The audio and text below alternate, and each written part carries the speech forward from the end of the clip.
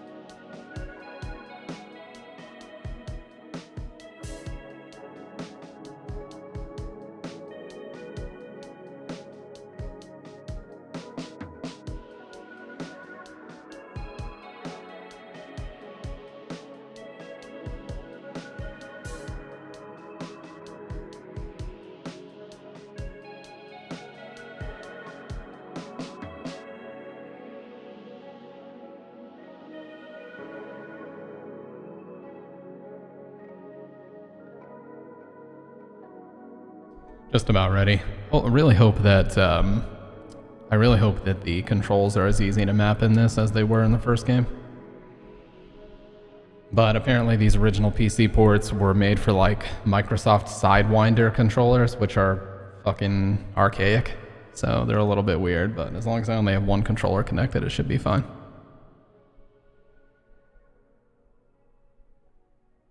おい、ゴンジ殿。お前、親戚におめでたがあるから今日一日お暇いただきますって言ったのはいいがな。こんなにおめえ遅く帰ってくるとは思わなかったよ。おめえが一人いねえってと困らな他の若い衆が急に忙しくなっちまって。どうも申し訳ございませんでした。早く帰ろうと思ったんですがね、この雨でござしたんでね、どうも手間取っちまいまして。申し訳ございませんでした。自分の部屋に戻ってきたゴンジが、嫌な摂取をした。思い出しただけで寒気がするが、気のせいかな。それともばかり行きたくなったのかな。よし、立ち上がりますと言うとそのまんまはばかり。まあこういったような女郎屋の便所ですから、あんまり賑やかなところにはないんで、廊下の外れ薄暗いところをひょいっと曲がった場所だ。商売が商売ですから3つこう並んでいる。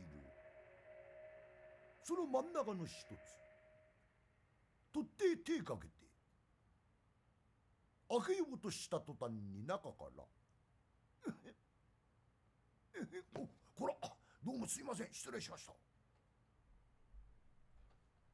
それじゃあってんで一番手前の戸に手をかけた途端にこれはどうも、これはどうもすいません。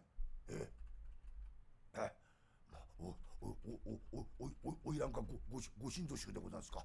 どうも申し訳ございません、失礼いたしました。とって一番外れの接近に手かけた途端に中からまた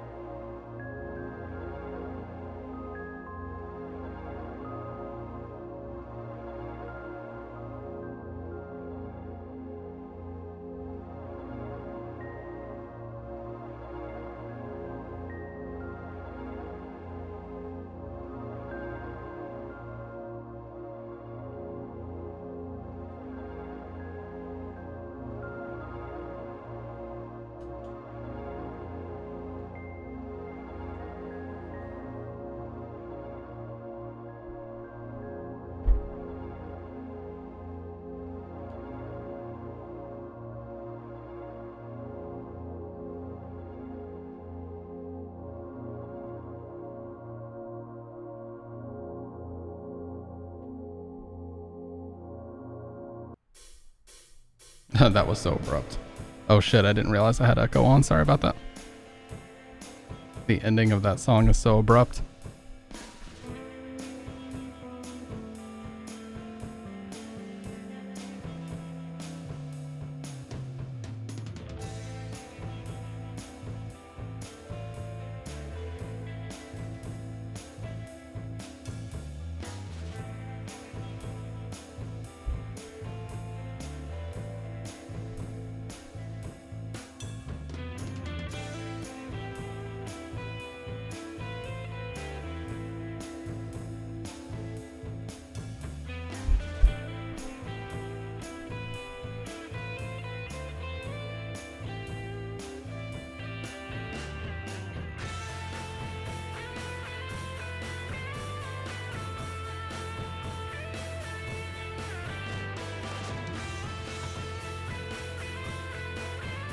Okay, we're back.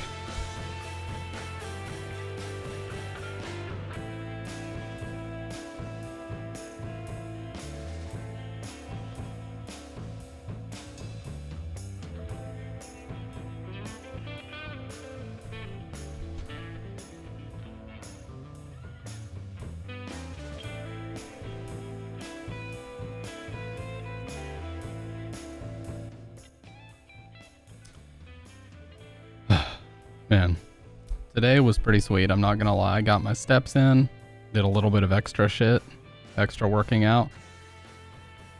That's pretty much all I've done though. I just slept and I ate my robotic ass diet that I've been on for like 12 straight days. So, feels fucking good, man. It really does. And, you know, we're just gonna keep it going. When I'm already looking back at older streams and seeing like, I swear it looked like I was doing this all the time. So I can tell I'm losing. You know, you just gotta keep the momentum up because as they say, it's not a sprint, it's a marathon. So you gotta keep that shit up for a while. Anyways, RE1 was great. We got the best ending. We saved Chris and Barry. Wesker got fucked a little bit. He got embarrassed in front of the whole school. Yeah.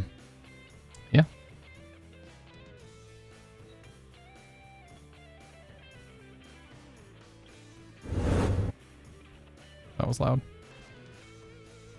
But yeah, remember the last ending we got, Dave? I think you were here for that. Got pantsed in his own lab, actually, though, by the tyrant.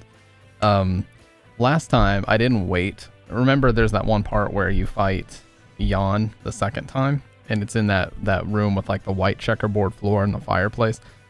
And then you fall down this hole, and Barry has to go get a rope for you. But if you don't wait for him to come back, then he dies at the end. I don't know why they decided that that was, like, their check to determine whether or not he survives, but that's what they did. So I waited for him this time, but in the last one I did not, because I didn't know that was such an important check. And then we get to the end, we shoot off the flare, Brad picks us up in the helicopter, we go away, and then it just shows Nemesis angrily shaking his fist at the end. Like, what the fuck, dude? What's the point of that? Or not Nemesis, it shows the tyrant, the super tyrant. It just shows him angrily shaking his fist at you as you fly away. It's so stupid. RE1 bad ending.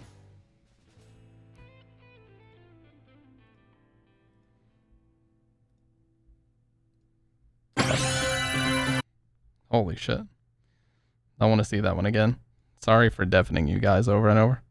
No, dude, I'll show you. It's fucking hilarious. I'll show you right now.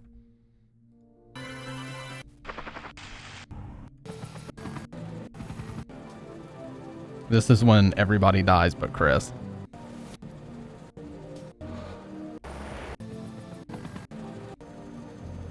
This is when just Jill survives. This is when... Okay, this is the one that I got. Watch this. They fly away, and then you see Nemesis, or you see Tyrant angrily shaking his fist. Rebecca.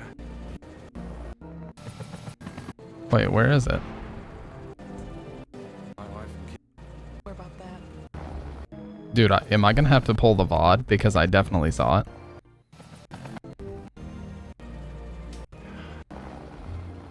Dude, I'm gonna have to pull the VOD. This is bullshit. This game is gaslighting me right now. I'm pulling the VOD.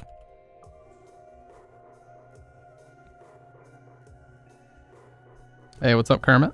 This game is gaslighting me. Hang on. I will find this shit.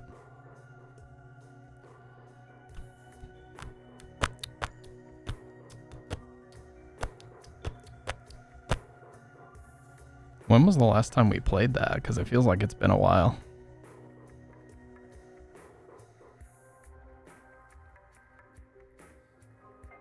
Casually here 2 years after my absence. How have you been, man? How have you been? I remember all the names. I remember everybody. Let's see. This is getting back to the birthday stream last year. Good with ups and downs. Yep. I totally feel you on that one.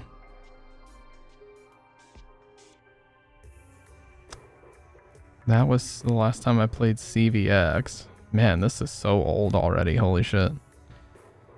PS1 RE2 Claire A. RE2 Leon B. Finishing RE1 7 months ago. I think this is it. I think this is the one where I got the shitty ending. Maybe it was because it was the director's cut. Hey, what's up, Fudge Me? I fucking love that sub badge so much. I love that you have the ruby red.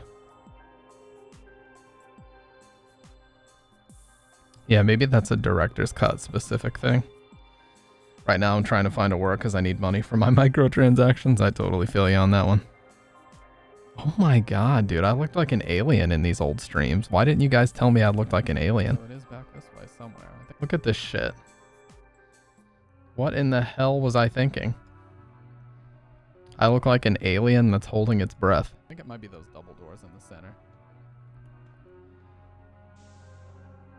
The game's trying to gaslight me, dude. Right. Wait, you don't fight Super Tyrant at the heliport? Yeah, because Barry died. Watch. Here it is. But that's only in Remake? Chris is shaking his head because we let him die. Here it is.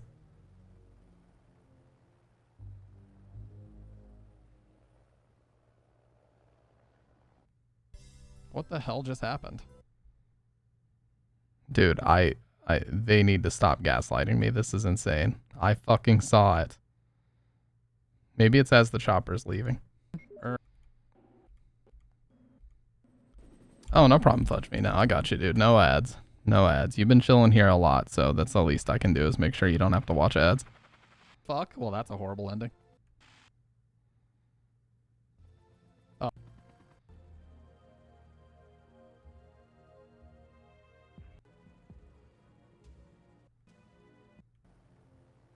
No, dude. It fucking showed it.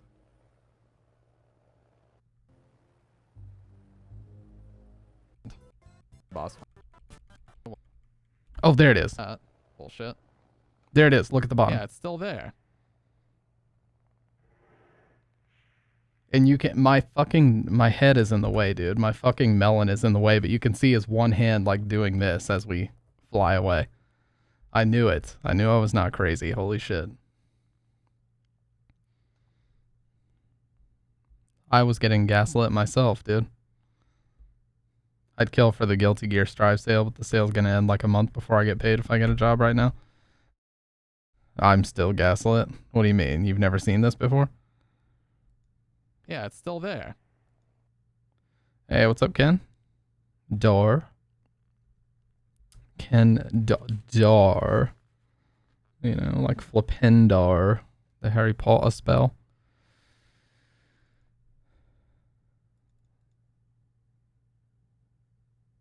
Oh, almost got my left thumb cut.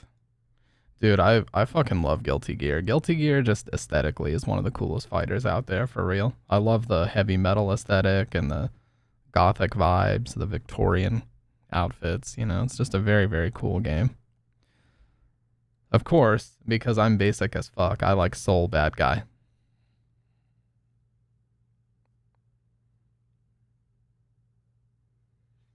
House stamp used Bunshin. We don't talk about previous stamp, dude. Past stamp is in the past for a reason. I haven't even gotten to the point on my VODs. I haven't even gotten to the point on the VOD uploads where I started actually touching grass, you know? My last VOD that I've uploaded is 527.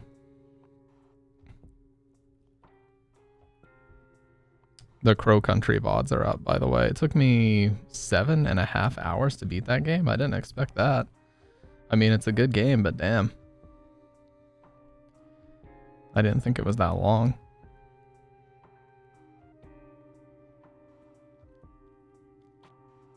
But yeah, I have all of June to upload still, because I think after Silent Hill 2, I think we waited a few days to play 3. So, yeah. I also gotta update the fucking title on one of these. Because I forgot to put the 4 in 2024 like a dumbass.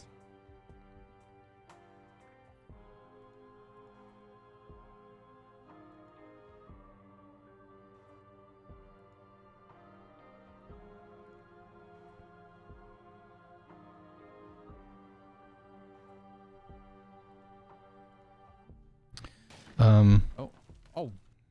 Don't listen. Don't listen to this heinous content, dude. Do not listen to it. Okay. By the way, Dave, I was in YOLO stream last... Oh, it says my title is too long. That's why.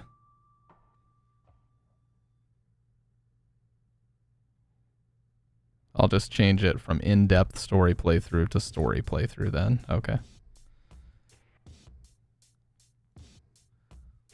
Oh, fucking neck has to keep popping. Are you talking about BlazBlue or Blaze? Is it BlazBlue or BlazeBlue? I never knew that. I just know that they're both made by Arc System Works.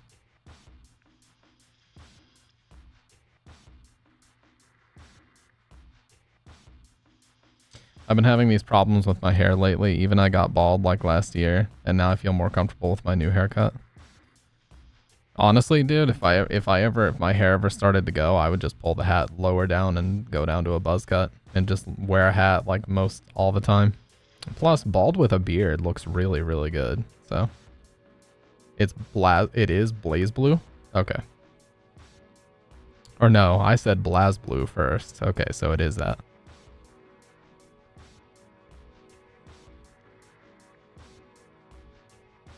But yeah, I think bald with a beard looks sick, dude. So I would just grow out my beard and shave my shit, like, immediately. If it ever started to happen.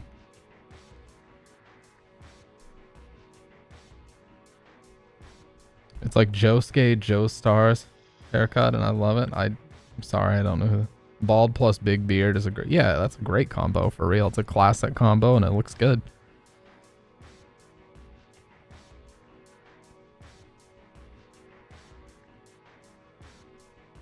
Like, there's some people who you can tell are very insecure about it, and like they'll always wear hats and beanies and other things, and it's like, that's fine and all. But dude, if I'm going to like a professional function or something, I don't give a fuck. I'll just shave it off. I'll just rock the bald with beard, and I don't care. I mean, my hair stays shaved down to a 1 on the sides anyway, so. Like, it's already that short mostly everywhere. I mean, seriously, who gives a fuck?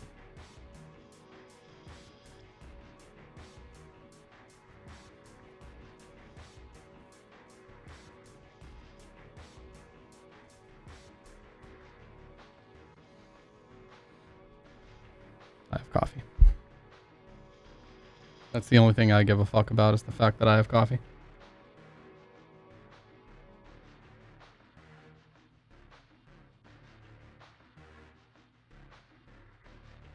Well, guys, in 3 more days, I build my board. I'm going with Venture Trucks. These MFers right here. Oh, let me make sure I'm going with Venture Trucks. These right here. I love the sharp angles and the strong T shape here. They just look really sick, in my opinion. And we're going to pair that with this Zero Skateboards Misfits collab. This bitch right here. Fuck yes. So we're going with this black and white Misfits board. It could not be more up my alley. There's nothing in this world that is more up my alley than this deck right here. I'm going to go 8.25 with the Venture 5.2s. And let's go. It's going to be fucking sick. And I'm probably going to get some black and white hardware too, to bolt it all together. I used to be insecure, but now, I mean, I used to go to these barber shops and they would cut my hair like with no mercy, and then I went to a woman's thing for their hair. I don't know how to say it on English, and damn, they did a perfect job. Now I love it. Yeah, I mean, I've had, in the past, I had like a stylist that did it. Like, it was a woman that I would actually get an appointment with, and she worked at like a salon that was attached to a damn Kroger or something, and she did a super good job. So it doesn't matter to me. Yeah, it comes from a really, really old horror movie. I forget which. But it comes from a really old horror movie from like the 40s or the 50s, I think. It's where Glenn Danzig got the idea for it. How's the community? How's the K-Kona community on skating? Like they roast you for being an old dude? No, they're chill. Yeah, the people in the South that are into skating are very open-minded and they don't give a fuck. Stamp the OG, kind of. I mean, I've been skating a long time, dude. I'm not exactly the dude that's going to the park and like trying to learn how to push, you know.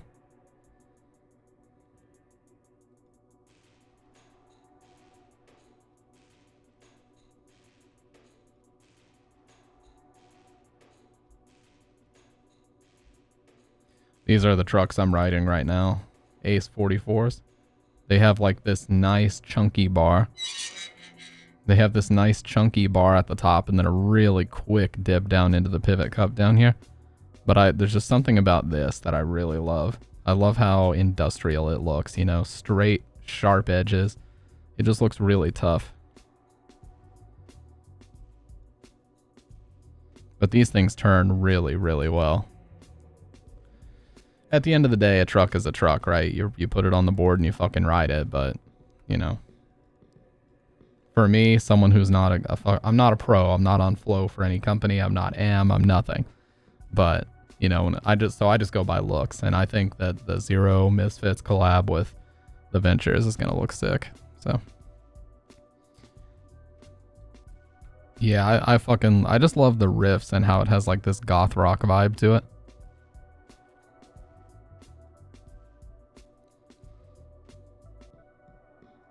Oh my god. I open my Twitch just out of curiosity and I see live waifu ASMR. Oh my god.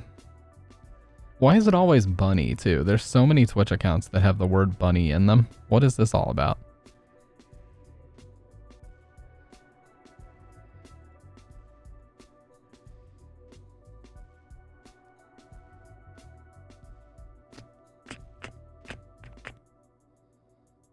Bunny AU is chill.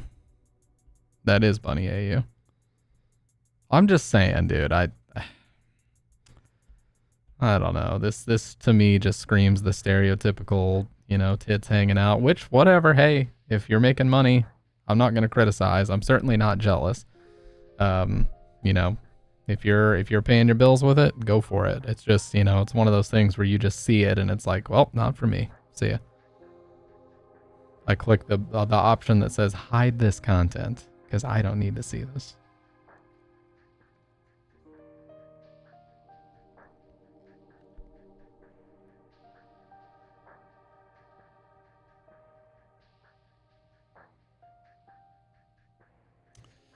But yeah, overall, I think it's going to be a sweet setup. Very excited about it. The only thing that I'm not so excited about is eating shit, which I'm inevitably going to do because there's a park really close nearby. And it has like all these things called hubbas, which is like not a rail. It's kind of like a concrete thing that's wide and slopes down. And then there's also like a mini ramp and there's a pool to carve around in, like a bowl. And, but problem is I haven't carved or done a mini ramp in many, many years. All of a sudden I just can't stop hiccuping and burping. But, yeah, so I'm inevitably going to eat some shit. So as long as I can escape relatively unscathed without any broken or jammed fingers or, you know, tweaked back or tweaked elbows or tweaked knees or tweaked ankles, anything, you know, as long as I can escape relatively unscathed, I'm good. And then, you know, once you do that, it's like you live to skate another day. You come back and the addiction just builds. The reality is, there's a really great skater named Jamie Foy, and he said it best. He said, you got to pay to play. You know, if you want to take this shit seriously, you want to get good at it, you're going to have to take a few falls. You're going to have to crack your chin, you know, on the pavement because you tried to flip out of something or pop something, you know, and you just stepped off wrong and you slipped or you hit a pebble and got fucking launched, whatever it happens to be, you got to pay to play. You're going to take a few bruises. There's very, very few people that have made a career out of skating that haven't had a ton of injuries to go along with it. Shane O'Neill being one of them, Nigel Houston being another one of them, but that's like 2 in, I don't know, tens of thousands of people worldwide that have been good enough to be considered pro in the past 30 years. My students always call me a lumberjack because facial hair plus flannel. See, 10 years ago, they would have just called you a hipster.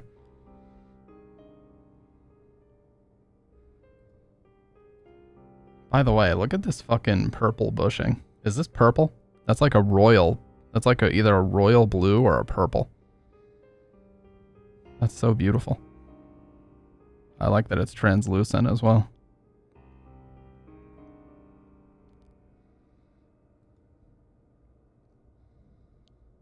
But yeah, if this was 10 years ago, especially if you had a PBR in hand, they'd just be calling you a hipster.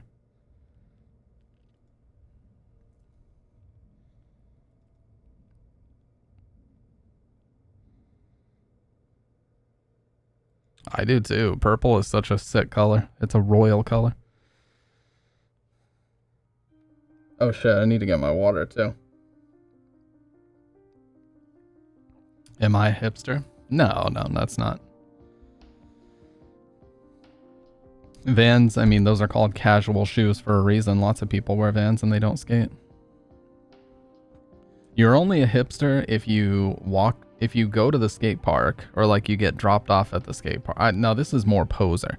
You get dropped off at the skate park and all you do is sit around on your board on your phone the whole time. Like you don't do an ounce of skating. You just want to be there with a board in hand and that's it. Like you don't actually do any skating. You just want to be there and like you want to be seen as a skater, but you don't intend to learn anything about it. That's being a poser. But those people are few and far between because most of the time, if you've even gone through the effort to secure a board and go there, you want to use the fucking thing. So, but I knew some kids in school that were like, oh yeah, I'm a skater. And they just would go there and like be on their phone the whole time. I'm like, okay, bud. But I don't like gatekeeping in communities either, so I don't like to be one of those guys that's like, you know, calling everybody else out and calling them fakes and this, that, and the other. Like, who gives a fuck, man? For real.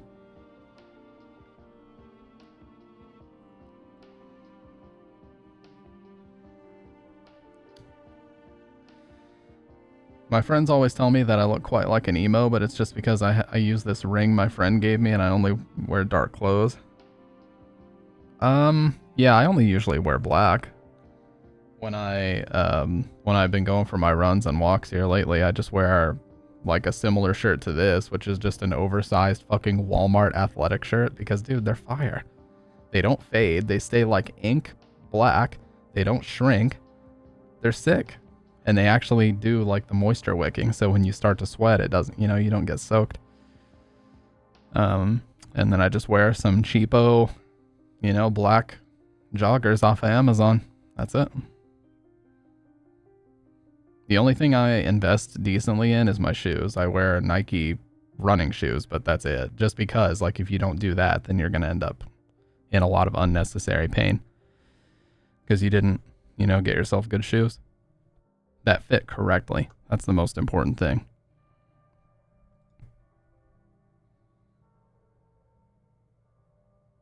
The weather wing.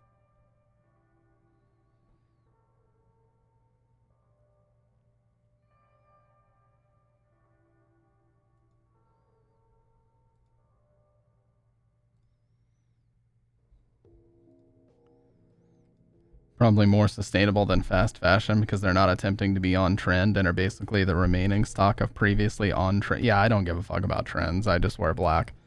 The only brands that I ever have are on a hat or very rarely on like a sticker on one of my boards, but that's it. I don't want to walk around wearing a fucking Supreme shirt. I don't want to walk around wearing a Nike dry fit tech. Fuck all that. I'm not going to sit here and spend $100 on a fucking jacket made out of the same material as probably Walmart. But just because it has that fucking swoosh on it, it's now worth $100. Nah, fuck that. That's the shit I don't like. Yeah, if somebody gives me something, sure, I'll wear it, but outside of that, I like to keep my shit unbranded for the most part.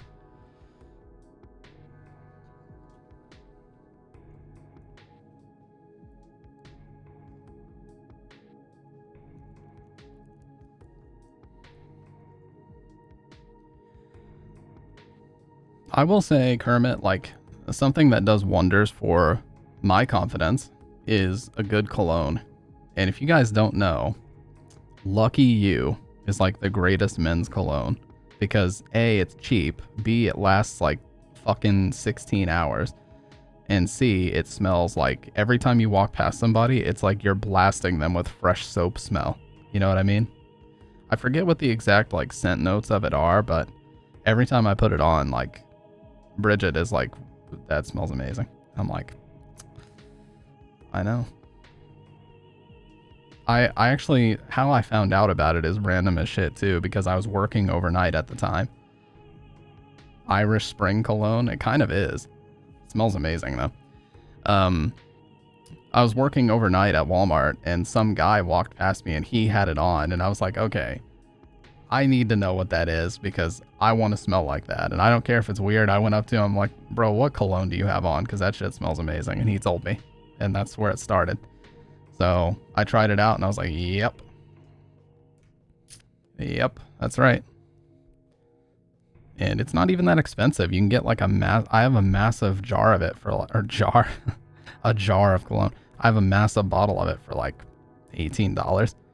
Considering, you know, designer colognes, that's very, very cheap. You can easily spend over $100 on a top tier cologne. Feeling comfortable with fashion as long as you understand some basics of color theory, blending textures, layering, and tasteful accessorizing, then you can make anything look good. I mean, true. Yeah. And the thing that the greatest part about it is black on black always looks good. I like black with bold white. Like this right here is exactly up my alley. Because it's like a silvery white even. Or like most of my hats, they're all like this, you know.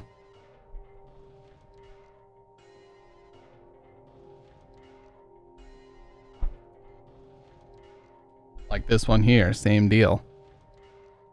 It's a trucker hat.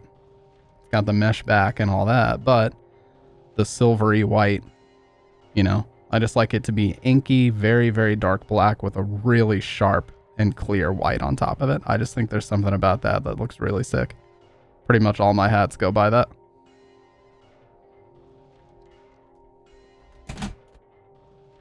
That was definitely not my DualShock 3 falling, by the way. Don't know if you guys could hear that, but it just got fucked.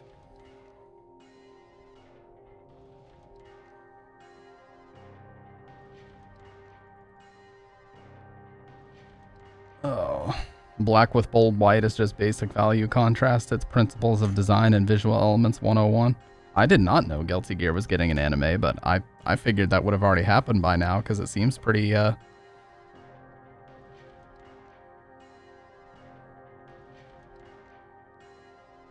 seems pretty, like, primed and ready for that already.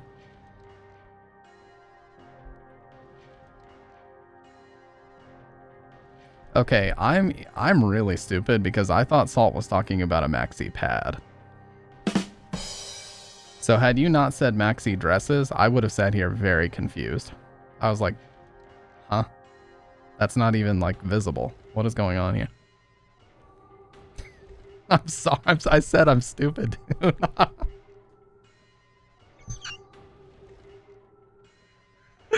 Oh my god, dude. Oh, Jesus.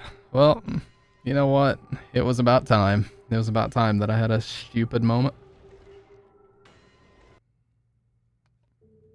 I was overdue for a stupid moment on stream. I gotta blow my nose.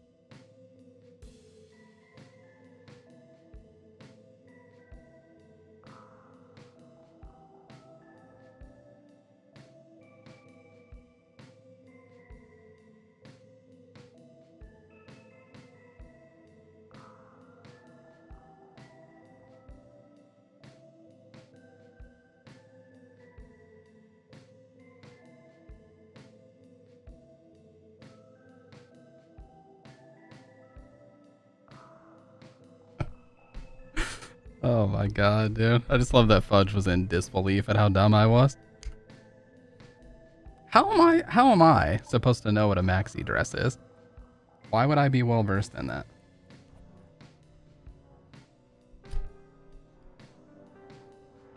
I don't partake in fashion, but I have/had friends in fashion, and costume design is a major part of being a theater kid turned attempted drama teacher. Hey, I was a theater kid too. We're like kindred spirits. Huh? I'm sorry.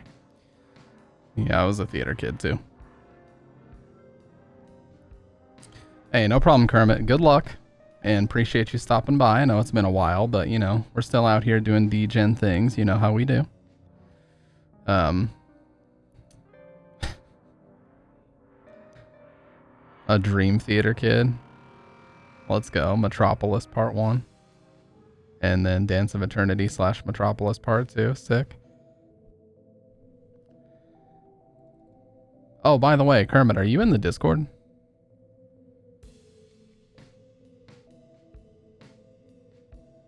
I feel like I remember seeing your name in there. But if you're not, you can join up, and if you ever want to see when I'm going to be live, I always post in there. Boom, boom, boom, boom, boom. I was on the speech and debate team, and boy, have I told some stories about that will not soon be repeated. Funny enough, the VOD for it I have not uploaded because it got hit with like 19 copyright claims because we listened to a lot of music and watched a bunch of YouTube videos that night. So yeah, unfortunate.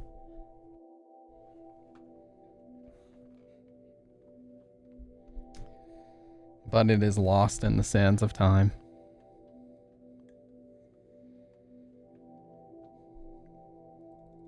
Yeah, we had the only one I will retell is that the guy, it was only basically every school had to have at least one debate team. And the only two people that showed even a mild interest in it were me and this other guy. The other guy was really like just known as the weird kid and like really antisocial, and he was already like deep into 4chan and shit and all that. But so he got suspended because of two topics that he brought up. Two things that he wanted to debate. Number one, because we had to come with a prompt, you know, we had to come with a topic. Number one was he wanted to introduce legal ramifications for overweight people to enter certain buildings because they are a danger to the structural foundation of the buildings that they occupy. That was a real thing. And then the other one was he wanted to, it was like something stupid like the resolution for the Middle East, and then his resolution was just to bomb it all and turn it to glass. You know, just a stupid edgelord 4chan thing to say. So he submitted those two to one of our coaches as a joke, and they didn't find it funny. They were like, "Nah, you're fucking done." So they suspended him for like half a season because of that. So stupid, dude. Yeah, and I told the story last time, but he got into a big heated argument with that coach about the overweight people one. And at first I thought it was just a joke. And then they started getting heated about it. I'm like, wait, was that not actually a joke? Was he being serious when he submitted that?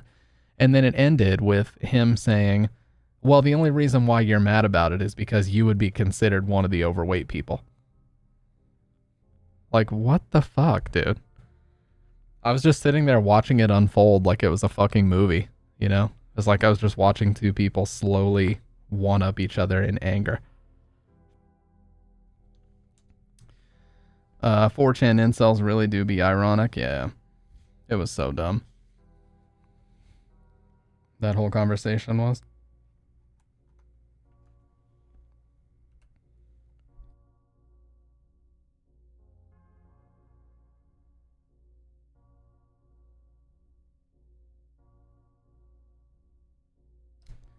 And just because just to spite them, we later on joined this thing called Congress, which was where you would literally do a mock Congress. Like you would introduce bills, you would talk about bills, you would, provide points and counterpoints, and then people would vote yay or nay at the end of it. It was like a mock, event. And he actually submitted the same too, because he was like, oh, I'll show them like these things, like I'll show them that I can push the most absurd things and even still like, get people to vote on it, because he thought he was like some kind of master manipulator. It's like, geez, man, just fucking stop. Just made us all look so bad.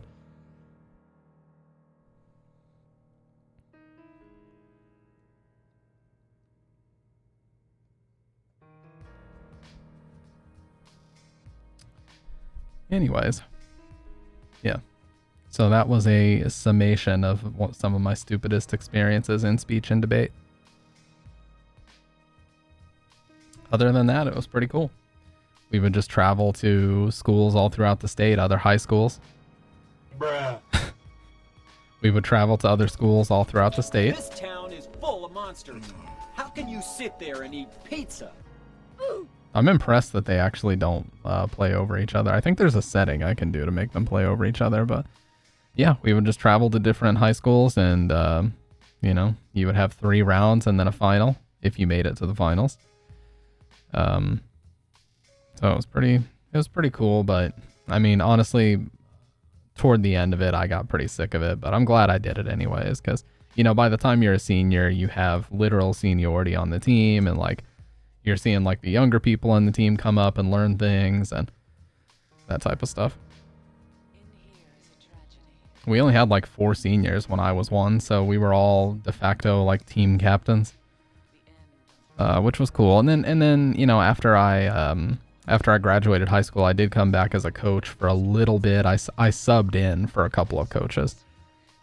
My brother did that for a long time. Like he that was his full-time job for a while. I just subbed like once or twice. That's all I did. But that right there is that's a story for a podcast episode, because that's the one with a lot of twists and turns. Is what that is. You know how, you meet somebody in public and you think that they're a good person, and then when you hear them talking in private, you realize how much of a piece of shit they are? I used to be in so many clubs. I used to be in school like 12 hours a day. It was fucked. Yeah. No, it is fun though, because like, the after school activities were the coolest, because like, school's out. It's after 3 p.m., especially when it was still hot outside, before fall hit. And when it was spring was my favorite, because then you could just like go out and do whatever you wanted. Like I would go into the gym and just shoot after school like all the time. We would just play basketball forever. Sometimes even during the day, if it was, close enough to the last day of school, like the last week. Oh, before. Yeah, before school, I never could do that because I was always trying to rush and get my homework done, which I've talked about before. Every fucking day of my life, I was in the cafeteria at breakfast finishing my homework while everybody else was just sitting there talking. I was like, nah, I gotta get my shit done, dude, because I never did homework at home, like ever. That was just one of my things that I outright refused to do.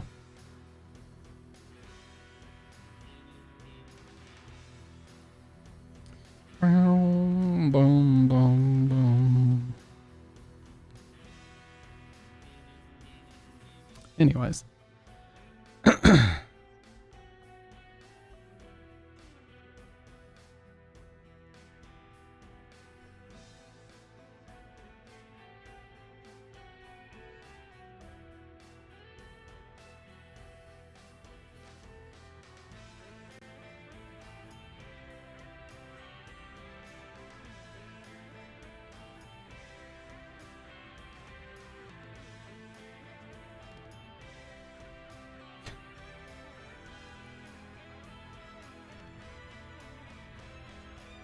Yeah, I was always like, I had my pencil out and I was fucking cramming that homework at breakfast. Gonna do some B scenarios. No, I'm gonna do Leon A mainly today. But we will finish all 4 scenarios before we move on to RE3. That feels so I was a gifted kid, and it doesn't mean shit. You know what I really hate though? We had a program very similar to that called Gifted and Talented, and I was in that the first year, and then my grades started to slip, and they took me out of it. Which of course, at the time I was like, I failed. Oh my god! And then I realized later on that it was actually the best thing, because some of those motherfuckers that were in the Gifted and Talented program are still posting every motherfucking day on Facebook about, oh, I was a gifted and talented kid and now my whole life is in shambles because of it. It's like, dude, get over it. Holy fuck. I know that's easier said than done, but it's like, you're really just gonna let that define you your entire life? Let me check, Junkyard. What's your oh, you know what? I just found out, Junkyard, you don't have the right role. Somehow you never got the tenant role. You're good now though, you should have it.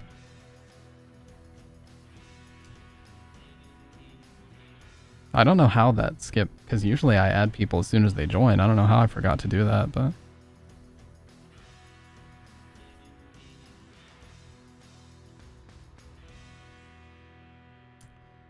I think ours were called Stretch and Strive. Like, what pretentious asshole ass shit. Yeah.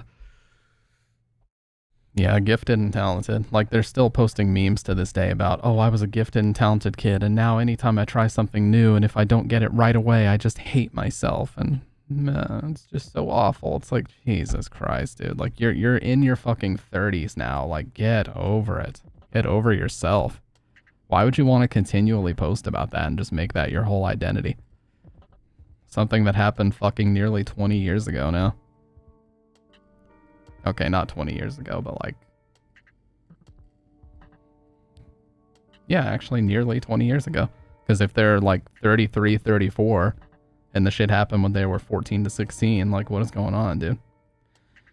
Value Select said it best. I was a gifted kid when I was 13. Now I'm burnt out and I'm depressed is the equivalent. I could have gone pro. Things could have been so very different. Yeah. I could have gone pro, but my coach forgot to send in the tapes, or I blew my knee out in the championship game, or I would have gone pro.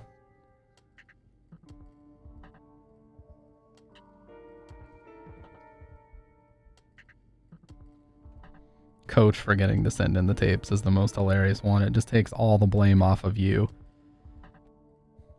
Good now? Sweet. Oh, damn. Look at all those specs. Holy.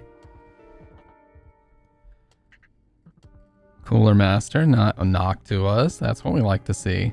All Noctua fans, let's fucking go. Dude, your motherboard looks small in that chassis, but I mean, if you're not doing anything that would require more than one PCIe slot. I don't know why I'm yawning. I got plenty of... I could have gone pro if I was not too busy spinning Beyblades, yeah. But no, that looks sick, dude. When I was younger, I used to call those motherboards ass rock. That is an ANF? Well, you said what the cooler is, but yeah, U12A. I wish there was a good B650 micro ATX boards, just not... oh, case, yeah. Yeah, you either get one where the motherboard looks tiny, or you get one where the motherboard barely fits, it seems like these days. There's not really a good middle ground for that. But that Noctua cooler is a beast. I love the all black of it, too. And the way those heat pipes stick up. Beautiful. That's going to be a sick build, dude. Especially if you get an all black. Like, if you got a Founders Edition card to put in here. Oh. Also love that you have a disk drive. Most people don't bother.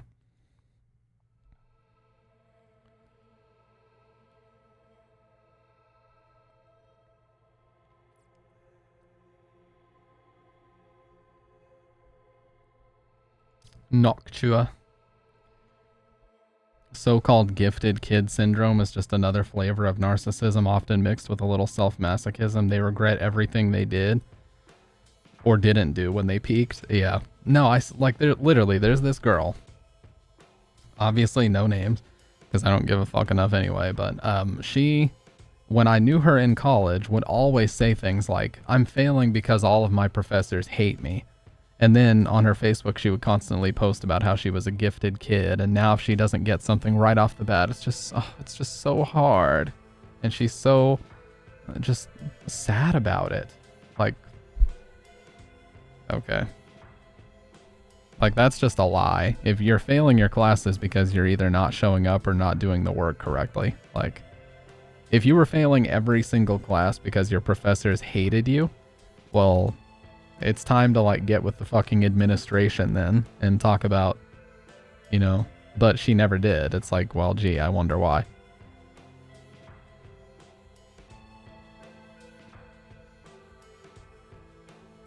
That's a deep cool, is it not? I'm pretty sure that's a deep cool.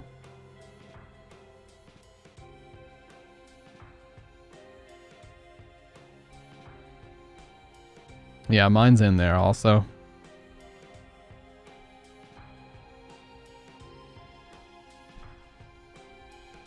Yeah. This is mine. I don't think you even could see this channel before, Junkyard, but yeah, the capture card is under my GPU, and then I have the white Chromax cover plates and the white vibration dampeners on everything. With the black and white sleeved cables, wouldn't you know? Who would have thought?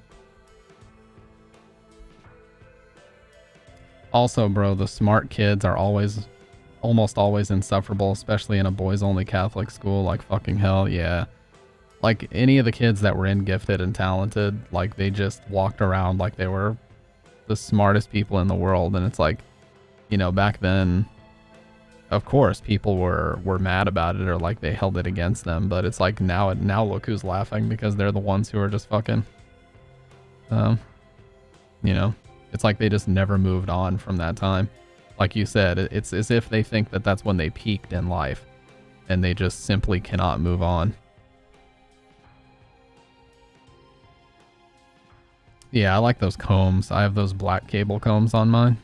I love when you can comb out all the power cables. Legit, like, just throwing out buzzwords of things they barely understood and bragging about their parents' money. Oh my god, we had so many uber pretentious people in our grade, dude. I wouldn't call them trust fund babies, but like their parents owned property and shit, and like they just thought that they owned everything because of that.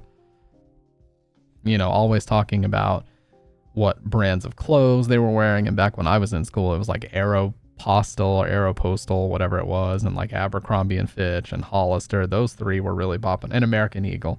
Those four were really popping off when I was in school. So they would always be talking about, you know, American Eagle this and Abercrombie that and Hollister this. Like, who gives a fuck, dude?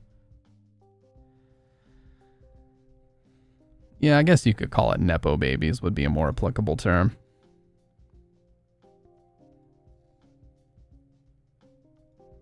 But, you know, back then we were very materialistic in high school, because that's what gave you status. Like, in high school, brands gave you status because it was just a fucking game and we were too stupid to know any better. But nowadays, if you see somebody wearing a shirt like that, they just look like a tool. If it's like one of the graphic t-shirts, it's like red with like a vibrant Hollister logo on it. I just think those people look like tools nowadays.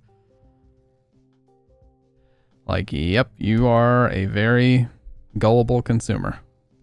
And I realize I'm hypocritical to say that with some of the shit that I buy, but at least when it comes to clothes, I'm like, what is the need to spend, you know, $35 on a single fucking shirt?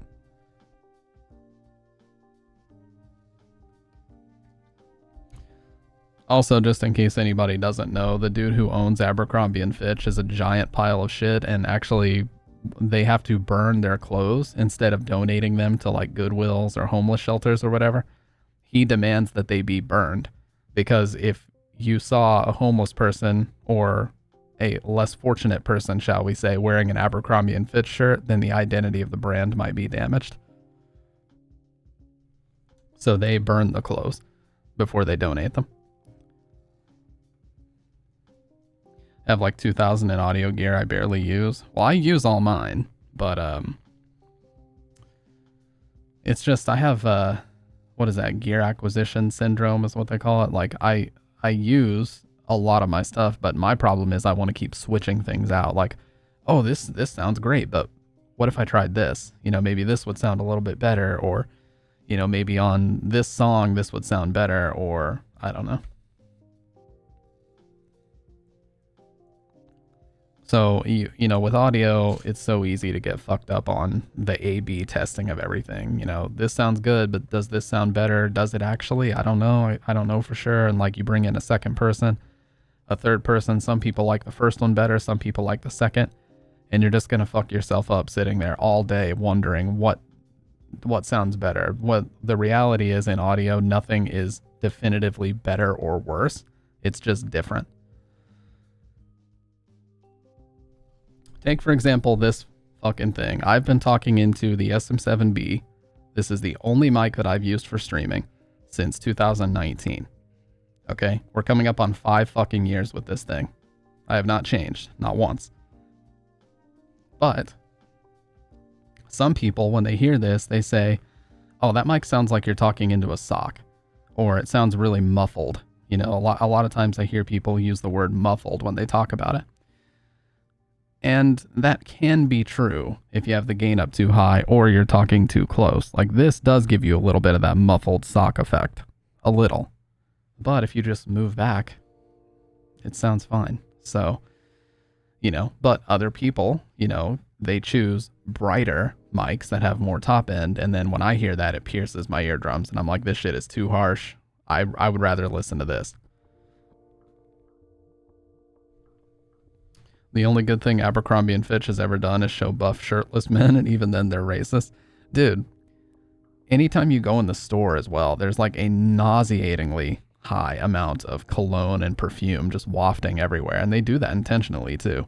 Any of those like mall-based department stores, you know, like Hollister has one, and American Eagle has one, and Abercrombie has one. All those places, you go in there and you just immediately get pelted with like 18 different scents coming your way. It's like, holy fuck, dude. I don't like the SM7B just because literally everyone uses it and recommends it. Even though there's so many mics that are just as high quality, that are cheaper, and there's loads of mics that may be technically better for the same price. Nothing you just typed is a lie. Nothing. In fact, it's actually become a meme at this point that people say, don't buy this because you don't need it. The reality is, when I bought this, I didn't know any better. Okay, I saw Maximilian using it.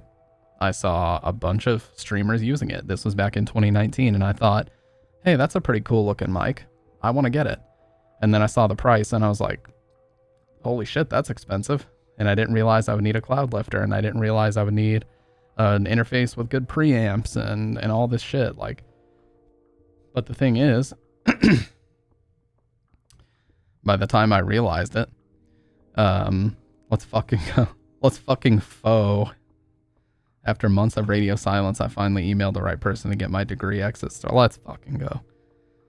Kendo said it best, dude. This stream has been good luck for a lot of people. I got a promotion. Lolzaruni got a promotion. She's so busy with her new job and new promotion that she can't even watch that often, which is totally fine. But we've seen her around a couple times. And then Kendo recently got a big promotion too. I believe. I'm not just making that up, am I? I believe. And then Dave obviously has been killing it. So, yeah. So, the stream's good luck, dude. I think the anecdotal evidence is in the air. Okay?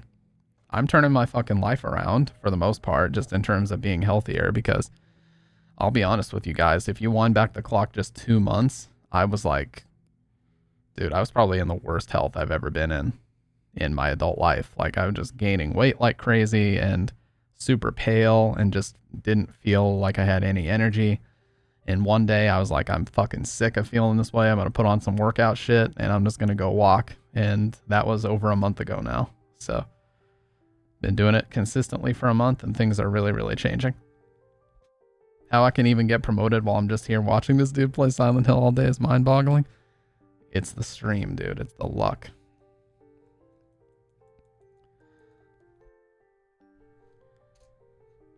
And Bridget's going to really start doing things with me soon too, and that's going to make it even easier. I really want to teach her how to skate before the summer's over. Like, I want her to be able to push herself, and we can just go somewhere, and we can both just skate for hours. That would be so sick.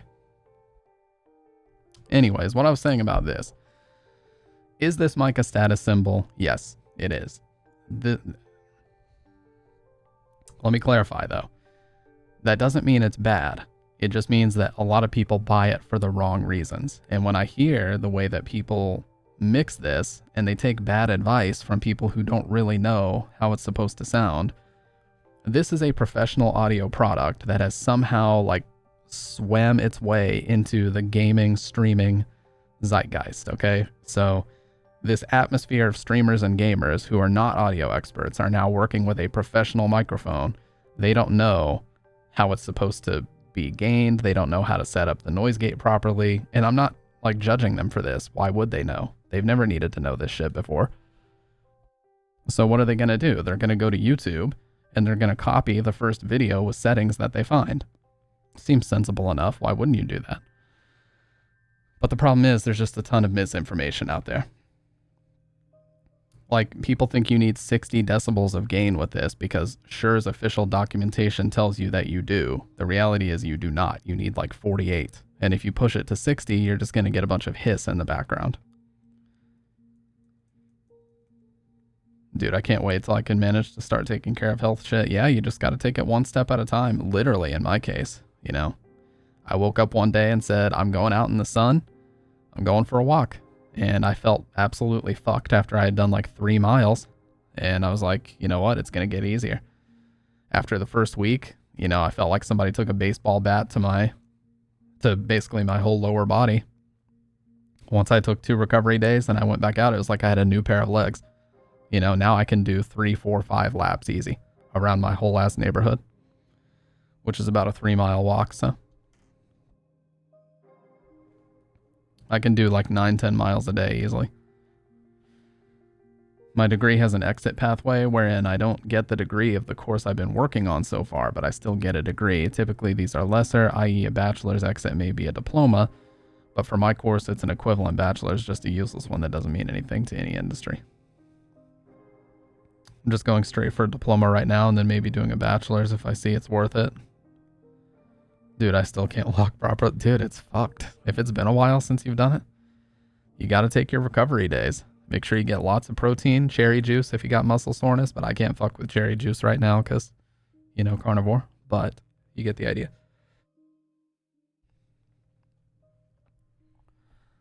And don't fuck with any of those stupid hydration drinks either. Don't fuck with Gatorade. Don't fuck with Prime or Powerade or any of that stupid shit. Just get alkaline water and it'll do better for you than that.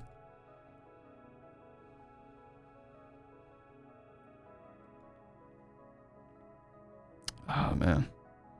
No hunter-gatherer diet for me, dude. What is that, paleo? I think they call it paleo in the US. Where like you can only eat things that humans used to hunt for in caveman days. Like fish, beef, bison. First, yeah, dude, that's the thing, Fudge Me. Getting started is the hardest part. There's no comparison. Getting started is the hardest part. My first day back, dude, I had to take ibuprofen the second day because I had so much muscle soreness. Just to mask the soreness, I had to, and it's like I'm just walking 3 fucking miles. I didn't realize how out of shape I was until I started, you know? And now, you know, it's like, oh, I've done 3 laps and I actually get bored before I get sore now. You know, I just get bored of it. So that's why I'm going to have to start going to a gym and actually doing strength training and shit like that, because it just gets old after a while, seeing the same, you know, rows of houses over and over, taking the same path and all that other shit. So, but it is fun. It has gotten to the point where it feels really good to put my workout shit on and just go walk, you know. What's up, she? Hey, Gummy was here last night and now here's she, the other side of the coin, you know what I'm saying?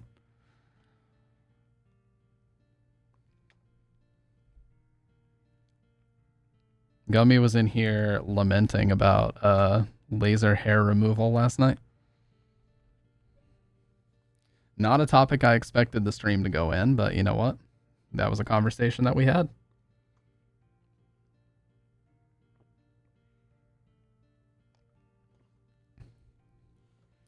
It also feels, paleo feels very Eurocentric and incredibly uninformed. It also feels very supremacist, like people looking down on our prehistoric ancestors and ignoring their genius. Yeah, isn't that funny, Fudge Me? Like, in some ways, we have so many proofs in society that ancient civilizations were geniuses. You know, especially some of the Native American tribes and some of the Central American tribes. You know, things like Tenochtitlan and you know, the way that those buildings were constructed to amplify voices without having technology like microphones,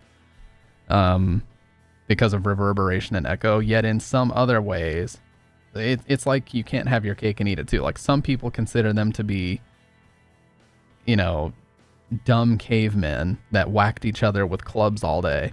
And some people consider them to be geniuses, and some people talk about them as if they were both. It's like, well, they can't be both. They have to be one or the other. No, I've never played water polo. Or squash. Dude, squash is literally the finance bro game. It does look fire, does it not, She? He's got the ruby red. Look at that. Look at that ruby red shit.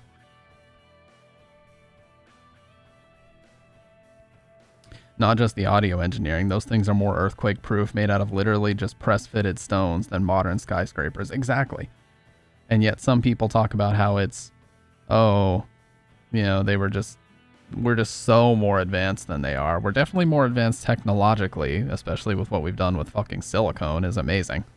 You know, if you really sit back and think about like how desktop processors work and how the technology of it all even came to be over the years, and yeah, silicone, like motherboards, like they have Silicon Valley in California. And the reason why is because all circuitry and all circuit boards are silicone. Or silicon, yes, you're right. Silicon, yes.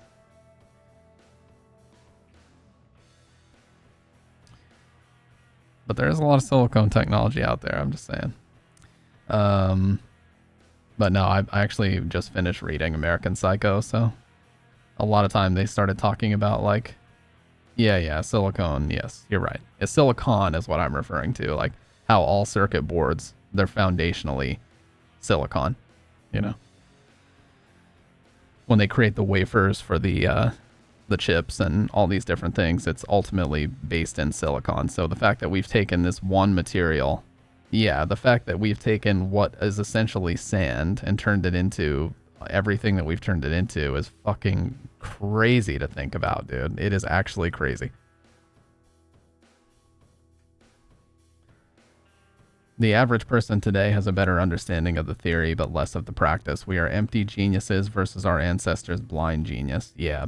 You know, in a really layman term sense, I think of it as book smart versus street smart. You know, our ancestors were very in touch with nature, and they were very aware of like medicinal effects of things like herbs and spices and all these different things. And they were very aware of, you know, seemingly they were very aware of construction and, you know, how to make things work with little modern advancements to aid them. Meanwhile, you know, in modern day, the average person is way less physically fit. The average person is way less inclined to be, you know, really physical in any way. But we have a lot of technology to aid us in the daily tasks of different things, you know, scheduling and you know, just the typical corporate shit that you would imagine, you know.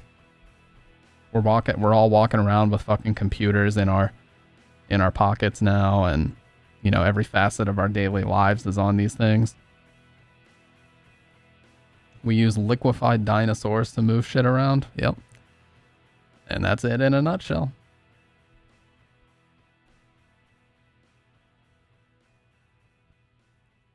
By the way, I don't know if this is a hoax or not, but did you guys know that there's an ancient city that if you look at it from above, now I forget exactly when it was built, but there's an ancient city that if you look at it from above, it looks just like a computer motherboard. It's a real thing. I promise it exists. I don't know if it's a hoax, but I don't know if, the description of how it looks is a hoax, but.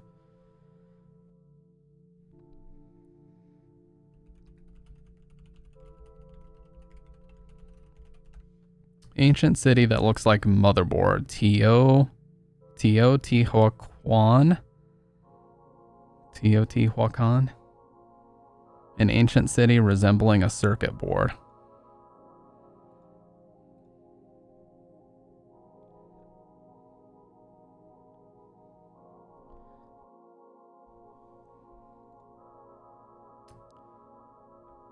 Yeah, there's a whole ass website.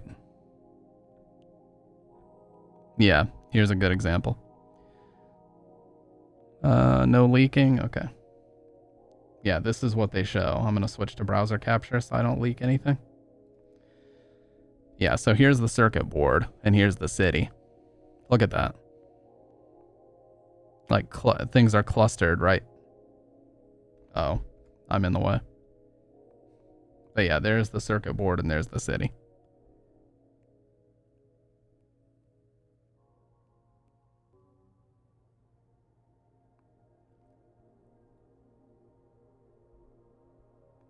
So when I hear about shit like that, it's like, what in the fuck, dude? Starts to make me question everything, Ancient civilizations made all sorts of shit visible only from on high that they would have no way of viewing. Yeah. And of course, there's a theory that, like, the pyramids weren't actually built by slaves. There's a theory that they were already there, and those smaller pyramids that are next to the gigantic pyramids are the ones that the slaves tried to build. That's just a theory, though. That's some shit that some dude would go on Joe Rogan and smoke a bunch of pot talking about.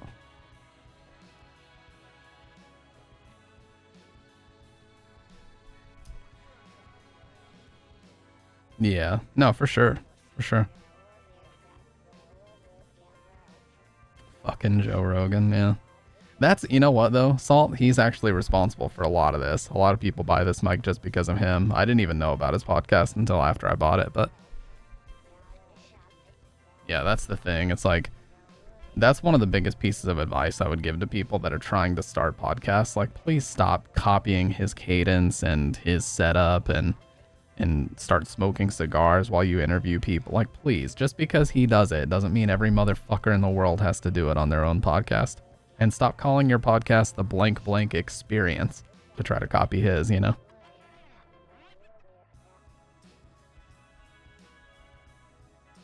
I mean, realistically, while slaves were used in the construction, I would assume the majority were well-paid contractors, yeah. I mean, we have no way of knowing for sure, of course, but, yeah. And then, there is the other thing about, like, so many civilizations were just genocided and all their information burned.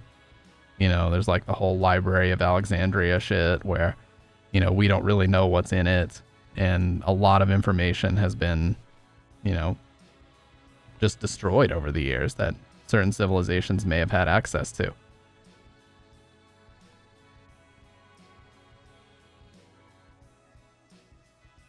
Yeah, they should have called the headquarters and told them that they were going on strike unless they met their demands of free healthcare, vision and dental.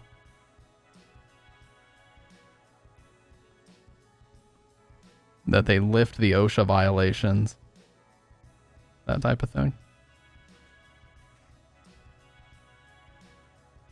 I tell you, OSHA is so hilarious, dude. When I worked in retail, our store was never up to OSHA standards until they told us they were going to show up. And then it was like all hands on deck and everybody would scramble to get the store ready.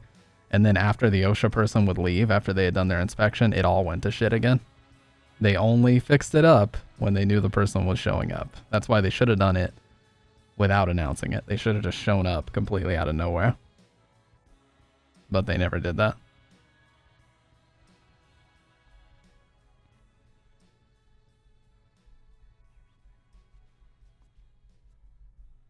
What have you been up to, She? These past few days?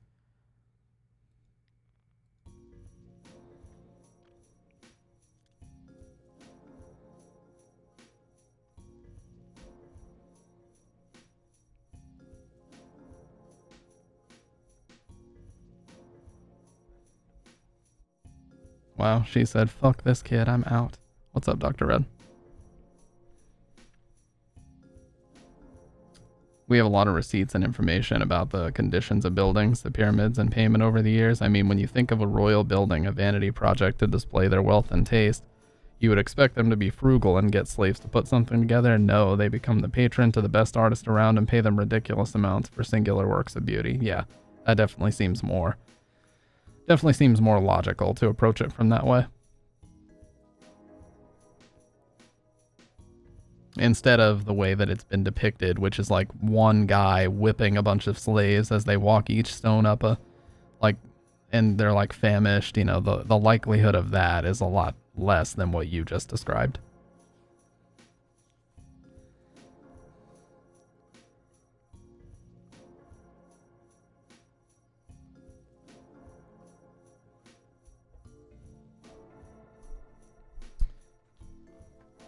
Finished Star Trek DS9 and been watching Enterprise. You're on an absolute Star Trek kick here lately, dude. And I'm upset about it. For no damn reason. No, I'm not upset.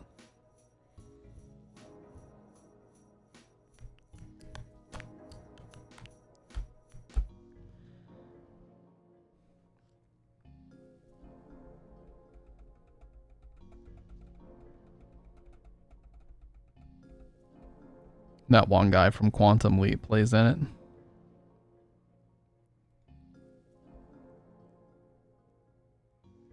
Man, I just remember that one really ridiculous clip from Quantum Leap where he like... Never mind. I'm not even gonna go there. I know better than to go there. That's what I was gonna say, Fudge Me. I'm glad you said it for me. That's the one thing I remember from that show because that clip circulated around like fucking wildfire like 10 years ago.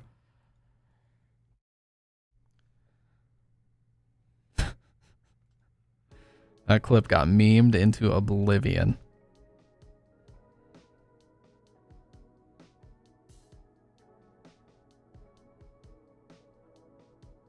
And then I remember somebody in the comments just casually said, oh, it's interesting how they shot this scene. They actually had the retarded gentleman standing here while the main actor stood there. And everybody was like, dude, the fact that you just casually said that. Like, it's one of those funny but not funny things. Like the way that he just casually dropped it. That's what he said in the comment, dude.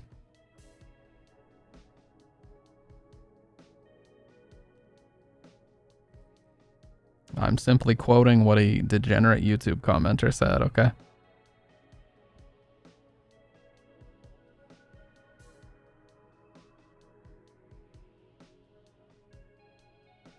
What about those weird Star Trek reboots from like 2009 or whatever? Where it had like the guy from fucking Zachary Quinto as Spock or whatever.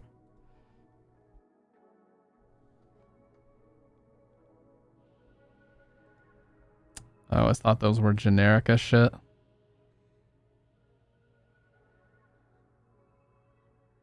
I know, that's so fucking stupid, dude. Any Star Trek after Enterprise is bulls and awful. Yeah, the Chris Pine ones, yeah. That dude disappeared off the face of the planet, dude.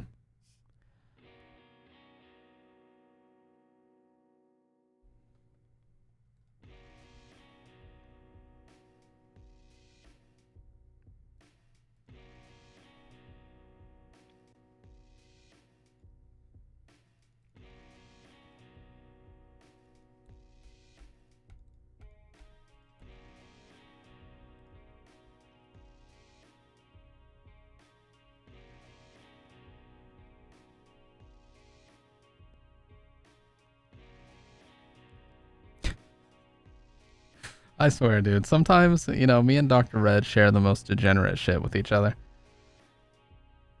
But sometimes when I just see his name in the chat, I start to think about them, and then I'm like, nah, let me not say that. By the way, have you guys seen some of the Dead Rising remake changes? Like the one that everybody's talking about is they changed the evil butcher guy from Asian to white. And people are like making a big deal about it. That's what they changed him to look like. Yeah, it's called Dead Rising Deluxe Remaster. So it's DRDR. They're very clever with that one. But yeah, they changed this guy to be... He looks quite a bit different, I will say that.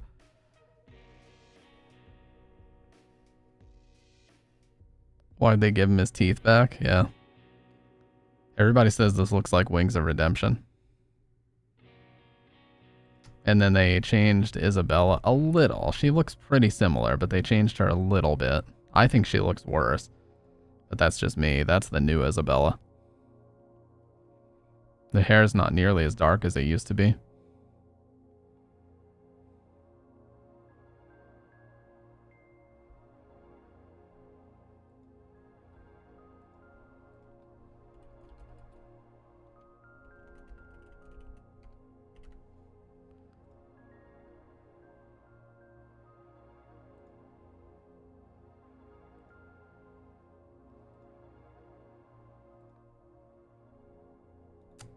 I'm trying to find that shot of her in the first cutscene where you see her in the entrance plaza. Perfect, I just found it. Because that's like identical to what is being shown here. Yeah, so here's the difference. What's up, Ryrock? Here's the difference. So here's Isabella in the new one. And there's the old one. See, my personal opinion, I think this looks better. It looks like she has more makeup on in the remake, which is bizarre. As if she would give a fuck about that in this situation. They have not shown Jesse yet, but we did see Brad, and Brad looks great. I may or may not have cut your stream to make it seem like you're addressing the chat as chatter babies. We'll talk about this later, John. We'll discuss this in the DMs, dude.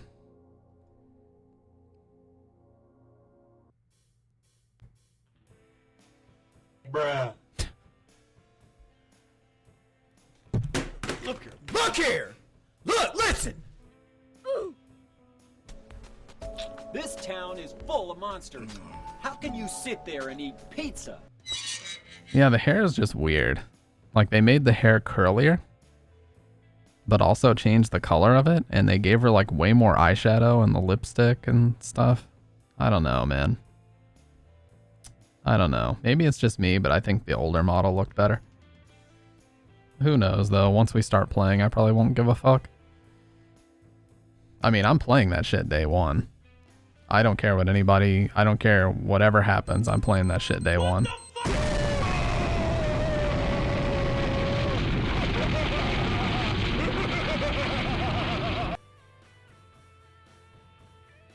You guys both tried to do it at the same time? Good lord.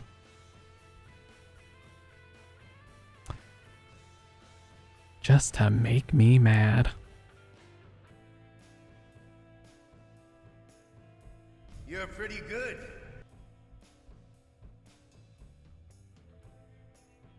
You idiot! Salt's just gonna go down the list.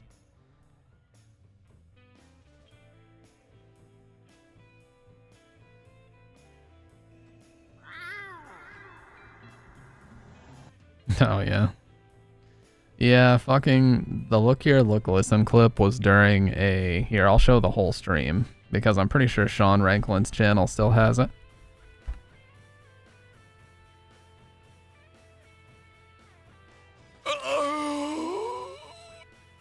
Oh no, it's been deleted. Oh my god, dude. It had like 100,000 views or more.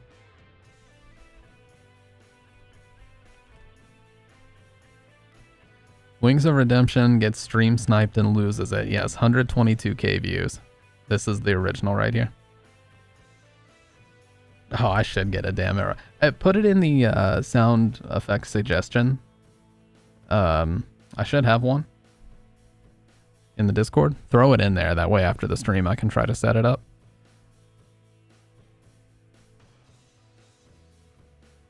FPS Doug? I do not remember FPS Doug. On then, if they join one more time, I'm going back online and I'm stacking a team up. This was 2018. You guys remember how shitty Call of Duty World War II was? My god. What a terrible game.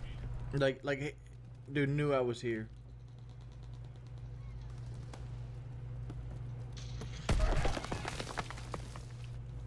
The blue Yeti. Look at that silver blue Yeti. The 2012 mic. Come the fuck on, man.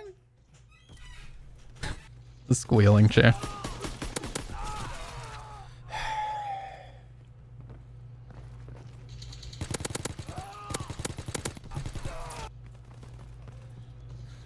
Fucking A, dude. They keep going back to my fucking spot. They're just sitting on my spot over there near the docks.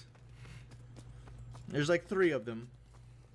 God, this game was so shit. You got 3 dudes on your team right there in a clan. Quit sniping. Get some skill. You know, Exeter is so funny because people like to say that I get mad at Street Fighter, and admittedly I do, but I'm better at controlling it than Exeter is. Exeter will just fucking scream. Quit sniping. Get some skill. Come the fuck on, man. Real talk. He doesn't say real talk anymore, unfortunately. Dude, shut the fuck up, dude. You're a little kid.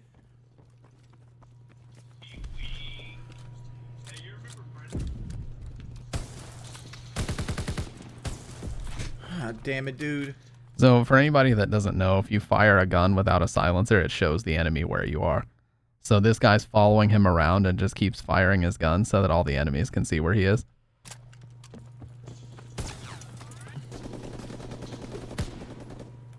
See? And just blocking him. Welcome back, Dr. Red.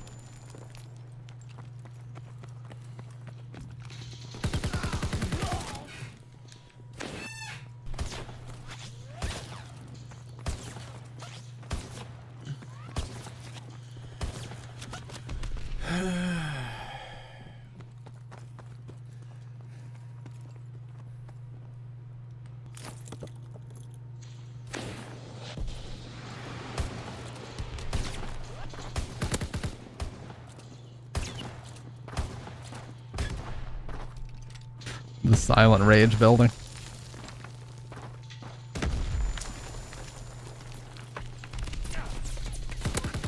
No, dude, this is not Wish.com queso. Wings of Redemption has been doing YouTube since 2009.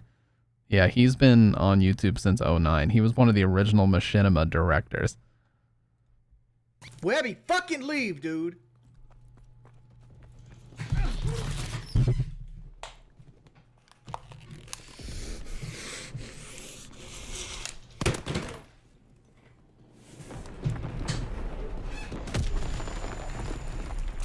I like how he was squeezing the controller as if he was going to break it, but he still wasn't even able to make a dent in it.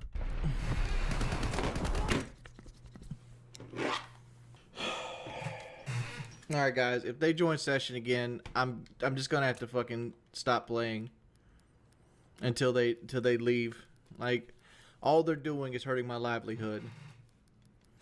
If somebody could please... This is the worst thing he ever did. He literally asks for their address and all their information. He just asks his viewers to dox these guys because he's so mad that they keep stream sniping him.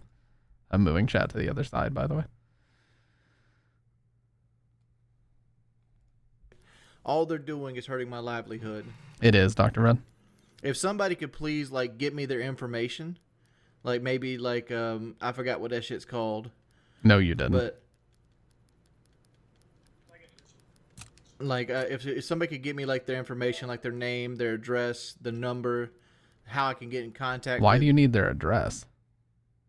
these guys, I would really like to know, because, like, I'm seriously considering suing them. Because at this point, they're going to follow me around when I stream, and they're affecting my business at this point. He's going to sue Call of Duty players for stream sniping him. Yeah, that's going to work out, dude. Stream, and they're affecting my business at this point. Honestly, they're affecting my ability to make money. Appear offline doesn't work. I'm fucking offline. Here it is. No, they're joining through recent players. Right here. Look here. Look, listen. Appearing offline does not fucking stop it. So stop giving fucking advice you know nothing about. I'm banning anybody trying to give me advice. I'm banning anybody trying to give me advice. Real talk. Real talk. My mod should be doing this. I gotta play. I don't give a fuck at this point. Honestly, I don't care. I hate everything to do with life. He's following me right now, shooting at me.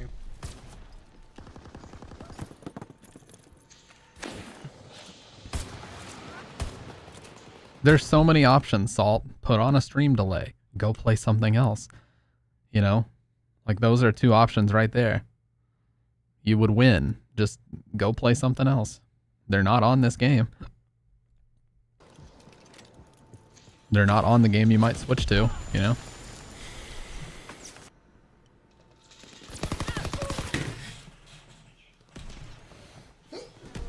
I just wanted to have a good fucking stream, dude. That's all I wanted to do.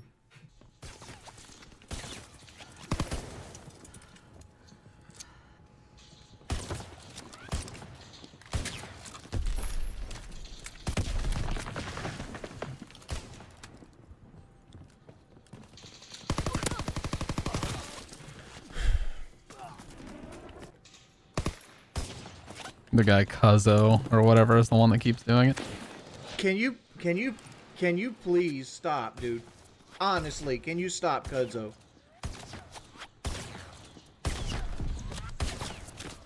Like, why are you doing this to me? Real talk, why?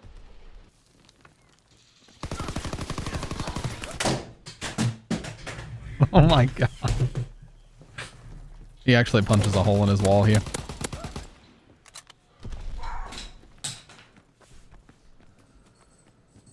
Watch him punch a hole in his wall once the notification disappears.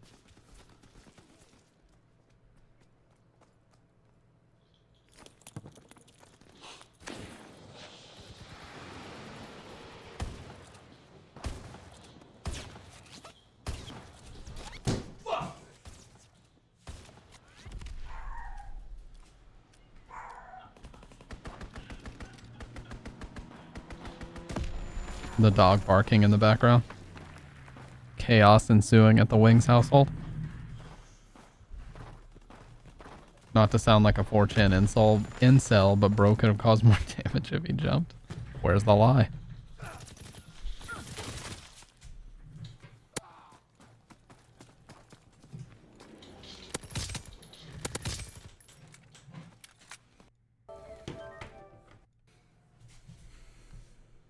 Alright guys, I give up.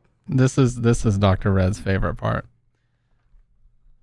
Keep in mind, this was before he was on Lexapro, and he claims that Lexapro like fixed everything, but he was on Lexapro for a while and was still acting like an asshole. So it didn't fix anything. He just uses that as an excuse now. Alright guys. It's an SSRI. I give up. I don't know when I'll stream again. I really need to make this fucking money. I really wanted to get this fucking surgery, man. I wanted it so fucking bad.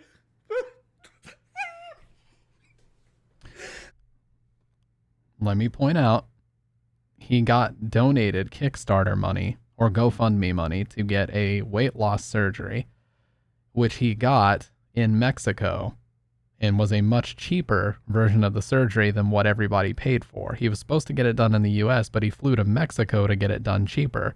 There was $13,000 left over, and it all just disappeared. He banned anybody asking questions about it, but he did buy a Mustang. Yes, he claimed that it was all for aftercare. $13K aftercare. And by the way, he beat the surgery anyway because he went right back to his old habits of eating. And right now, actually, he's heavier than he's either as heavy or heavier than he was in this video pre-surgery. I just can't do it. I can't take this shit no more, man.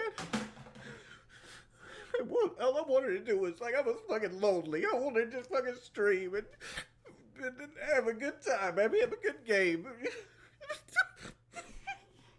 Exactly. Donate it to charity or just refund it to people, dude. My life.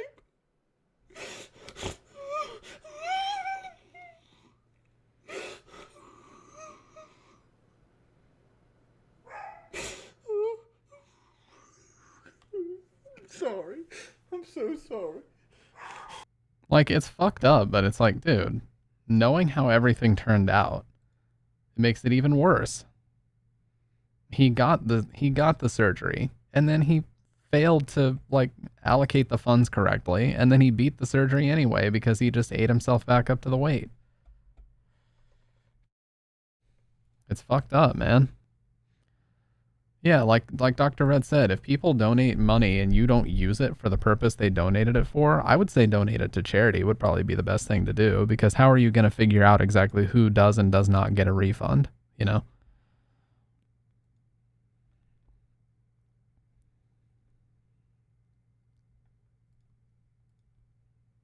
I don't know, man.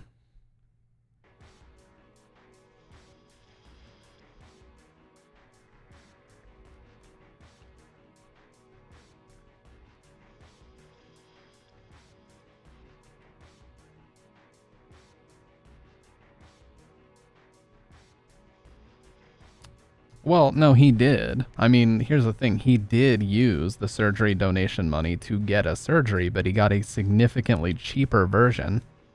So it was kind of this weird gray area where he acted like, well, I got the surgery. It's like, yeah, but you flew to Mexico to get a cheaper version.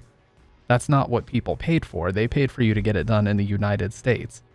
That feels like just an excuse to have a bunch of money saved up, you know, a bunch of money left over from it.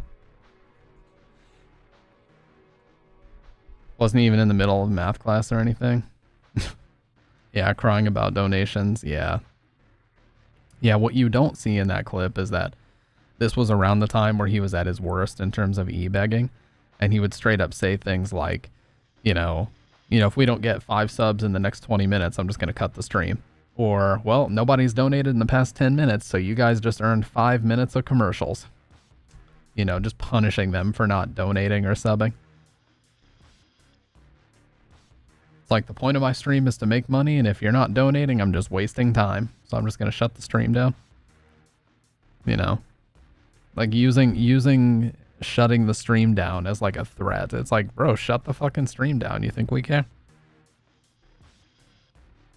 Yeah, he has chilled out a lot these days. I'm saying, you know, that's the same type of era where that stuff was happening.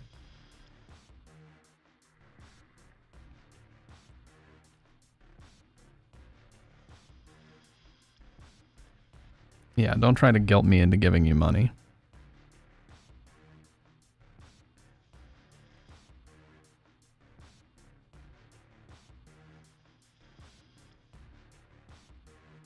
Oh yeah, isn't this the guy that said boom headshot? Man, Ponage. That is an old reference. Holy shit. Ponage.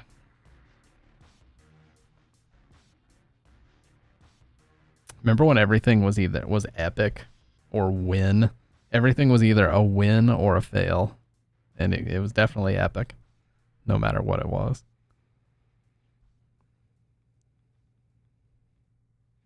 It's old enough to drink here. Man. Didn't Silent Hill 4 turn 20 years old? When was it originally released? Yeah, June 17th, so just about a month ago. That was in Japan, though. In America, it'll turn 20 on September 7th. Silent Hill 4, I mean.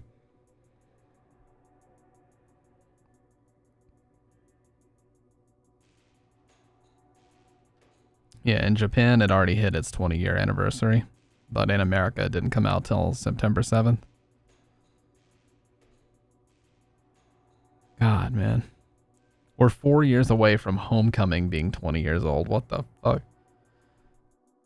Fucking crazy.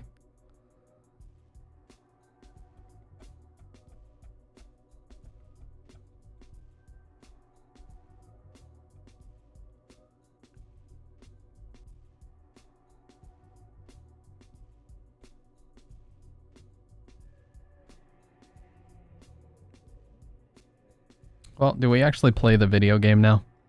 I've fucked around for hours and hours and hours. I think it's time to actually play the video game.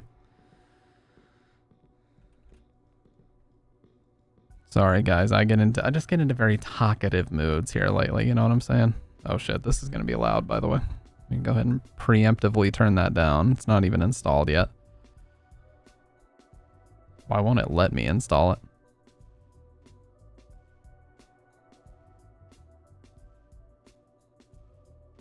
What? It just has a grayed out install button, but it won't let me play. Let me restart GOG. Need to make a meme stream 4 years from now saying best SH 20th anniversary. No, that would be Shattered Memories. We're 5 years away from Shattered Memories being 20 years old. See what I did there? That's a teehee.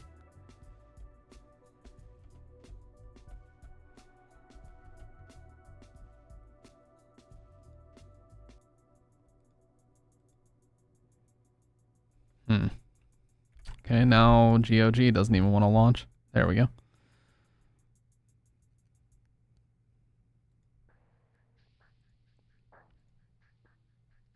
Yeah, it won't let me install it. It just has a grayed out install button. Why? RE3 won't let me install it either. Oh, there we go. It says server problem. Well, that's cute. Look at this, guys. Look.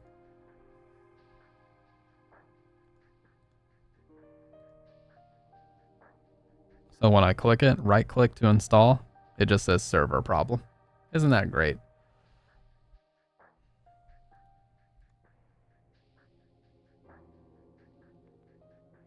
Well, GOG has fucked us, boys.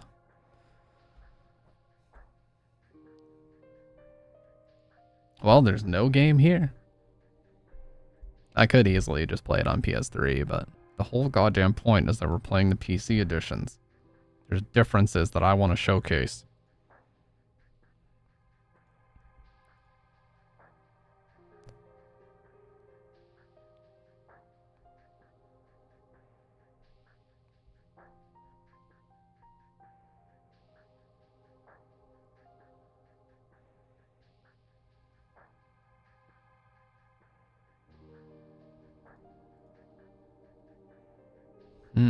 Fortunate sleep.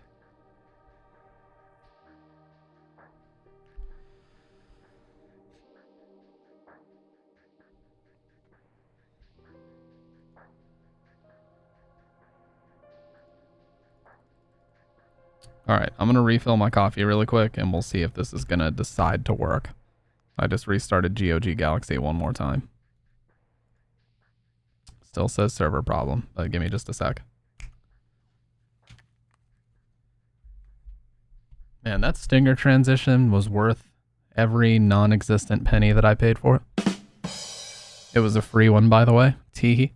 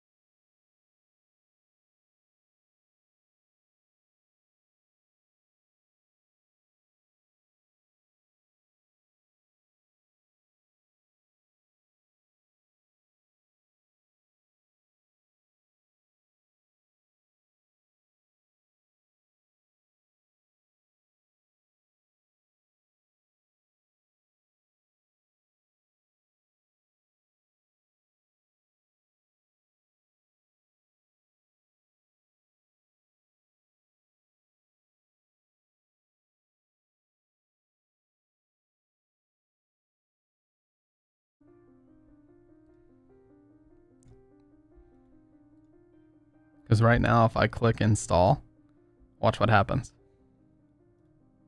Install, and it just says server problem. And the install button is grayed out. It won't even let me install. What the fuck is this shit?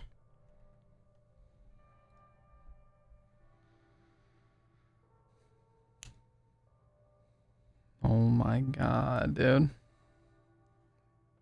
They don't want me to play. Well, hey, if they don't want me to play, you know what? I won't. I could very easily play the PS3 version. Heck, that's the version that all my saves are on. But the whole point was to play it on goddamn PC.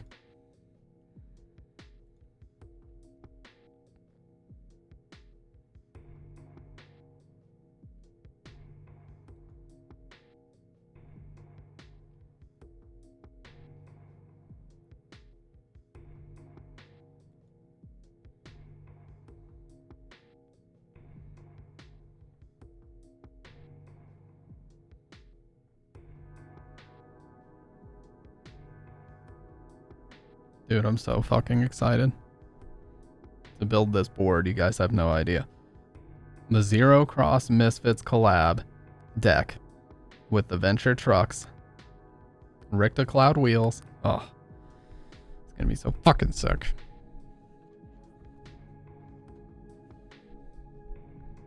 Cannot fucking wait, dude. Gonna be absolutely shredding. Shredding. In a parking lot, most likely.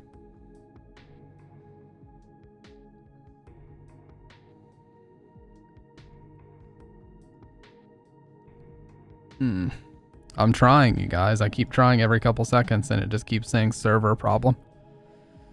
Like, what the fuck? You little son of a bitch. Little son of a bitch. Gonna go to Tony Hawk's house and tell him to step down. This is my street. Yeah, I'm the new Tony Hawk, motherfucker. I'm the king.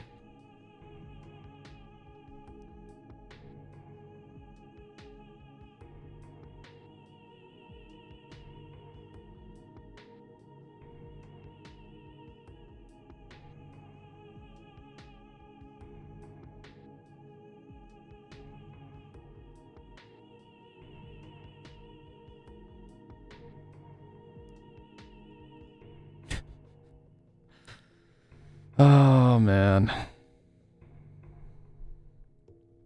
Well, guys, it's just you and me.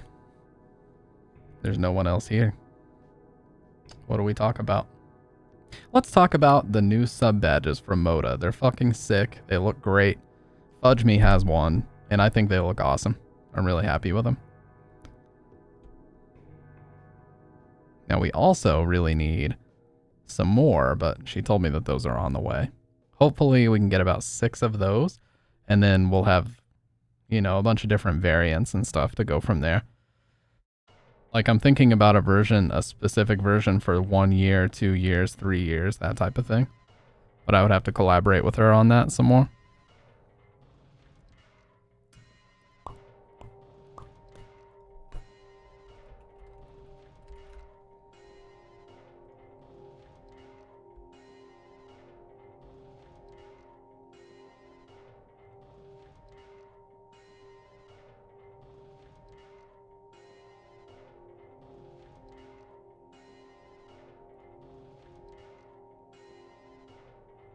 Favorite soup? I mean, I'm a classic chicken noodle aficionado myself.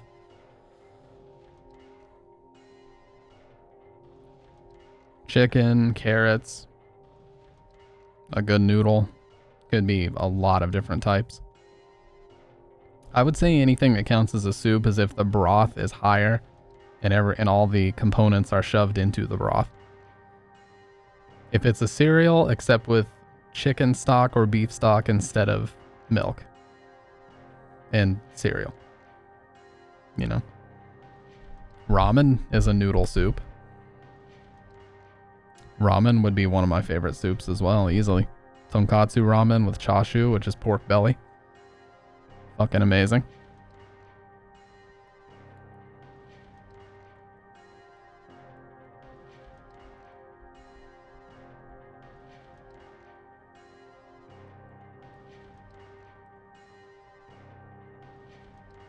Liquid with that tastes good with stuff in it. Coffee.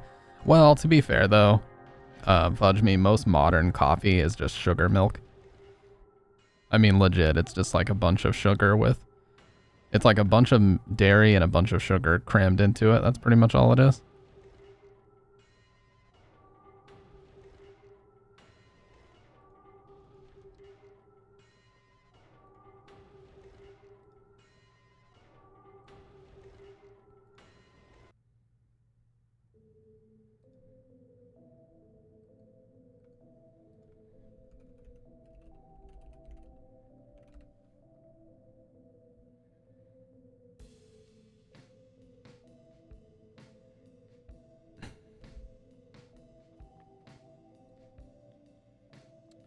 Arabica expressed under high heat.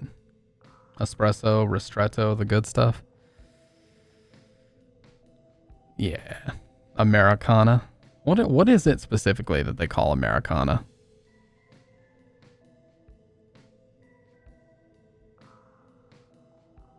Is that just like black coffee? I never know.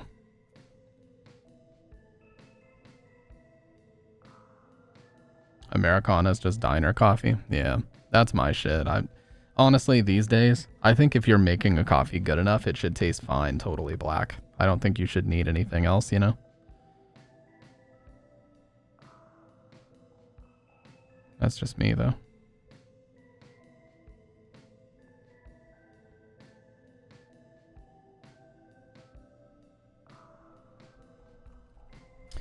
What mouse am I using right now? The G303.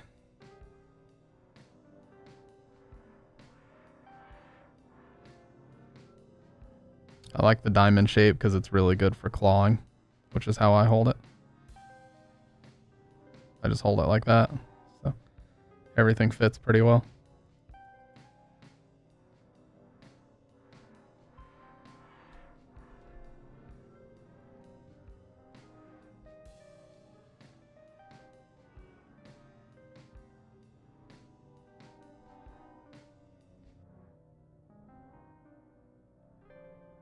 G305 for work. Well, the main wired one I use is a Rival 3, which looks like this. It's just your basic... I had to pull my bungee up here. It's just your basic, you know, black ambidextrous shape, but it's really, really great. It's just a perfect shape for my hand.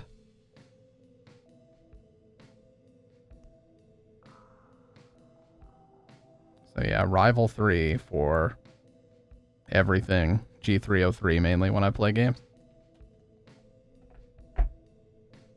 I have two MX Masters, but I only use them for work. I don't like them for my personal PC.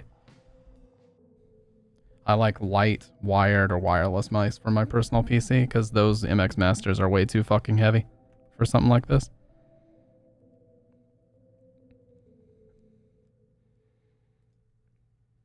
Those squishy mice? Do you mean the ones that are supposed to be ergonomic?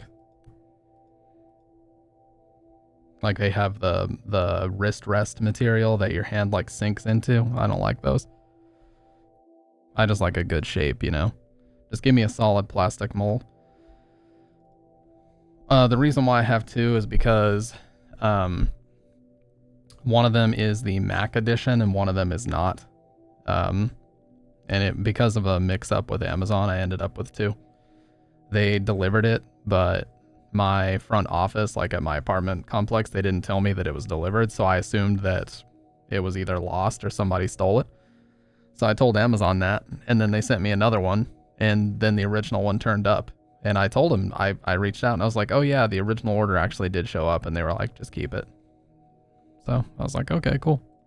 But I tried. I tried to you know, collect my good karma, and they wouldn't let me, dude.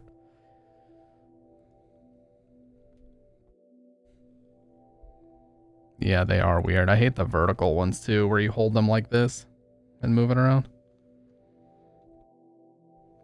MX Master scroll wheel's okay, but after a while it starts to fuck up just like any other scroll wheel. Razer also made one. They collaborated with that company Human Scale, and it's called like the Razer Pro Click. I don't even know if they still sell that thing. But yeah, the Razer Pro Click. Looks like it does exist. No, only the Mini.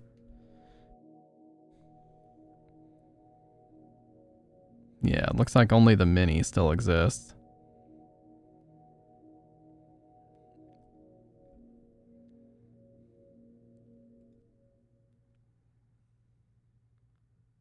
And it didn't have very good ratings.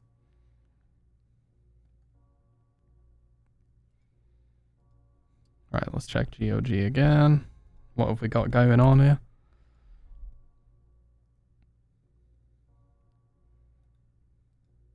Fucking server problem, dude. This is so dumb.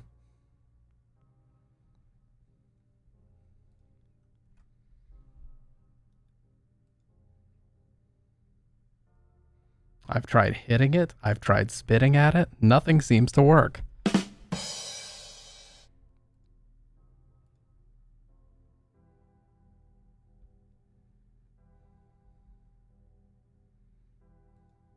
Oh, please. Let's please not devolve into that, fudge me.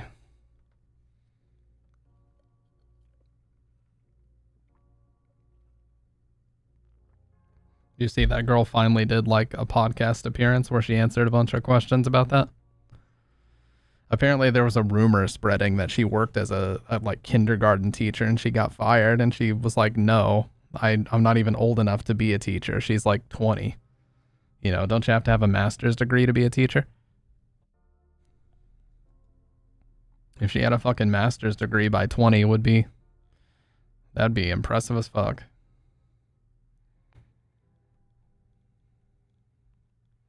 Getting so much clout for being horny and drunk, yeah. Like, sure, it probably doesn't look good for certain people in her family. Maybe if they're religious, they may not like it, or, you know, they might think that it was kind of shameful the way she was acting, but, like, she just fucking drunk and saying something funny into a mic, dude. It's really not that deep. Saying something Philly into the mic, you know? You can teach with a diploma here in Oz. Yeah. I didn't think it would either, Kendo. Blame fudge me. Blame fudge me. Period. End of story. I didn't take it there.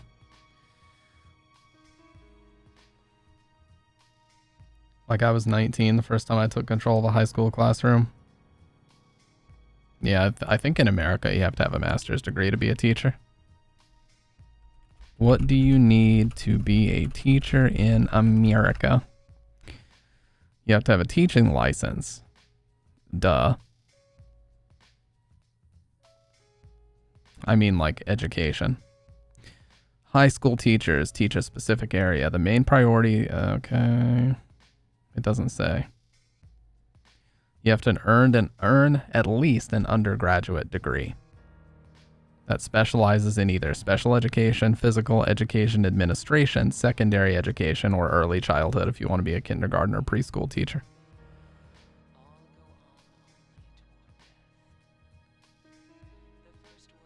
Yeah, it was just a like throwaway comment, I thought, you know, just like one of those haha look how drunk she is type things, like, oh, she's with her girlfriends on the weekend and said a funny thing into the mic. I didn't expect that it would still be going on and memed into oblivion like weeks and weeks after, dude. Holy shit, like it's still being memed every day.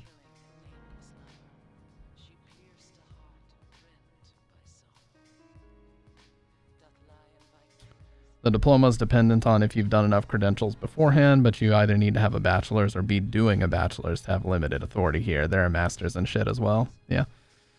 Favorite meme? Probably the AVGN, Billy Mitchell. We have to find a way to harness his power. That's right, we're gonna cheat. After he got exposed as a cheater. But yeah, that's subject to change if something funnier comes down the line. But right now, that's my all-time favorite. It's not even money. It's not even funny. It feels like a 2010 meme. Like, do you mean, oh yeah, Velociraptor.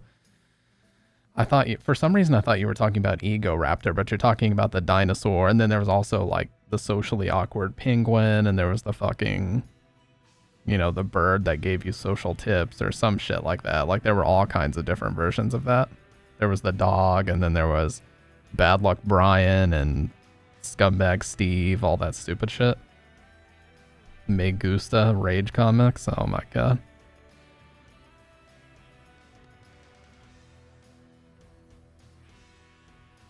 The monkey saying the oh no, yeah. Oh, there's been a few of those that came across my timeline that were highly questionable. Johnny Utah NG owes me a Street Fighter 6 match. What happened? Yeah, that was circulating around a while back. It burned into my retina like a bad LCD screen.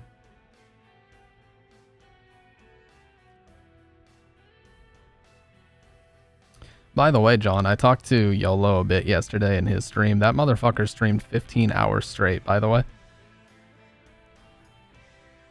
For a guy that claims to be an old man, he's got a lot of fucking energy, but we are going to do the podcast eventually. He said he's going to come on once he gets his studio stuff set up, because he's got like a new mic that he's working on getting set up and all kinds of other stuff. So yeah, once he gets all that set up, then we just know each other through a stream. He asks a lot of Mike Ross questions like you. Dude, because the reason why we ask those questions is because Mike, for us, people on the East Coast that don't know him, it appeared that he just disappeared. You know? Like, we don't know shit about what went down. I wish I did know. He'll probably never answer those questions because he doesn't want to put any companies on blast if they still exist, but yeah.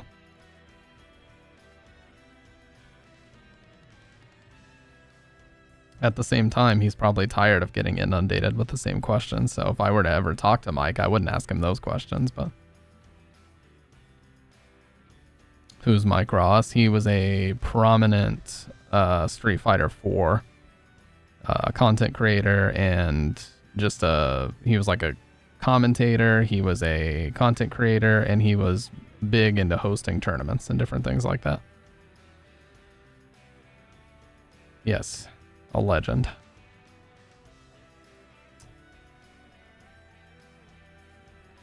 Him and Gutex, the guy who was the original PogChamp face, actually kind of pioneered the whole sponsored video game content in the late 2000s. They were some of the first people to ever start doing that.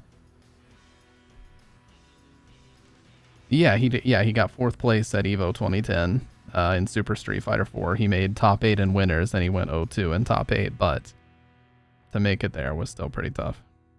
And he did really well at the EVOs after that too. He made like quarterfinals a couple times. He downplays it, but like he did just as well as Justin Wong at like EVO 2012.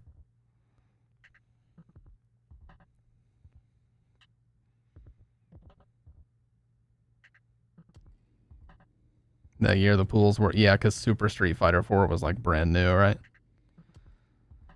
Didn't he do, well, he didn't do it, but he said some things that Twitch didn't take too kindly to. Like, he was tweeting a bunch of stuff that he shouldn't have been tweeting and getting way too emotional on main. And, you know, he was retweeting, to my knowledge, it was like InfoWars stuff and this, that, and the other, which obviously Twitch kind of stepped in and was like, whoa, whoa, whoa, what is this shit? So, yeah. No comment about any of that. I'm just telling you exactly what happened. And then Twitch was like, we're removing him as the face of PogChamp. And they had this idea, which turned out to be a horrible idea. They said for the next little bit, before we realize, or before we sort out what we're going to do with this emote, we're going to rotate it out. So every week they would have a new person be the face of PogChamp. And they kept doing like these very obscure just chatting streamers, and every single time a new person would get selected, they would basically just get harassed into oblivion. So people would just go into their streams, they would dox them, they would harass them into oblivion, and then eventually Twitch was like, okay, that was a stupid fucking idea. and then they just changed it to be the Komodo Hyper, or Komodo Hype, whatever it used to be called. Now that's what PogChamp looks like. But yeah, the rotating PogChamp idea was cool on paper, but it turns out that, yeah, it just enabled people to harass the shit out of whoever they chose.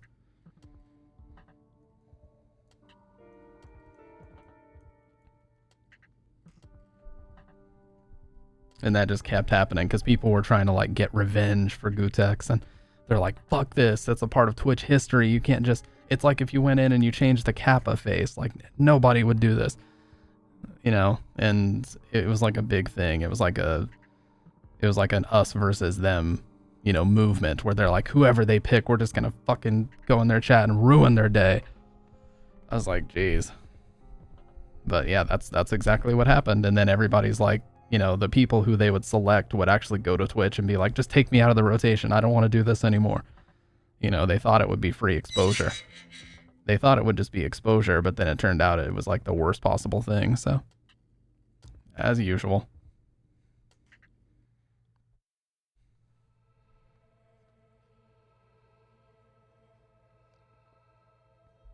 Why do people care about a faced PNG so much? Gen Z and whatever gens come next are cooked. Yeah. I don't know, dude. It's just familiarity. Like, people were so used to the PogChamp emote being like part of Twitch culture, and it was. You know, using the term Pog was popular for a while. It's kind of died out now. Like, nobody really says Pog or anything. But back then, like, XQC was saying Pog, and everybody like that was big on Twitch was saying Pog. Or, yeah, Poggies, oh my god. Yeah, hell, I think the Ryu version is a little bit better. But, yeah. And Pog still exists. Like, that is Gutex's face, it's just a zoomed-in version of it. And that's a Franker Faces emote. But that is literally Gutex's face, it's just zoomed in so you can't tell who it actually is.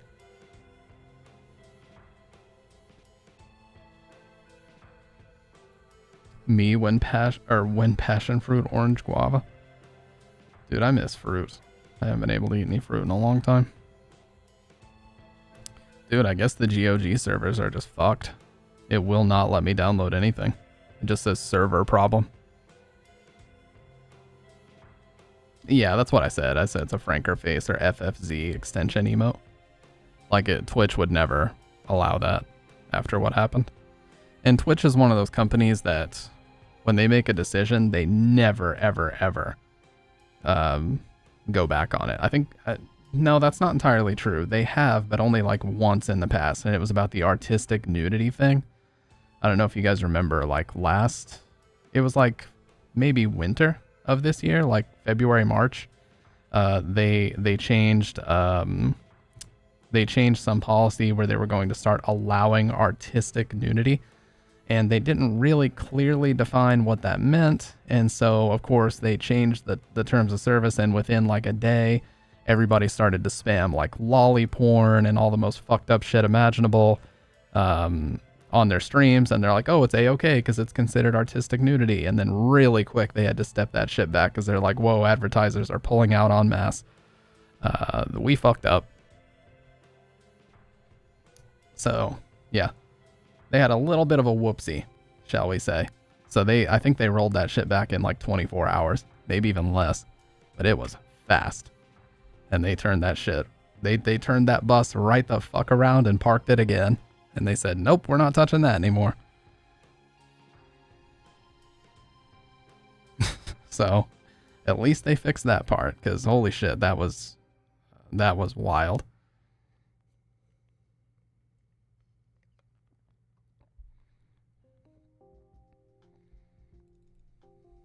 See, I agree with the idea of artistic nudity because the naked form doesn't need to be sexual, and it can genuinely be helpful for the zeitgeist to desexualize nudity. However, Twitch did it wrong. Yeah.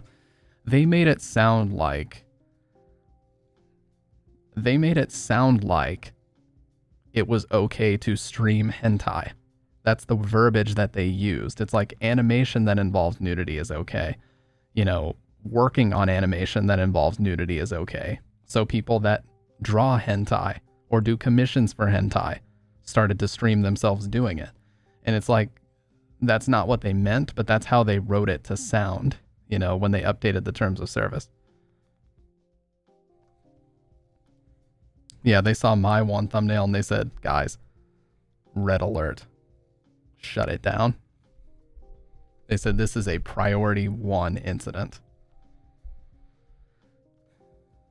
Yeah, well, I mean, exactly, Salt. Why don't they just make it like an age verifiable section of the website? You have to be 18 plus. Of course, we all know that people are gonna fucking try everything in the book to circumvent that, but make it like a sectioned off area that is just like the whole hot tubs, beaches thing where you get no ads. Okay, if you want to stream that shit, you can, but you get no ads. At least not from us.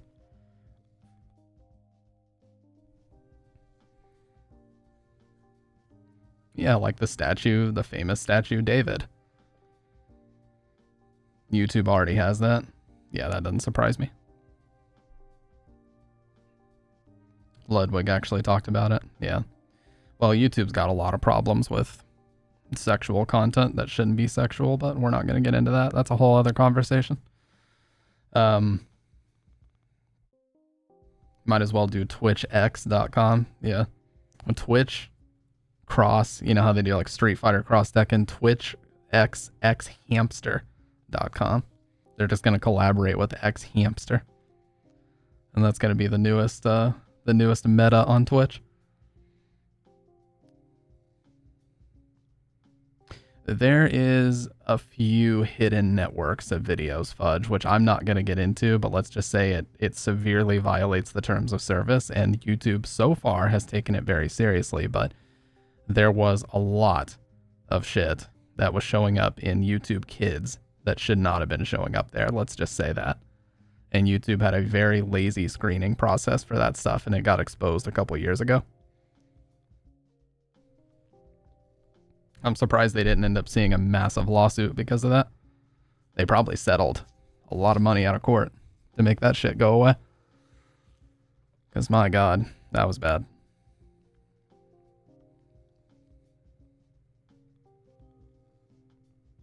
But anyways, not getting into that. Twitch doesn't need to be a site like that. There's like 1,000 websites. Yeah, I've always been confused. Like, yeah, I've always been confused. It's like, you know, Twitch started as a skin for the gaming directory of Justin.tv. They wanted Twitch to be a gaming-centric website. So why all of a sudden, I mean, they dissolved Justin TV in 2014, okay? Twitch had been around for a couple of years at that point. They dissolved they dissolved Justin TV, which was like the IRL streaming of old. You know, it was like for painting streams and chatting streams. That was what Justin TV was for after Twitch came about. Then they decided, okay, well, let's integrate the whole IRL stuff into Twitch. But now, you know, we've literally gotten to the point where it feels like any day now they could just announce that there's a pornography section on Twitch. That's what it feels like to me, at least. Like, the artistic nudity thing was like the tip of the iceberg. Like, it feels like any day now they could say there is now a pornography, you know, basically a competitor to like Chatterbait. Go here if you want to jerk off. Or whatever you want to do. It feels like any day now they could announce something like that. Which, I mean, the whole essence of the site changes when you do that, but who knows? Maybe they will. They certainly didn't have... No. I said Chatterbait. I said maybe Twitch is going to compete with it.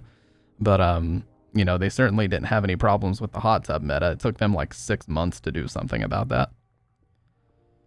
You know, every time they were asked about it, they were just like, you know, Twitch, it's so great how different types of content have just expanded over the years and this, that, and the other. And then eventually advertisers started to pull out because they're like, if you're not signed in, the entire homepage is just girls with their tits hanging out and like string bikinis in hot tubs, kicking their legs up.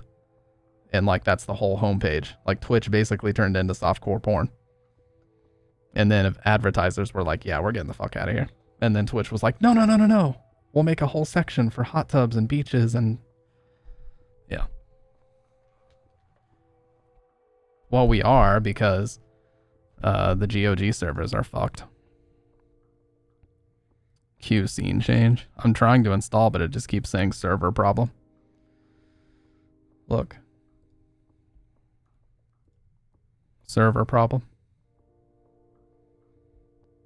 No, it's not an official stamp of approval. I'm going to try to only do that when I really have a list of topics that I just need to fucking knock out.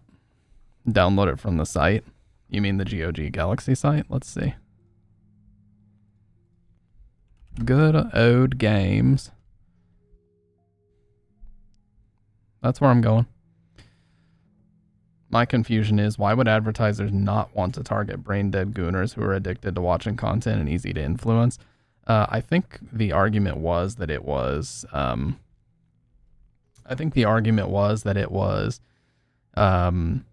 the family-friendly brands like Pizza Hut and Coke and Pepsi, and those were the advertisers that were like, yeah, we're getting the fuck out if you don't make a change, you know? And those are the ones that really, really make the money. I know, it's fucked up. I'm sitting here trying to play a video game. I'm sitting here raring to go, sipping caffeine to play a video game. The servers aren't fucking working. You know what? I've just had it. I'm so riled already. Pizza Hut? Okay, Dr. Red. You can't be saying that. Look here! Look, listen! They sent a 2-step verification code to my iCloud account. Give me a sec. Yeah, the family-friendly brands who wouldn't be affected if 0.01% of their audience was aware they ran ads on a streaming website. Yeah, well, you know how that goes. They just do what they do.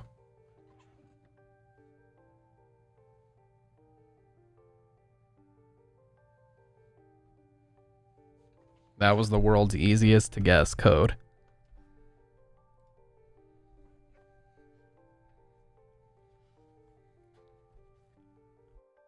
Okay. Oh, they have Metal Gear Rising Revengeance for $17. How is that a good old game? That game's from like less than 10 years ago. Fallout 3 Game of the Year Edition for $6.50. That's a really good deal.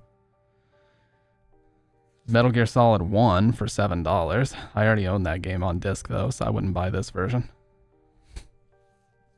Oh, okay, I actually can't show this because it's showing my email account. Well, Resident Evil 2. I can do my full screen cam though. It says coming soon on the website.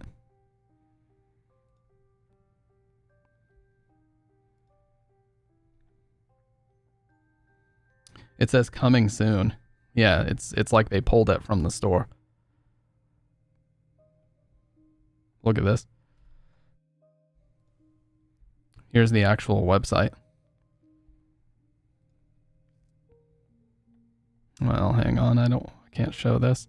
I'll just screen cap it. Yeah, I think they might have temporarily pulled it from the store or something. But that's what it looks like right now.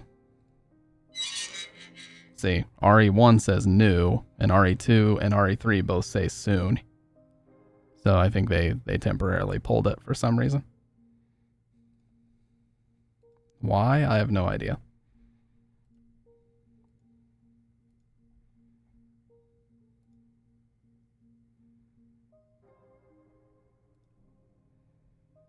But yeah, it doesn't even let me download it here. It just lets me download GOG Galaxy, which I already have. What have you been up to lately, She? I think I asked you like right when you left earlier. Were you pieced out for a second? I'm not gonna lie though, the price of Fallout 3 Game of the Year Edition is very, very good, and I would not mind to play that game again because Fallout 3 was always my favorite one. There's a Blade Runner game. What the fuck?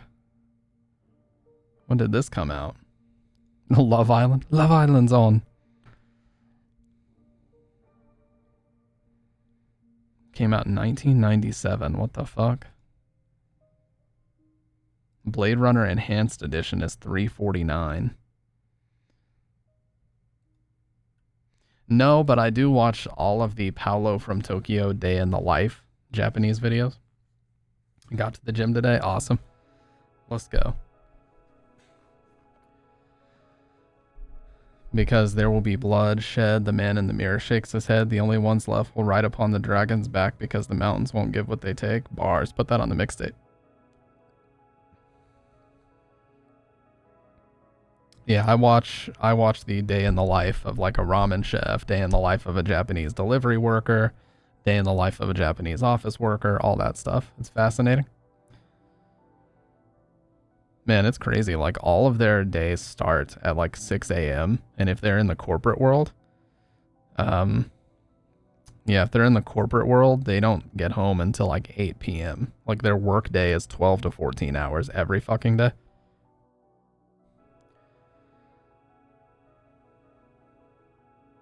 Oh, so RE2's not even out yet?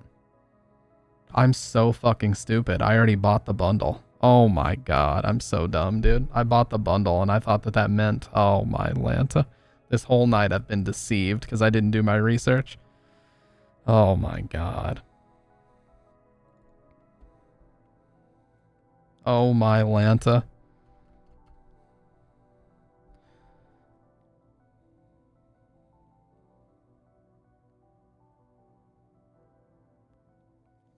Well, I'm a dummy.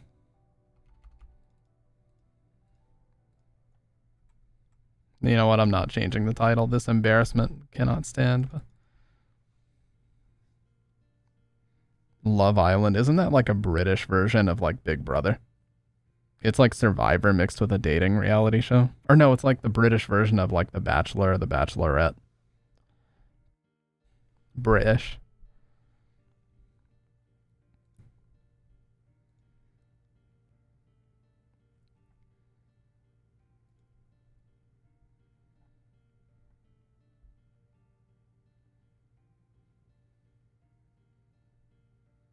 USA, Australia, and UK versions. Oh, well, I'm behind the times. I will tell you, though, Bridget likes watching Bachelor and Bachelorette, and it's so fucking funny how scripted it is. Like, there was this one where there was this guy named Luke P. So if they have more than one guy with the same first name, they'll identify them by the first letter of their last name. So there was like Luke S and Luke P. And Luke P was the Tanner from HS type guy where he was like big and fucking bulky and shit. And then Luke S was the skinny soy boy. And there was another guy there who was like a southern dude that played acoustic guitar. And every night before they have the rose ceremony, which if you guys don't know, I'm somewhat of an expert in this area. They give out roses to the people they want to make it to the next week, essentially, to the next episode. And if you don't get a rose, you go home. Well, before they do that, they have a cocktail party where everybody like just talks, and then they talk with the person who is either the bachelor or bachelorette, and they make like their final decisions on who they're going to have, stay along. And Luke P just kept fucking throwing everything into disarray and just getting into these obviously scripted arguments with everybody else. And they ended up canceling 2 of the cocktail parties because it was just so overwhelming for the bachelorette to deal with. She just literally could not. And then the southern dude, I don't even remember his name, Jed. Yes, his name was literally Jed. I'm not making this up. In the next episode, they had him say, if you ruin another fucking cocktail thing, just like that, and then it just cut away right after he said that. And I was like, you've got to be shitting me. This is real. We're watching real TV right now. If you ruin another fucking cocktail thing, oh my god. Piece of shit show. I can't even show clips from it because every time I do, it gets hit with copyright, but... Now this is pod racing, excuse me. The Bachelorette, Luke P. Oh my god. Luke P's wild outburst against Garrett. Look at this shit. Look. Luke P's wild outburst against Garrett. Luke P tries to win back Hannah. Battle of the Lukes in rugby date. Cocktail party canceled again after Luke P drama. Oh no. Look at this fucking guy. That's Luke P on the right. Does he not literally look like Tanner from HS? What's up, Swix? He's actually Tanner from HS. Luke P versus the guys. Luke P shocked by Hannah's home truths.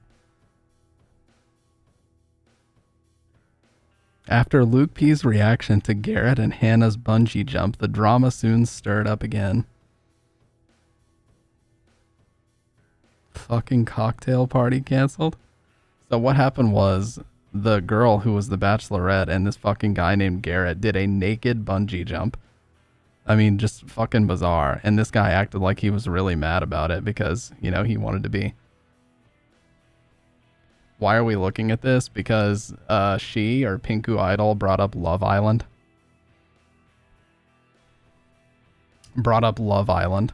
And I was talking about how, you know, Bachelorette and Bachelor are two equally stupid as fuck shows that also air in the US. Bruh. I'm not kidding, dude. They did a naked bungee jump. I mean, that's all. Listen, I'm just going to show it. You know what? The VOD is fucked. The VOD's fucked, so I'm sorry about that. I might have to cut this part out, but I'm going to show. The cocktail party being canceled again must be shown. To Luke last night, and I said, "You're not staying in your own lane," and he said, "Yes, I am. I'm driving my truck in my own lane. I just look out the window to the left, and I see you and Hannah there, and I want to know what's happening. It's my girlfriend, just like it's your girlfriend, and I have a right to know everything." He's saying he's staying in his own lane, but looking out This is Jed, by the way. This dude looks like a fucking thumb. the window. But I don't know if you guys have ever driven a car. You swerve. But you can't stay in your own lane when you're looking out the damn window at other cars. Here he comes. What's happening, fellas? Listen how scripted this bullshit is. You know, the producers just scurried out of the room after telling him, all right, guys, get into a heated argument. And they're like, hee, and then they just fucking sprint out of the room and just watch it unfold while the cameras roll. Well, I know you guys are going to ask me, so I'm just going to get to it. Well, one, for starters, what Hannah and I just talked about is something that's completely between me and Hannah. And I'm not going to talk about it with you guys. And I'll also say this. If there were details I just love that Salt just says, this is so cringe. Oh, it fucking is really cringe. that weren't spoken of, like you from your date, this wouldn't have even come up to be a conversation in the first place. But I will say this too. So hold on, are you blaming him for talking about his date? No, I'm saying thank Because Dr. Red, what they do when they cast for this show is they get all the guys who are doing whatever's trendy. You know, the haircuts are all similar. They're all in like really great shape. They're all in like their mid to late 20s. You know, they're all incredibly similar. But that's what they do. They just cast really trendy looking guys, essentially, of all different races and creeds and everything. But they get like the most trendy guys of the time. So when you get a big gaggle of them together like this, they all look identical in a lot of ways. Yeah, Instagram face. That's a good. Yeah, palette swaps. That's a good way to describe. talking about his date. Oh. And Listen. no, I'm saying thank you to him for talking about his date. Oh. That's not And what you told me last night. can you let me finish real quick? You know what she needs right now from all of us? And I'm not blaming anyone for doing anything. She needs us to stay in our lanes completely. And You weren't. I'm going to do that. No, you won't. Okay, regardless if we don't see eye to eye, that's great. I'm gonna continue to stay in my lane. But Look you at that weren't. fucking jawline, dude. Okay, regardless if we don't Look at that shit.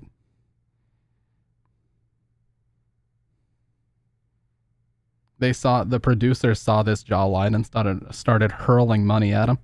see eye To be eye, on the that's show. great. I'm gonna continue to stay in my lane. But you weren't. You do the same. You weren't in Hey, your lane. that's your opinion too. If we don't see eye to eye, great. Okay. I don't want to talk about what we just talked about. I don't know if you guys. No were one's gonna asking you to talk about what you talked Alright, about. great. We're just saying you're not staying in your lane. Stay in your lane. you. Keep doing you. Keep puffing your chest up, bro. Puffing my chest? Yeah. You stay in your lane. Stay in your lane. Stay in your lane. Stay in your lane. Oh, dude, his face is so red. He's so embarrassed at this performance that he just You're gave. trying to be a big dog again. It's just. I'm not trying to be a big dog. Look at You weren't there when he and I talked last night. I know. And guess who's trying to be a big dog? That guy. How is he trying to be a big dog? Explain to it. Again, you weren't there last night. So explain it. He thinks I'm getting his lane. I'm not. You are. You worried about his No, date. he's not, Tyler. What he was doing was looking out the window. Yeah. Oh, so you heard my analogy. That's how you crash, man. That's how you crash. Yeah, don't text and drive. Here's what it is. I told you how I felt. I'm not puffing my chest, though. You are. The way you. Yeah, I don't know why you'd ever Well, I don't- point at me because, like, I've stayed in my lane. I don't have to say to you. I don't have. Listen, I don't even want to talk to you guys right now. I have a lot to think Listen, now he's about to ruin the cocktail party. Here we go. about between me and Hannah. Do you not think it's a double standard? The fact that you're able to parade around in a Speedo in front of everybody and show your big bravado self, but she can't go jump off this, do bungee jumping? All right, now you're getting the details of something between me and Hannah. I'm just asking you. Actually, details between me and Hannah, not between you and Hannah. Yeah, he shouldn't have to share. Let's get that straight here. That was my one-on-one. The fucking date. look. And you're trying to tell her what she can and can't do on You're my in his one-on-one lane date. worrying about what he's doing. First of all, I never told Hannah what she can and can't do. When he came in here, you guys can feel the way you want to feel. But when she came in You here, told her you were pissed off at the way she acted. You gonna let me finish? No, because it's stupid. I'm trying to talk to my man TC over here. No, because TC. Do me a favor and keep your mouth shut. This is Tyler C, by the way. He called him TC. And let me get my point I'm across. not going to keep Listen, my mouth shut on this one. I don't know dude. how you guys There's felt, no way. but when he's standing right there and he's explaining to us what happened on his date, yeah, I felt uncomfortable, and I instantly, regardless, you guys feel the way you want to. I wanted to get more details because I felt like I needed to know what happened. Why? Listen, that's Okay, so what happened, Salt? I'll watch that right after this, John. What happened is the dude Garrett, who's on the right here, this guy did a one-on-one date with Hannah, who is the bachelorette, and they did, for whatever reason, a naked bungee jump. That was the idea that she had. A completely nude bungee jump. I don't know why. But now this dude, Luke P, was allegedly just furious about that. It's like, dude, you're on a show where fucking 20 dudes date the same girl and they all like make out with her. Like, what did you think was going to happen? Yeah, I felt uncomfortable, and I instantly, regardless, you guys feel the way you want to.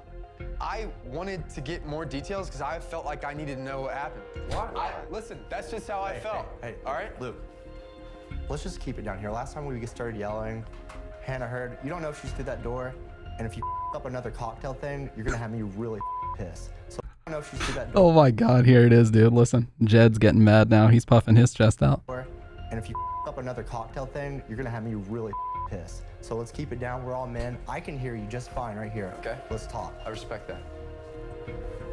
Did you hear what Jed said? Because I did, loud and clear. And I'm not going to screw up tonight. Oh, here it comes. So, Dr. Red, you said she better be a 10. I think they show her here in a second. Fellas, what's going on? Chris, how's it going? How you doing? Chris. Is this everybody? Yeah. Just saw Hannah, and she was a little emotional. There's not going to be a cocktail party tonight. Look at that shot. Hannah was a little emotional. My man is just in shambles. Oh my God, dude. There's not going to be a cocktail party tonight. Going straight to rose ceremony. She knows exactly what she wants to do. So if you guys will get dressed, we'll see you at rose ceremony.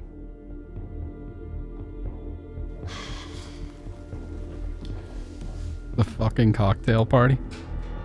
That's your fault, homie. 3 in a row, Luke. I just want you to know this isn't That's your fault, bro. Shut the up. this isn't me. This is totally because this is how Hannah feels. 3 in a row. You take it how you want. 3 in a row, Luke. Keep it up. Trace, not taking the blame for this one, man. Oh, they didn't even show her. Someone getting shot over this cocktail party? Well, this is what she looks like. I mean, I just showed it a second ago. This is her in the second and third thumbnails. You be the judge if she's a 10 or not.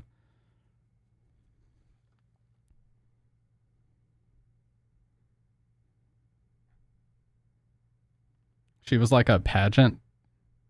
She was like a pageant girl from Alabama. If I remember right, that was like her background.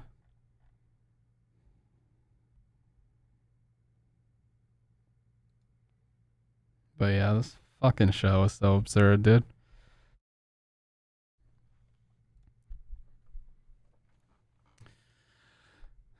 She's not alternative enough.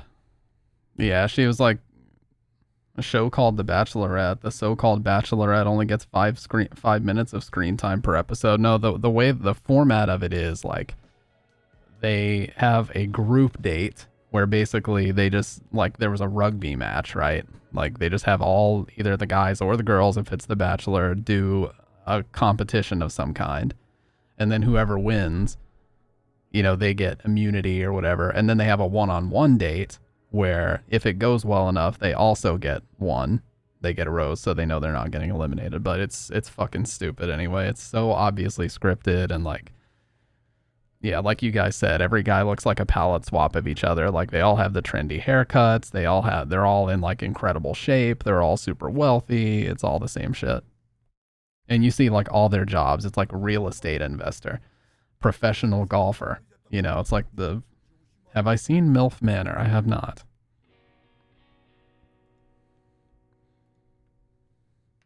And I don't think I want to. Do not mention that cursed shit. What have you been up to, by the way, Swix? Feels like it's been a while since we talked. I remember that really stupid show on MTV called like Beauty and the Geek or whatever.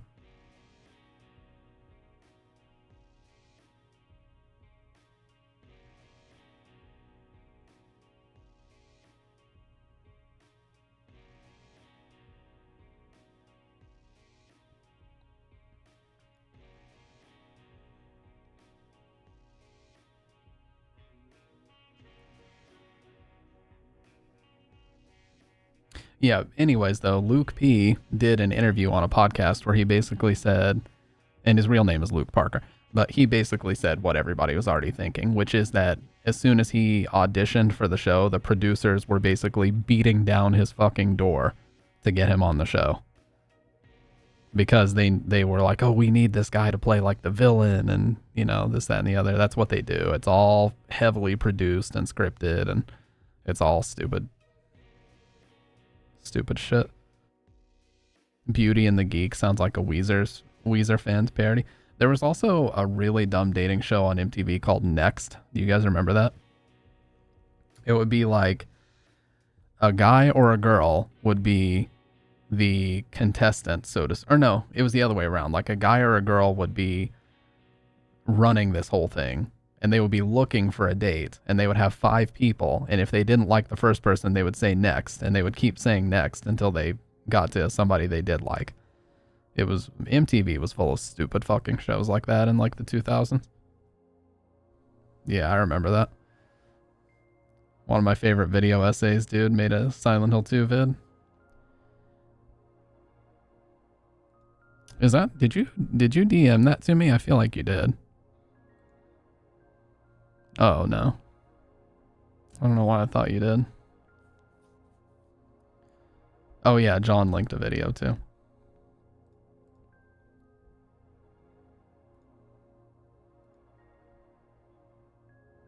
Oh, I've fucking seen this, yeah.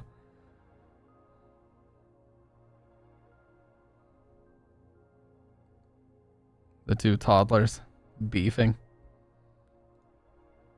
Oh, yeah, you did put it in the Discord. I was like, I know for a fact I saw a message from you.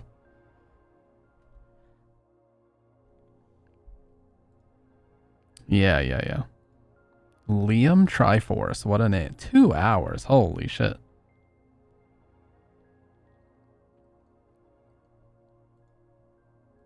The rise and fall of the Bryce versus Hawk beef. An adult and baby. Why was I so confused? What is this from, by the way? Real Bros? This is not at all what I thought it was.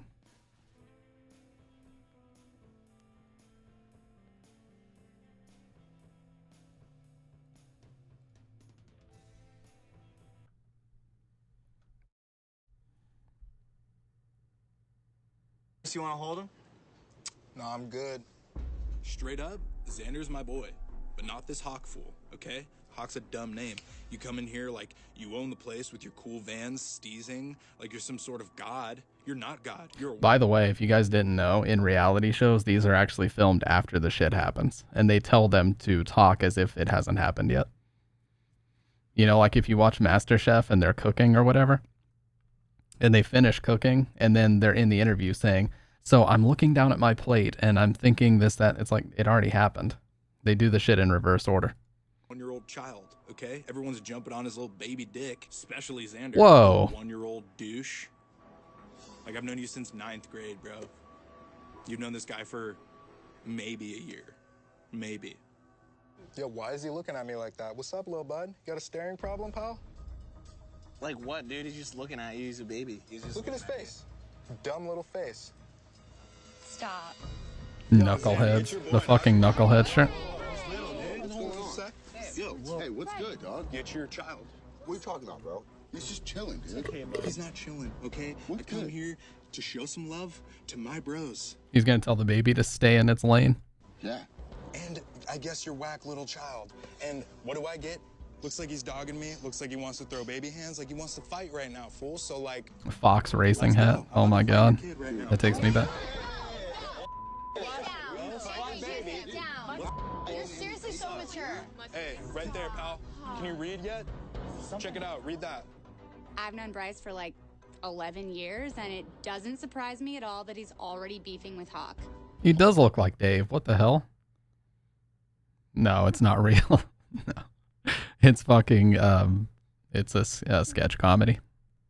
But yeah, this dude does look like Dave. Let's put Dave in a tux and let's do a side-by-side, dude. Dave, you got some explaining to do, motherfucker. Come out of hiding. Take the photos. I know you won't. No, he's not in hiding. He just fell asleep at his desk, most likely.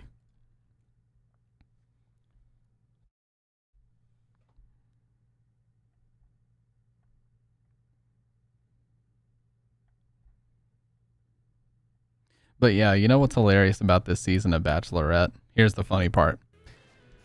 So, this other dude that made it to the final four named Peter, yeah, Teehee, him and Hannah actually fucked like 4 times during the course of filming. Both of them admitted it.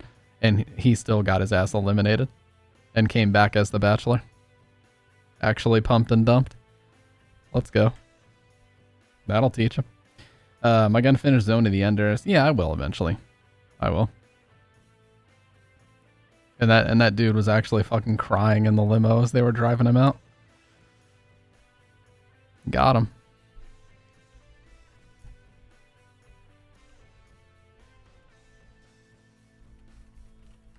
The Bachelorette Peter eliminated.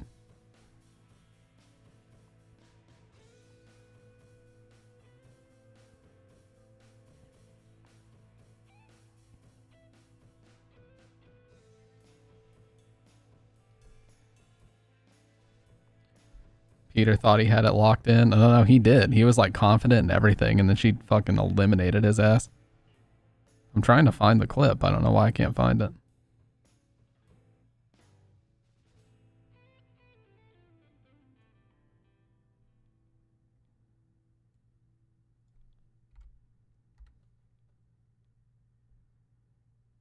Peter's honesty, the Bachelorette. What the fuck?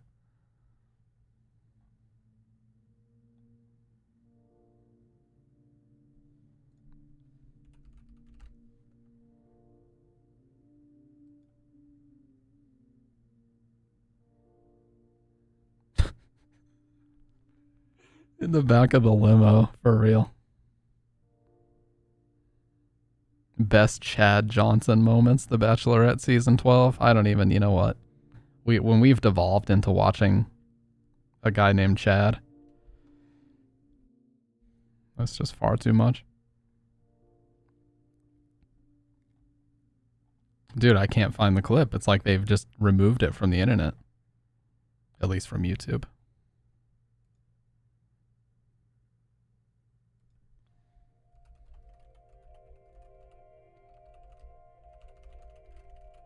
Let's see.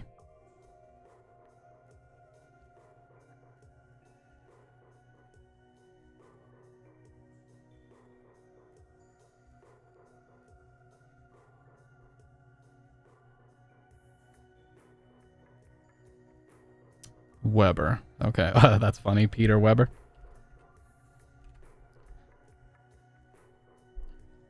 Peter Weber eliminated. Not Pete Weber, but Peter Weber.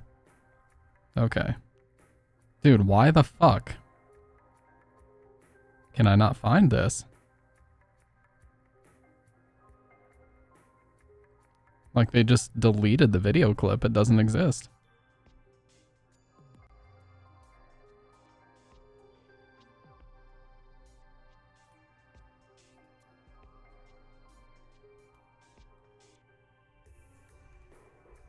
Yeah, the Pete Weber bowling dude.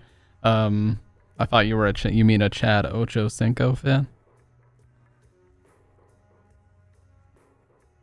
Anyway, so Peter ended up being the Bachelor after that, and his season ended with him admitting that he had fucked other girls in the fantasy suite, and then the one that he actually wanted broke up with him over that because she said that was a deal breaker.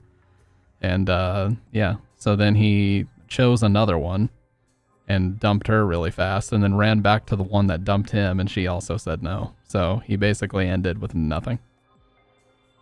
Allegedly. Of course, this could just be all scripted, but...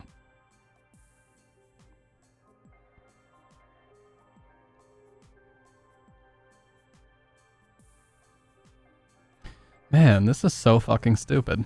Yeah, I swear it's like they deleted the clip. I'll find the clip, okay? Yeah, the bad ending, for real.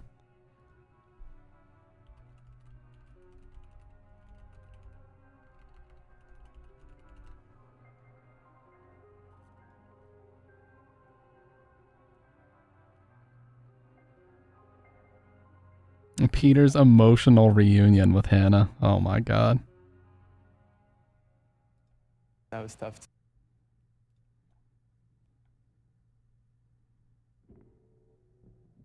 His mom acts like he just came back from Afghanistan. Calm the hell down. Oh my god, dude.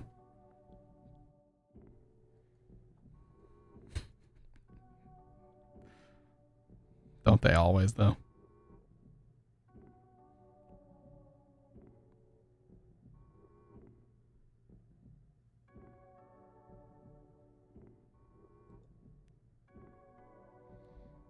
Real React Andy type stream. Dude, I got bamboozled. I thought that RE2 was already out on PC. It turns out it's not.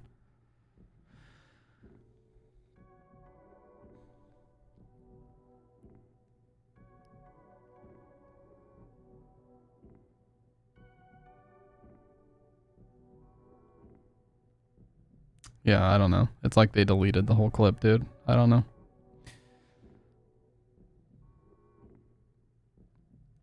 I tell you what, though, there are some psychotic people on this show. In defense, there's a fucking YouTube channel called Bachelor Fan Take where it says in defense of Peter. There's a whole nation dedicated to this damn show. Anyway, I've said more than enough about this stupid shit. But suffice it to say, Peter fucked Hannah many, many times. In fact, they say it was like 5 times total throughout the filming of her season. And then he got his ass dumped and sent home. He didn't even make the final 2. He just got sent home. And that's, you know, that's how they always do it. It's like, oh, the one that you expected to win didn't win, and now they come back as the Bachelor or the Bachelorette or whatever. Well, I have RE2 on PS3, but I don't like to start a game 3 hours into the stream. I feel like if that ship has sailed in a lot of ways. If you start too late. But yeah, it's such a stupid show. Now, what I used to watch is Cheaters. 5 times in like 10 weeks, so once a fortnight, pretty much, dude. No RE, we got scammed. No, I didn't scam anybody, dude. I was misinformed myself. Once a fortnight. No, that's a saying and a half right there. Yeah, Cheaters I used to watch all the time. Which was even funnier. Because again, it was obviously scripted. Like, how are they going to somehow have material for 3 entire Cheater segments per episode?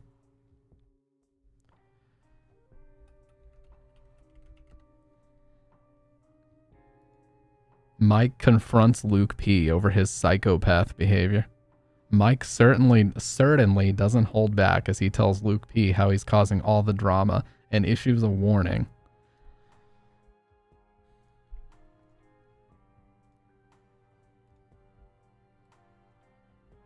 Mike earlier, I was like, if for some reason Luke P gets a rose, in my eyes, that's diminishing the value of the rose. Dude, he literally has the Luke P gets a same... rose, in my eyes, Look, he has the same jawline as Luke P and the same haircut. that's diminishing the value of the rose. That's giving him affirmation that everything he's been doing, that's okay. I just want Hannah happy, and I hope that she sees that. Yeah. So that's what that is. Have you spoken to her? To Hannah? No. So, everybody knows I'm outspoken, and I'm pissed off with the fact that the actions of a few days ago is still lingering, and I'm, for one, don't want to have that. And you and I both know for a fact, despite how you think that you feel, you're the cause of her not being her happiest right now. Actually,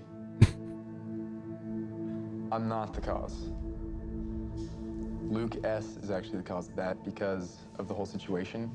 You need my partner in the face while he was down. You can't even do that in UFC. Not. But wasn't the ball? Listen, wasn't the ball on the other side of the He's field? on his back right here, and I'm straddling him.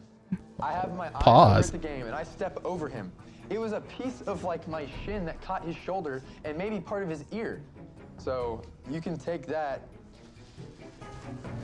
and flush it because you were never there and you didn't see it with your own eyes. I know what Dustin said, and Dustin was on a bench the entire time. I know what the audience's action was. I know what Hannah's face was. You're telling me the sky is red, but I'm telling you I've seen it. I know it's blue. But you Dumbass now because the sky's not red. You're telling me you know something. You didn't even see what happened. You're a millennial. That's what you acting like. That's what you are right now. A millennial I don't bitch? think Did you he just like call him Hannah. that? You, time and time again, are the issue. You are aggressive. You are abnormally violent. You schemed about things. You have lied about things. I've done absolutely nothing negative or disrespectful to anybody in the house. Your character has shown that you're unstable.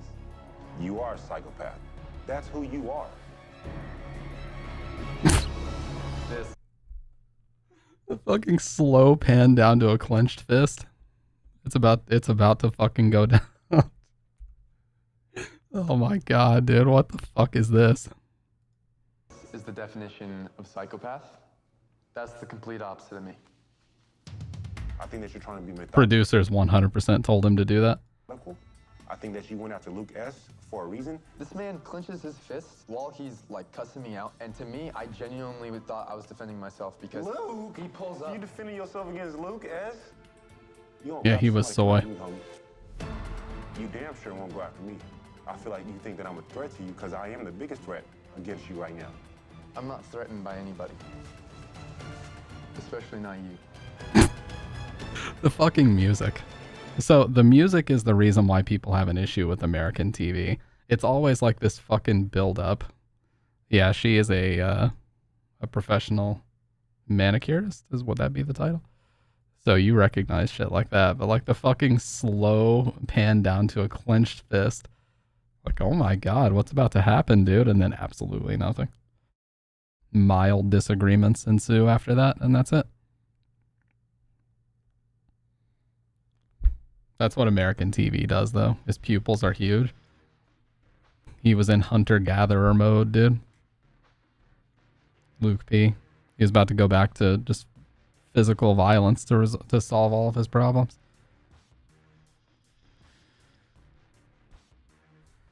But no, you know what? It's just garbage for the sake. It's watching. Sometimes I enjoy watching trash TV, and Bachelorette and Bachelor are they're so garbage. But sometimes it's fun to just sit back and laugh at how absurd it all is.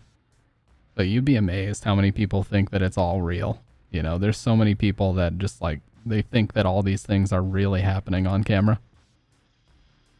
Yeah, it's just entertainment. It's like WWE, you know. Everybody knows it's fake, but we all still enjoy it, or most of us do.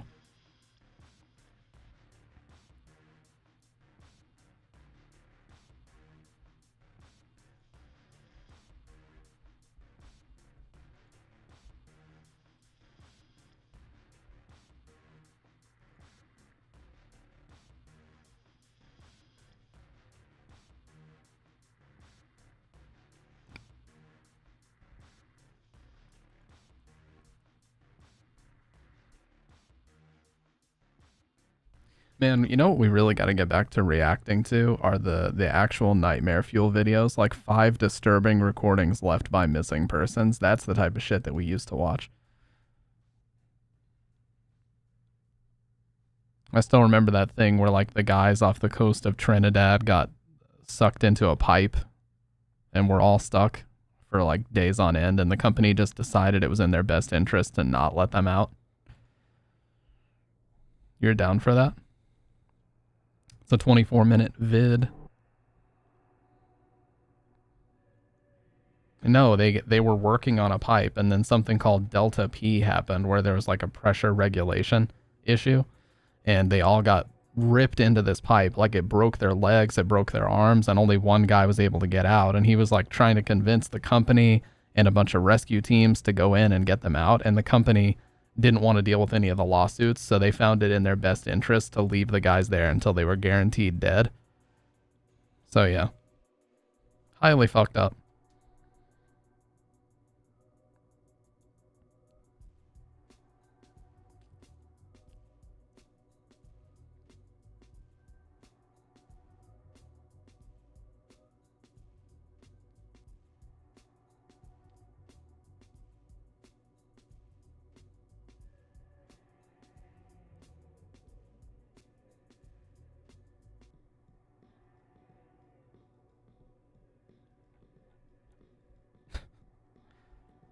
It's tough to explain.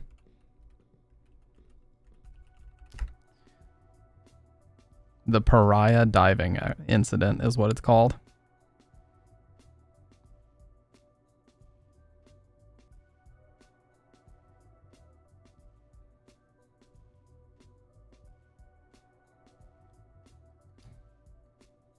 Walking by a dam and see those drowning machine signs. Yes, no, it was a real incident. Yeah. We watched a video about it. It was one of the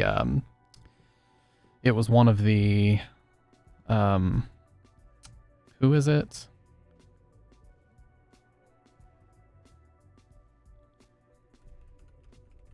It's one of the guys I'm sub to. Not Chilling Scares.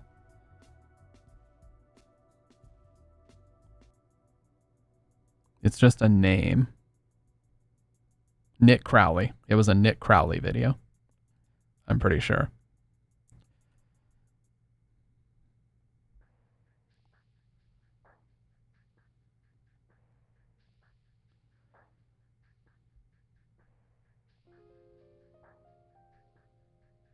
Maybe it was Nexpo. It might have been Nexpo that talked about this.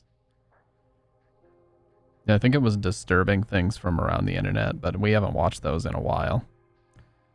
Man, we really should do like a whole night of this. The problem is there's some very, very disturbing shit in here. So I just want people to be forewarned, you know, before we watch this type of shit. That's the real nightmare fuel.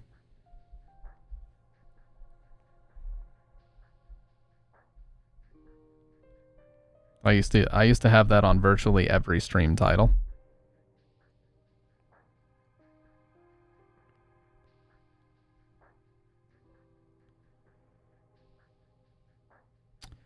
Yeah, it was one of these.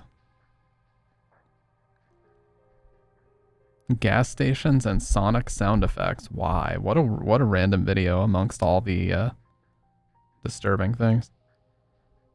That was actually how I first found out about the Sitting and Smiling YouTube channel. I don't know if you guys have ever seen that before.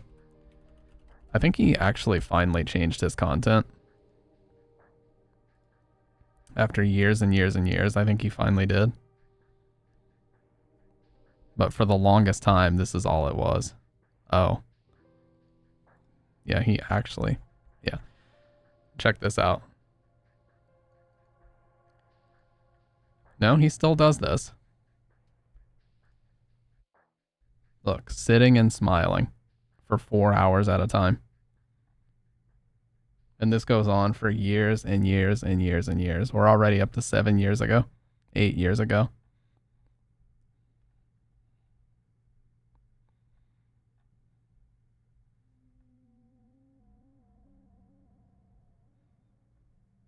And one of them, somebody actually broke into his house during it.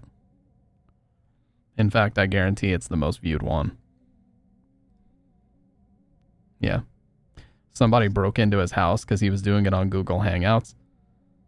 And they got freaked out when they opened the door and saw him sitting here, and then they just end up leaving.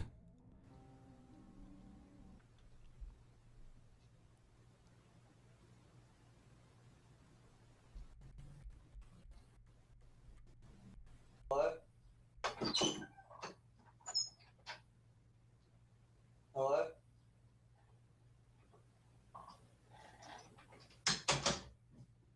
And then they just leave. And he continues streaming for another 2 hours before he finally decides to turn the camera off and go do something.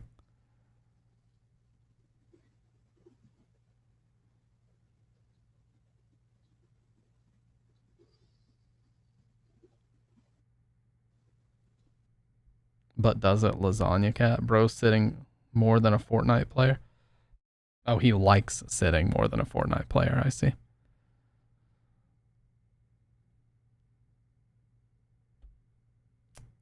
Man, guys remember when Shane Dawson wasn't, you know, mired in controversy 24/7 and he used to make conspiracy theory videos? By the way, does he still even make stuff? No, he still is doing conspiracy stuff, yeah, but it looks like a lot of shit's been deleted.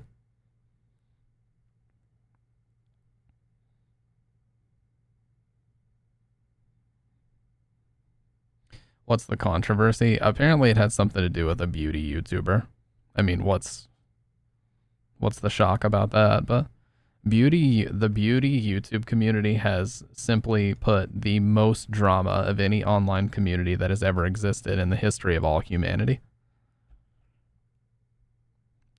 Internet drama peaks with that.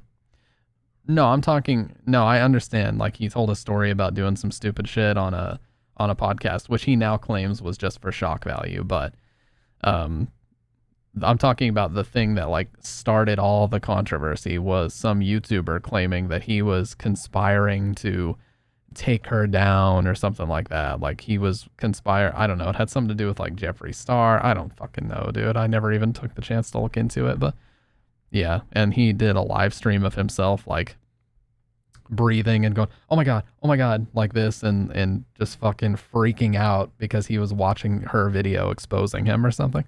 So fucking bizarre, dude. I honestly thought it was staged at first. And then, of course, he made an apology video called Taking Accountability. It's a fucking 20-minute apology video with a bunch of hand waving and ring lights in the eyeballs and really bizarre.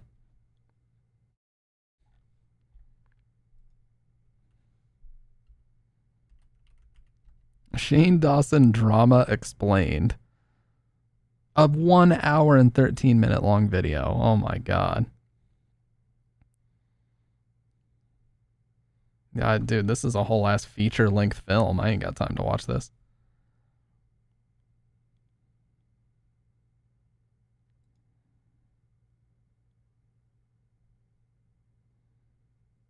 Shane, regarding the rumors about me today. Oh my God. The horrific downfall of Shane Dawson, a 34-minute video. The dark side of Shane Dawson. Worst you, and then here's the Colleen Ballinger or whatever apology.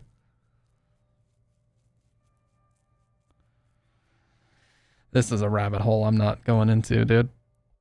The fucking ukulele apology. Oh my god, look at the like to dislike ratio on this. I don't even remember when I disliked this, but I apparently did.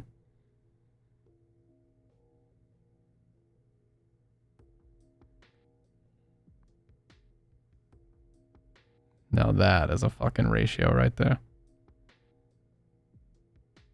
2023 isn't real.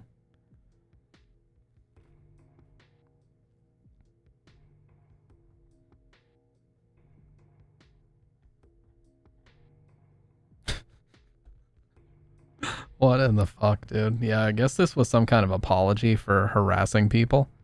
And then she plays the ukulele and sings during the apology. I mean, it is just unbelievable. I mean, her videos still get decent views, so it didn't like end her channel. She has 3 million subs and gets like 50 to 60k views a video. I mean, she's still making it.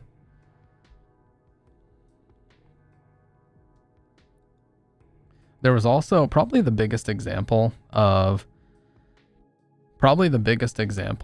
someone getting absolutely just fucking obliterated off of YouTube was that Brooke Houts girl. And she was the one who spat on her dog. Her boyfriend, quote unquote, messed up and uploaded an unedited version of a vlog where she hits her dog because it was getting excited and jumping on her. She hits it and then spits on it. And when that version got uploaded, of course, it was, the backlash was incredibly swift. And, yeah.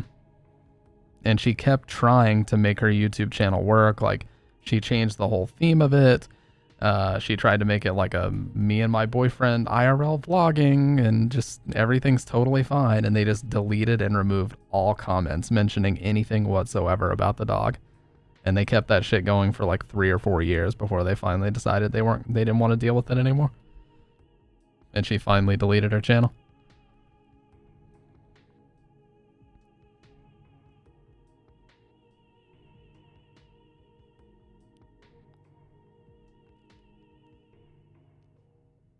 Yeah.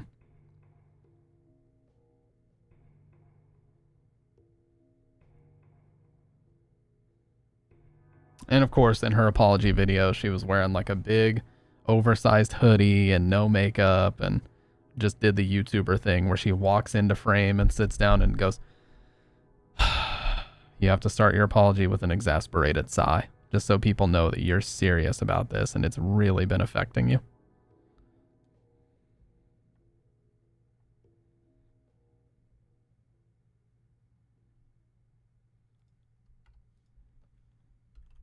Does her channel even still exist? No, I think it's like nuked.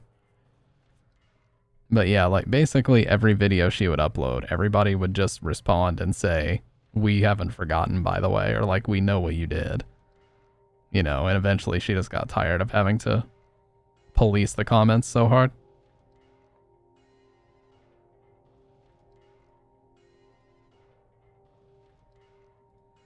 You know, I have my own YouTube channel, and then all this. Remember when the funny YouTuber apology bit was, I've made a continuous and sudden lapse in judgment? Yeah. It's like the bingo card, right? I was in a dark place. I have and acknowledge that I have anger issues. And sometimes my emotions get the best of me. We all have weak moments. This was one of mine. You know, like any of those phrases could be part of your bingo card. But most importantly, I was in a dark place. That's like the number one. It's like, okay, I've been in dark places too, but I didn't do what you did.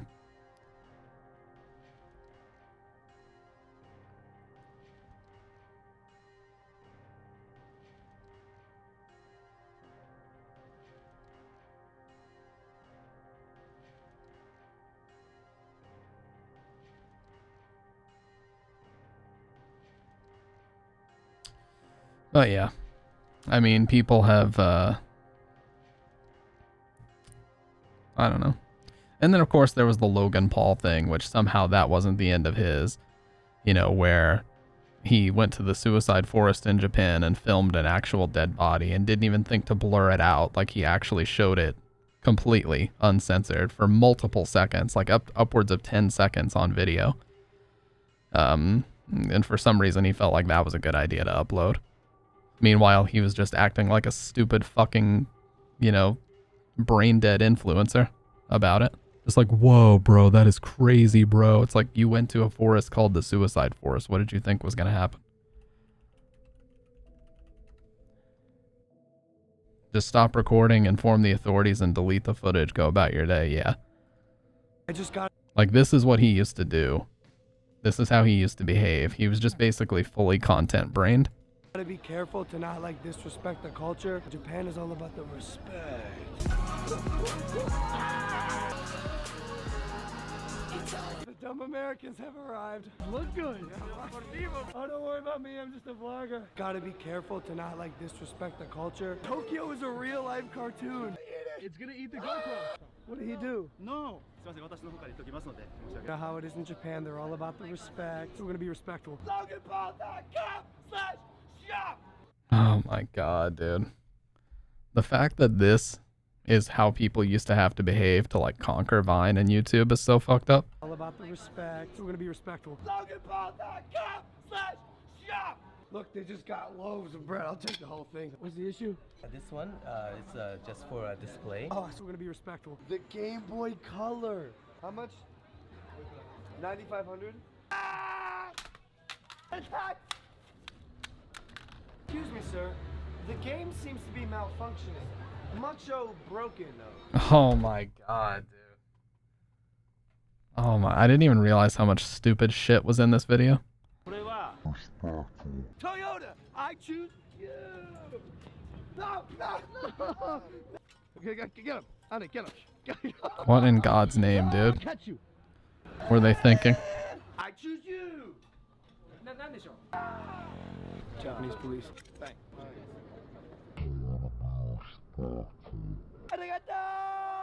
Pants coming down. I just gotta be careful to not like disrespect the culture. Mavericks, people who are doing it differently. People who walk on the street instead of driving in cars. Hi, how are you? Okay, the road to Japan. Hello. Hi. Hey. How many what? How many subscribers? Are you Oh my god, dude. I wonder if he looks back at this fondly. I bet he doesn't, considering how fucked up it... Like, to this day, the #1 autofill result when you look up Logan Paul is this video. I don't think he'll ever outlive this. Hello.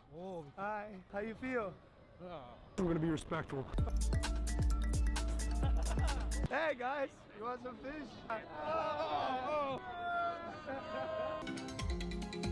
You just gotta be careful to not like disrespect the culture. You sure you don't want this? Yeah, I'm pretty sure. Honestly, bro, I'm done with these fish. Japan is all about the respect. Would have been great if he spent the rest of his life in a cell somewhere in Hokkaido. I don't even, dude. It's so funny, though, looking at the juxtaposition of that versus his apology. Logan Paul finding a dead body, 18 plus. I'm not even going to show this, but... Someone hanging right there. Listen to this stupid shit. The way he's talking. I think there's someone hanging right there. Excuse me? This is the thing. There's a thing that is now in our lives we just experienced. How our lives unfold. There's no going back. I've seen things I can't unsee. We found a dead body. Yo! What the fuck? I gotta say, this is top 5 craziest things I've ever experienced in my... Because of the views I'll get is what the commentary on the video says. True. I just gotta be careful. And then let's look at his apology after all that. The fucking Toy Story alien hat. Dude. And here it is. Oh my god, look at the fucking picture, dude. Look at the fucking hair. What the shit is this?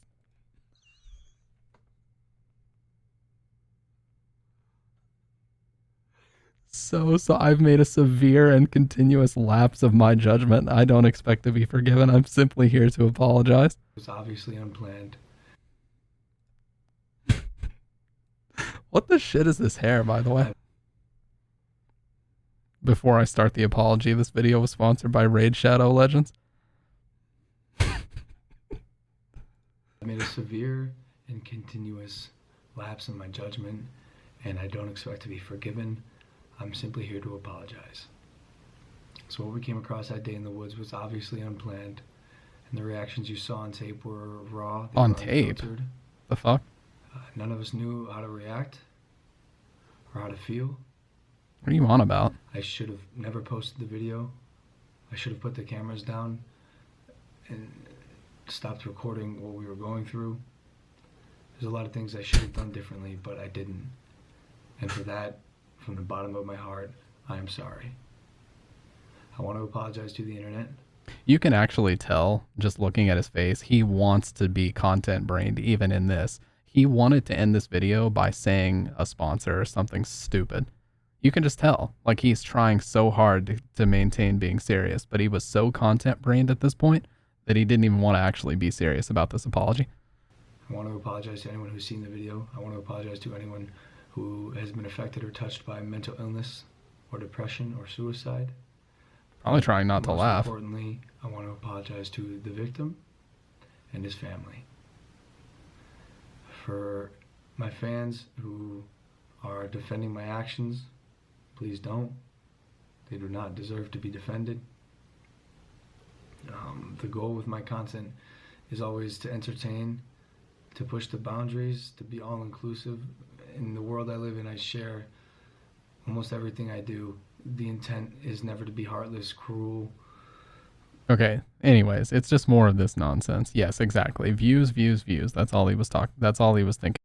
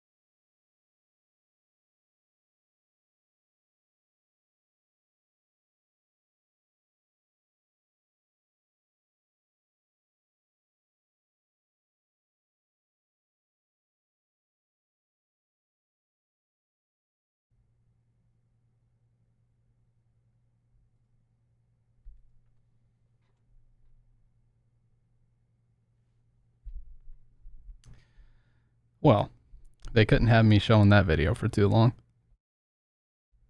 They had to shut the stream down. They said this kid has seen and talked about quite enough tonight. I think that was actually my OBS, because I went back to the full screen face cam scene and it just died. It was just showing 0 kilobit upload, but the Twitch server was fine. I don't know, that was weird. Anyways. Yeah, my chat never went away, so it wasn't my internet. Just weird shit. Streamlabs OBS did not want... Yeah, they said this React stream is over. Cut it. Done.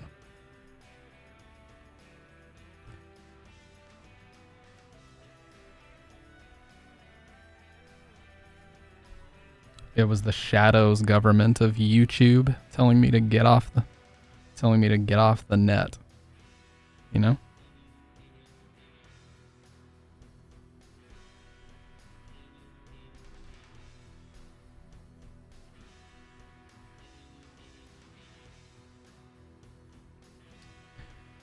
Anyways, yeah. So one night we need to rank YouTuber apologies. We need to get a big ass tier list together and we need to rank all of them. I love how many of them are titled Taking Accountability, by the way. If you just Google Taking Accountability, or not Google, if you just search Taking Accountability. James Charles, Holding Myself Accountable. Shane Dawson, Taking Accountability.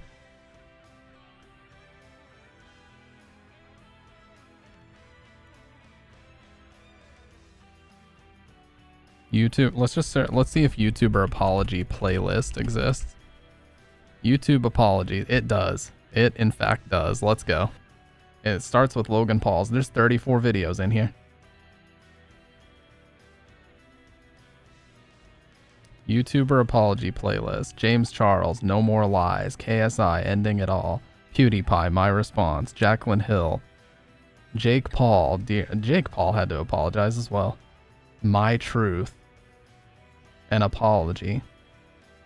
My Reality Check. Laura Lee Apology. Yeah, I saw a meme once, Fudge Me, that was like, YouTubers when they hit 1 million subs, either basically what you said, or sexual assault. It's like they have a fork in the road. When they hit 1 million subs, either become what you said or sexually assault somebody. Like that's their two options, and they are going to choose one. It's just a matter of what they choose. Even more specific when they are Minecraft YouTubers. It was a meme, obviously not all of them. Now this was a really stupid one. This was when T Martin got exposed for owning a Counter-Strike gambling site. So he owned a Counter-Strike gambling site. He submitted the business license and everything.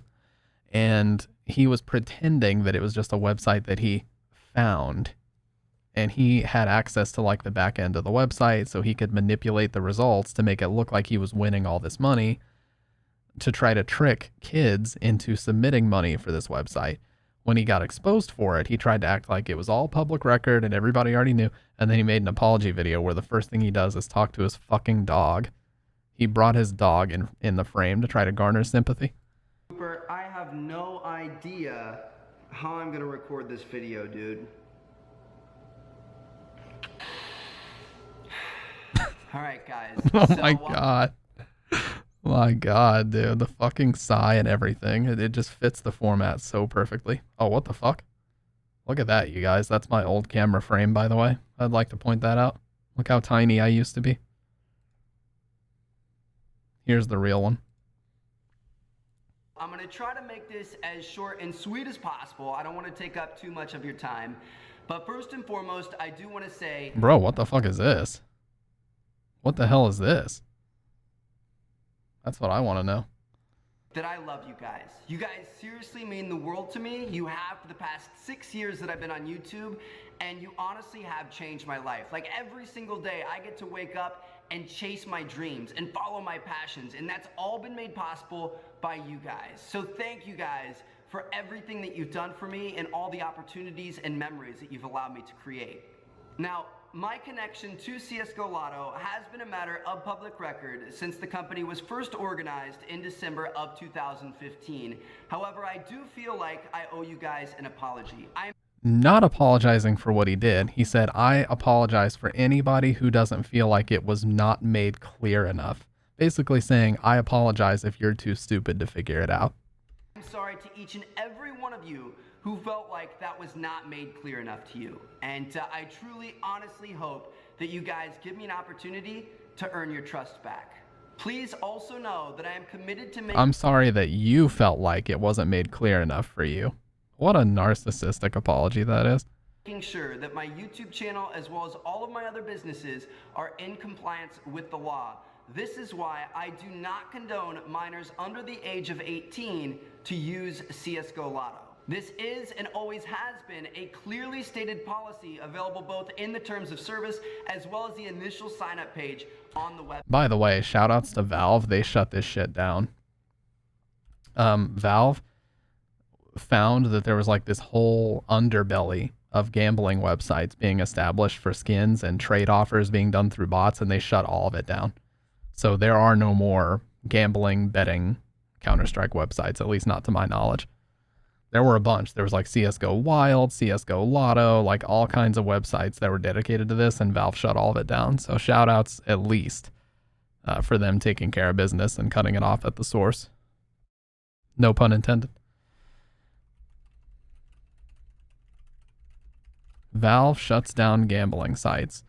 Game maker Valve is threatening to shut down sites that use add-ons for its Counter-Strike game to gamble. All in all, 23 sites have received cease and desist notices from Valve saying they have 10 days to act. Yeah. And they also banned a few people too. So pretty much after that happened, most people haven't really had the balls to, I think some of them still exist, but not many.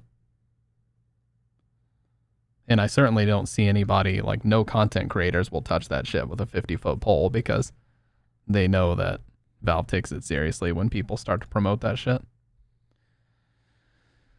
Valve waiting until they have personally lost money before retroactively patching out gambling within their games communities. Yeah. I mean, it took them way too long to act, but at least they did. Best CSGO gambling sites. Do these even still exist? Because I found an article from 2024. I don't even know if these still exist, dude.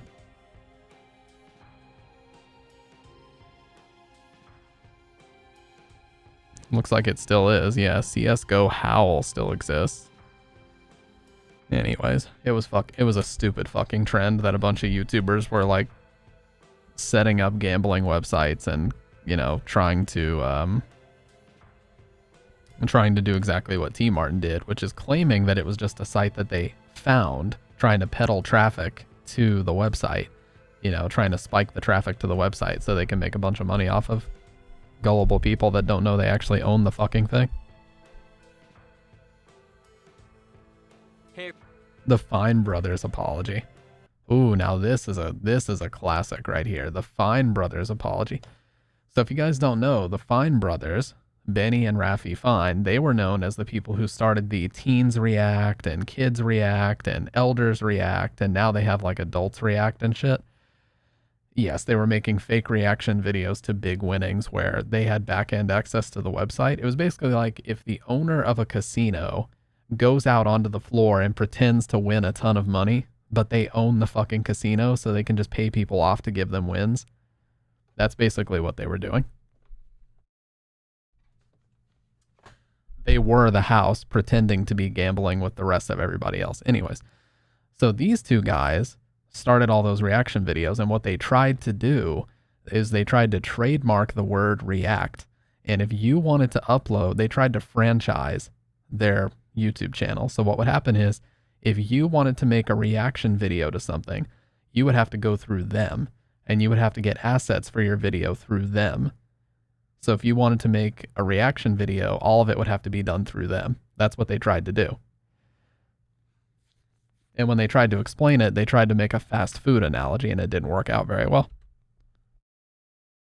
Everybody, this video is us wanting to explain some things about React World, the confusion and... Yeah, they were trying to make something called React World, where you could essentially join the React World and make your own channel, and you would split the profits with them. It was a very stupid idea, and thankfully it didn't go anywhere. Negative response over what this all is has been so overwhelming. And what we've realized is that we completely screwed up with how we originally talked about this. First and foremost, we're sorry for confusing people by using terminology like our React format. We were never trying to say that every video where someone reacts to something else is something we would try to control.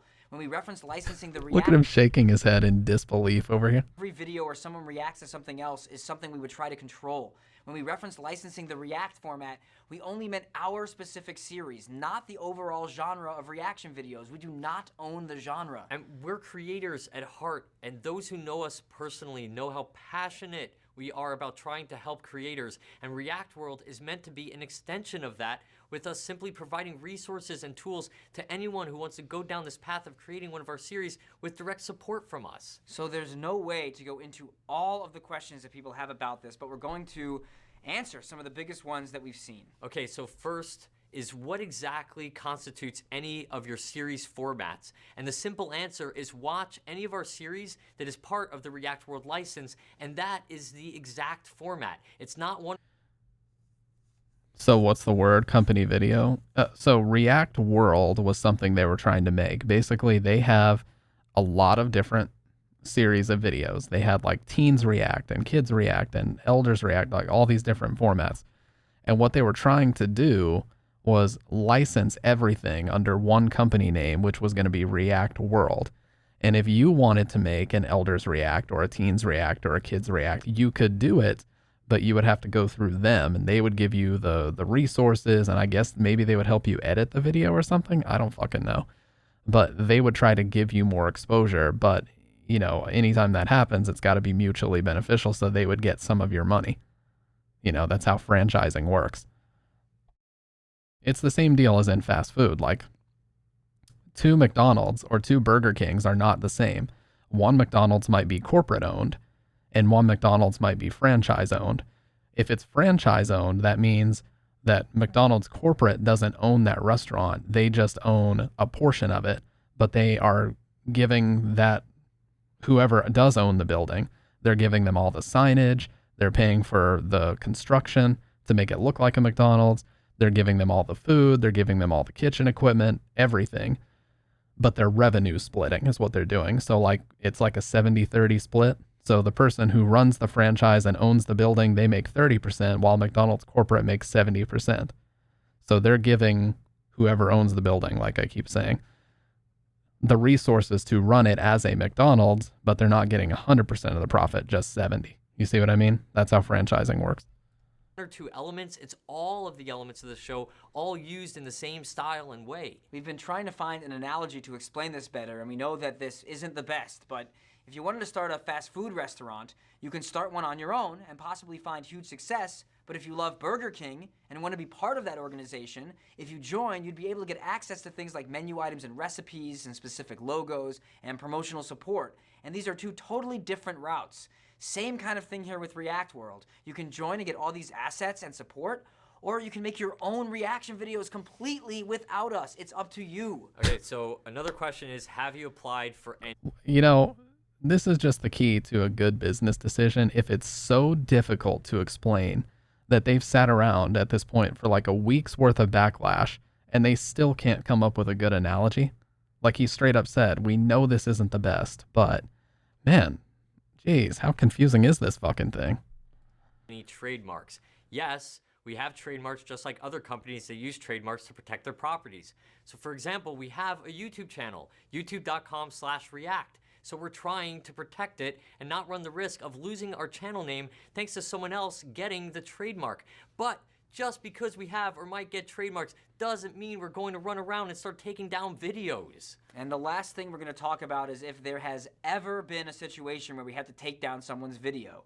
Yes, and look, when you create series and products, sometimes there is specific situations where your content is being infringed. Like if someone freeboots a video on Facebook, or in very rare cases, if someone produces a beat-by-beat version of your exact series, which... You know what's funny is actually Mr. Beast has said he doesn't care if people do that because it's just free exposure.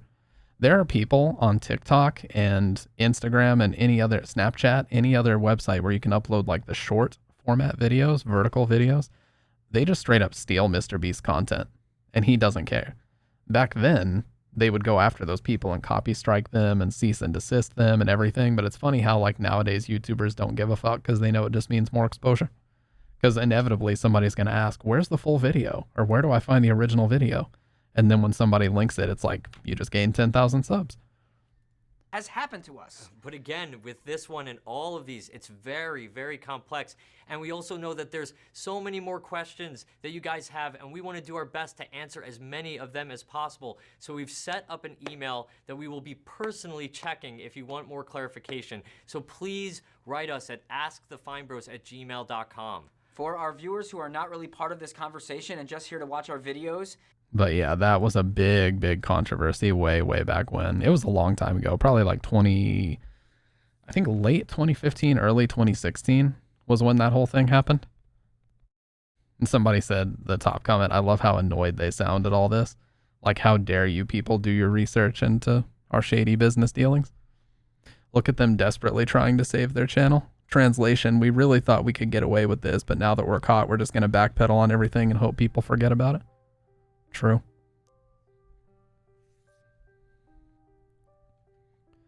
It's pretty obvious they filmed this whole thing while it was still fresh and their nerves were still raw. They really should have taken a moment to relax before making this, because they come across as bitter, angry, and even a little sarcastic and rude. Yeah. But yeah, to my knowledge, they eventually just got back to uploading, and I think they're still doing fine. Yeah, like the React channel has 20 million subs. I think they're doing fine. But the views have really waned. They used to get like 1 million views per video. Now they're averaging like 60K, 70K. So they're kind of in that vein of where YouTube trend. You guys know like these YouTube trends, like epic rap battles or whatever the fuck. It just gets tired after a while. Epic mealtime was another one. God, everything was epic back then. I fucking hated that word so much, but like epic mealtime, that format just got fucking old. There's only so many times you can do the same thing before people just get fucking tired of it.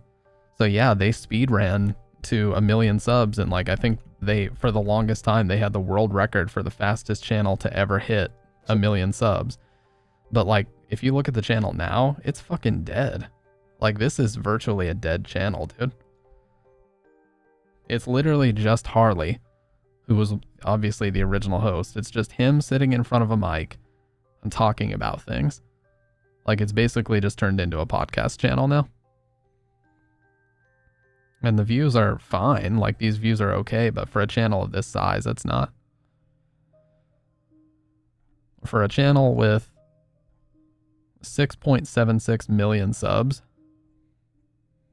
it just doesn't, you know what I mean? Like, something's not adding up here.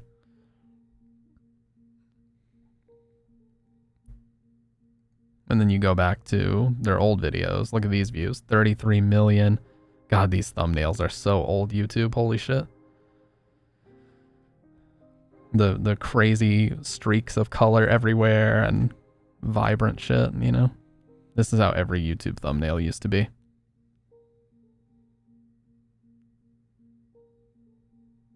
Fast food meatloaf featuring lights and artists that nobody's heard of in like 10 years. And everything was bacon. Like, there was just this stupid internet meme about bacon everywhere, dude.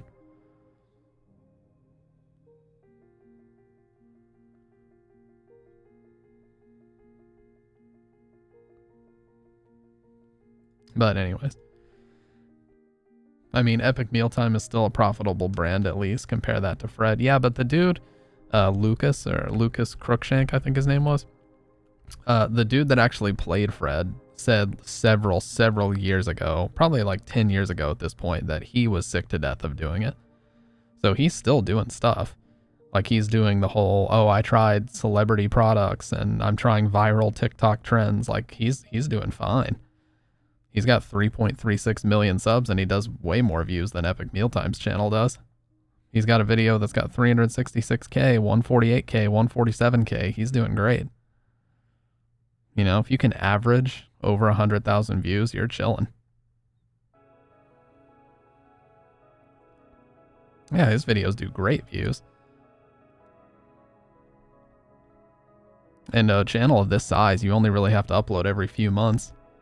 Which, dude, that's the fucking place to be right there. You only have to upload like once a month. The rest of the month, you can just chill and let the AdSense roll in. That is so sick. Camp Fred was crazy. Yeah. The fucking Fred movies. I wonder if he can even watch the Fred movies. They've got to be the cringiest things ever. Did you guys remember that Fred was the very first channel to ever hit 1 million subscribers?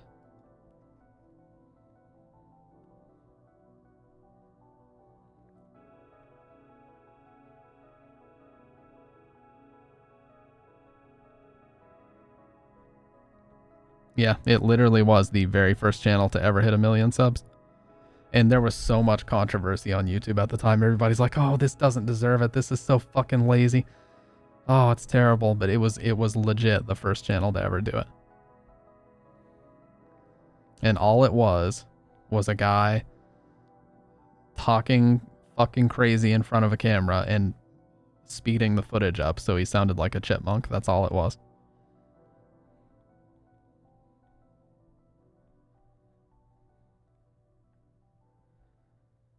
Reminds me of fucking Make Me Bad 35.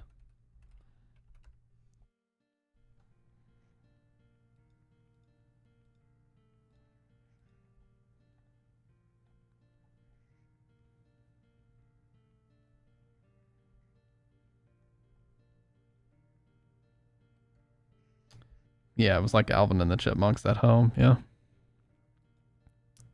Yeah, this reminds me. So here's what's weird about the Fred channel. So actually, Lucas sold the Fred channel, and they tried to change it into like these different sketch comedy shows, which oddly enough had a super young Jake Paul in it. Like if you see this one here, this is literally Jake Paul. And there's another one with Jake Paul. I don't know why, but yeah, the original Fred channel was bought and they tried to just do a whole bunch of shit with it and it failed. So they just ended up stopping. Like this one just got views because it's the last one. But yeah, they tried all kinds of shit. Whatever corporate bullshit company came in here and bought this. And the same thing happened with Smosh. So Smosh was purchased, I should say. I mean, not really so much, but so back in the day, we're talking like 2011-ish, Smosh was approached by a company called Defy Media. And the company known as Defy Media completely scammed them. And what they did was they said, oh, we'll purchase the company, but we'll pay you in stocks, you know? And so they're like, oh, you're going to get all these stock options. But stock options only matter if it's a publicly traded company. And they purposefully made sure that it never went public. It always stayed private. So they essentially got Smosh for free. But they didn't know at the time how it worked. So they got completely scammed. So they basically gave their channel away for free to some bullshit company that just wanted to make them employees. And yeah. Eventually, Defy Media went out of business because they were nothing but scam. Yeah, they were basically an MLM. And recently, they actually ended up buying it back. It was around, yeah, right here. They rebought it 1 year ago. But yeah, they talked about that in a video. It's like fucking... Dude, that's how YouTube was at the time. Like big companies, big advertising agencies and online media companies like Defy were starting to notice that, oh, you know, these channels are doing really big numbers and they're bringing in a lot of revenue. Like, let's get in there and scam these people. Like, they're not going to know unless they have a lawyer present. They're not going to know like the terms and they're not going to know what these things are. So they would bombard them with terms that they didn't understand. They would have, you know, they would draw the contracts up to make it as, you know, vague and misleading as possible. When Defy got exposed and went under, Rhett and Link of Good Mythical Morning bought Smosh and put it under the Mythical brand, then sold it to Ian and Anthony when they decided to work together again. Yep. So shout outs to Rhett and Link for that one because they did their boys a solid.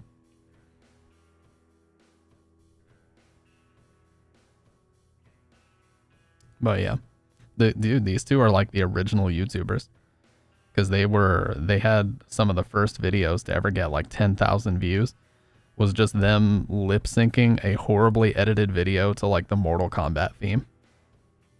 in 2005. They had fucking videos going viral in 2005.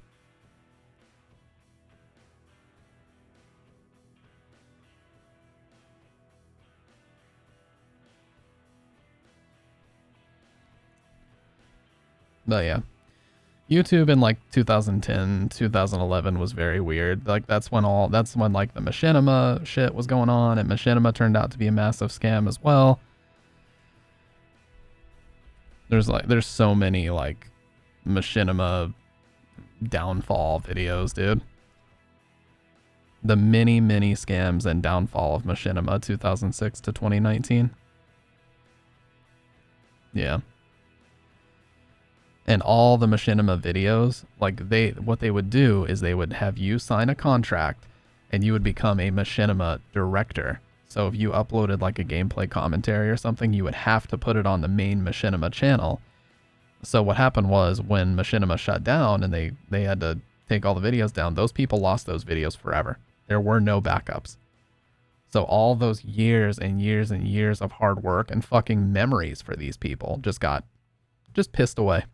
Just lost. No re-uploads. They're all gone. Isn't that great? Imagine if somebody went through like a family album of yours or something and just burned that shit, you know? Because like content creation, some people think it's just a job, like an upload schedule, but no, it's fucking memories, dude. Like some of the streams that we've had here, I remember that shit distinctly, and we've had really great conversations and back and forths here. Like if something happened to my VOD channel, I'd be pissed the fuck off about it. Like if I lost 448 VODs and I could never go back and see those again, I'd be fucking livid.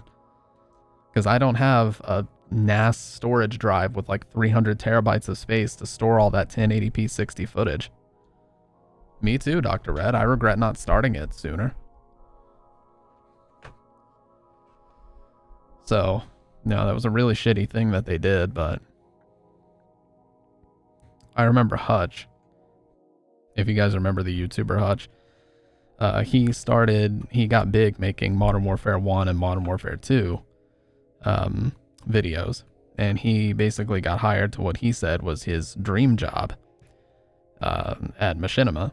And they moved him from wherever he was from. I think he was in the Midwest or something. They moved him out to California. He got an apartment where he could literally see the Hollywood sign from outside the door. I'll show. Hollywood apartment.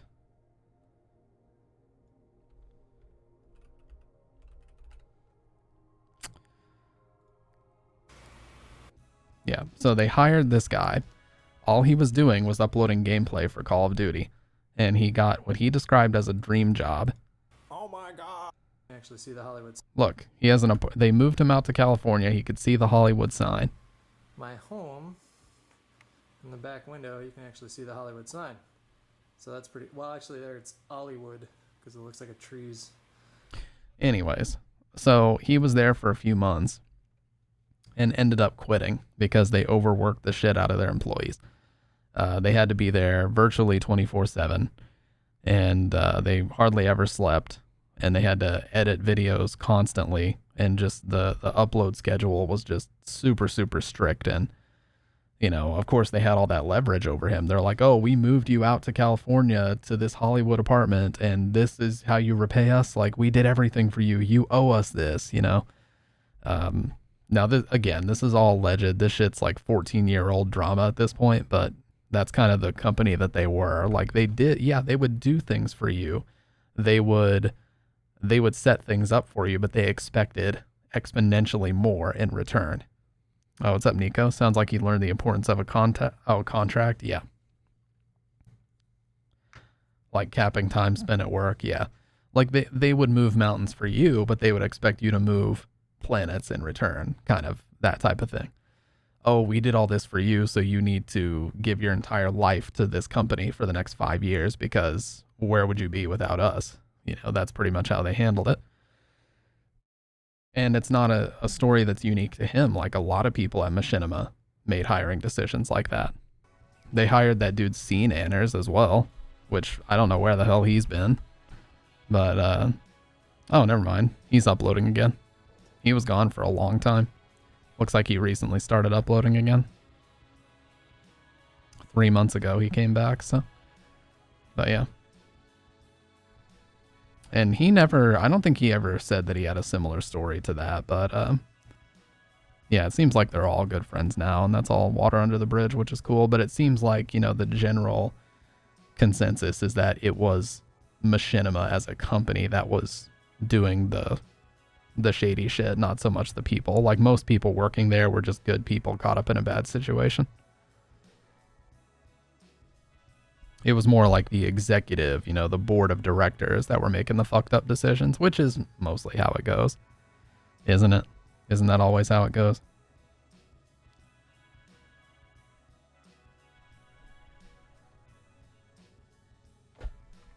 People say that about like the CIA and shit too. It's like, oh, most people that work for the CIA are good people.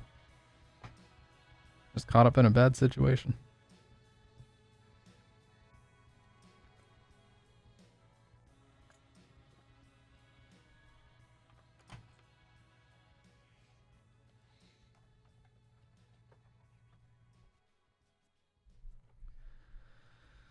But yeah, man, that was a crazy time on YouTube. So much stuff was changing. And back then, if you even had a capture card that was better than like a Dazzle, you would automatically get tons of views. If you had an HD PVR by that company called Hauppauge or whatever, and you could upload footage of Modern Warfare 2 or whatever game was just really hitting at the time, you would automatically get crazy views.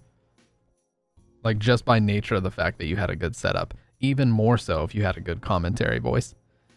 So if you were able to upload like Modern Warfare 2 sniping gameplay, I'm orange colored right now. Well, I do have a tan. But if you're talking about the white balance, I'll fix it.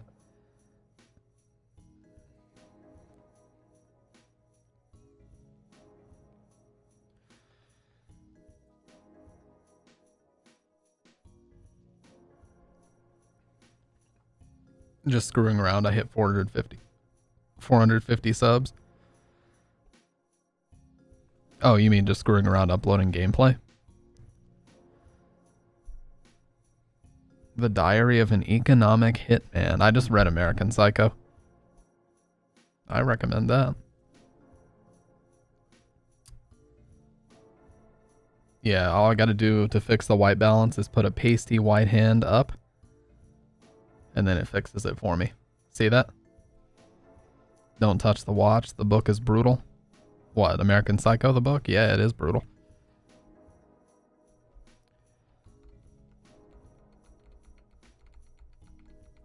Great book, though.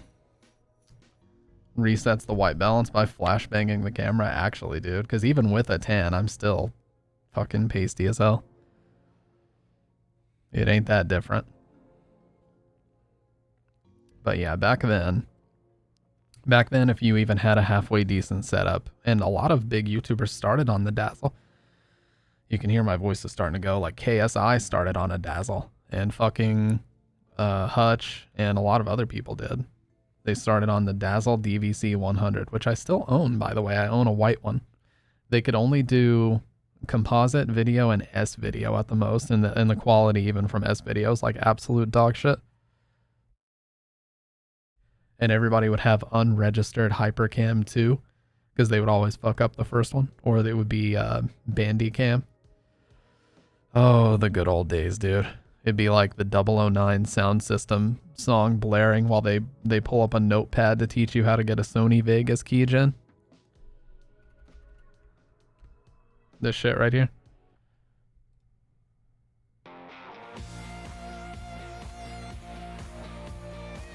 But the more common one was Dreamscape.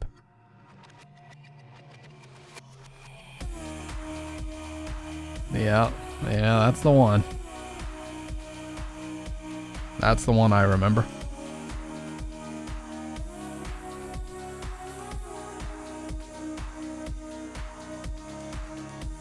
Yep. And they would pull up the notepad and teach you how to download a Sony Vegas keygen, or how to use Hypercam without registering it or paying for it.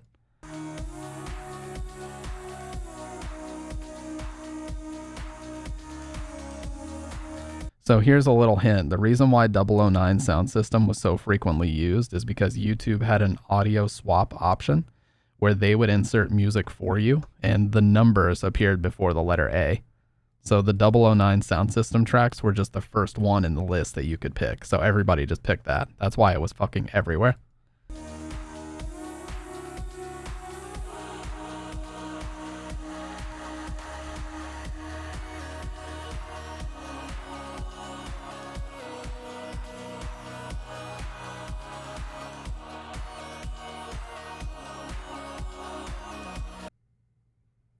But yeah.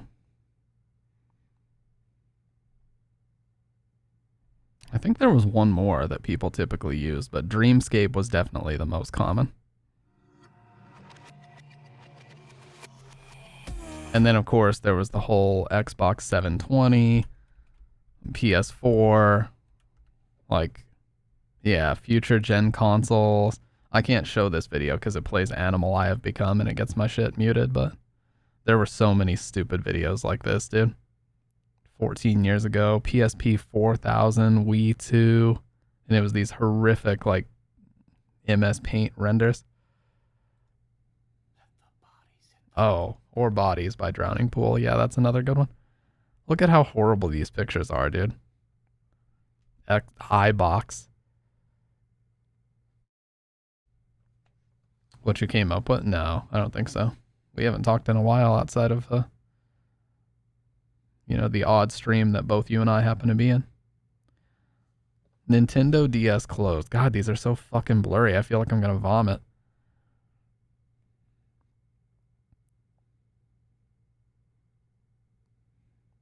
Nintendos. What is that supposed to be? Game Boy Omega. GameCube Portable. Actually, people have made things similar to this, but...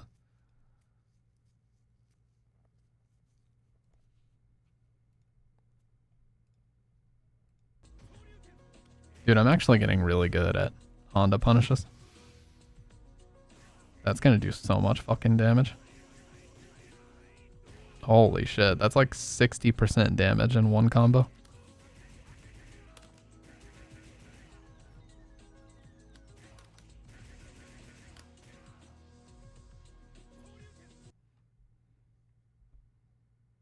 Busted. Honda needs a nerf. I said it. And I meant it. 13-year-old in the late noughties watching 144p Naruto AVMs set to 3 days grace or All-American Rejects or fucking Nickelback. Nickelback saving me. Naruto AMV. Oh my god. Naruto AMV. Let's find the oldest one we possibly can. 13 years ago. Animal I Have Become.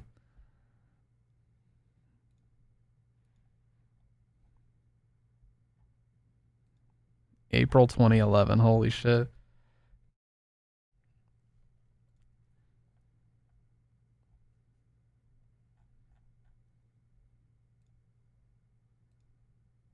Warning. May contain spoilers. Uh-oh.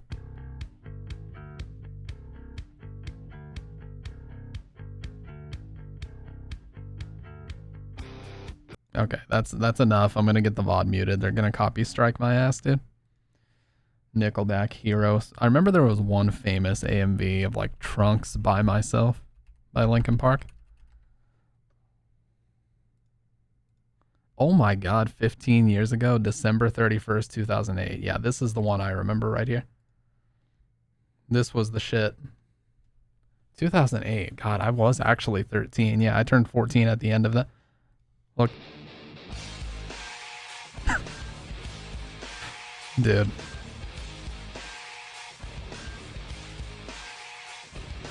Okay, I can't let lyrics play because again. Yeah, dude, December 31st, 2008. And I remember people were praising the shit out of the editing on this video too. They're like, oh my god, when it says something about looking behind me, he actually looked behind him. Amazing editing, bro. When times were simple, not worrying about retirement or taxes, marital stress. True. Super Mario Bros. Z. Dude, remember when the way that people would try to get views is just mashing up pop culture with like video game shit? It's like, oh my god, Zelda in real life or Pokemon in real life. That's the way that you got insane views back then.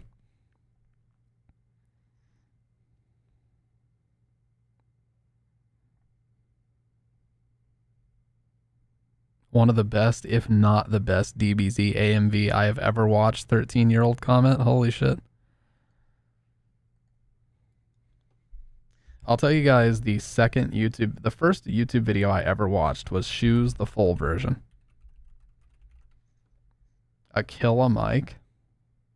Broly is the ultimate juggernaut. August 30th, 2007. Holy shit. Drew 1993.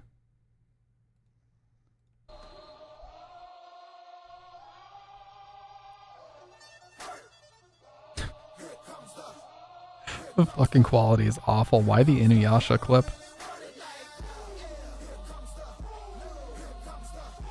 You know what would be crazy is like if people that used to make this shit are professional video editors now. That'd be really awesome.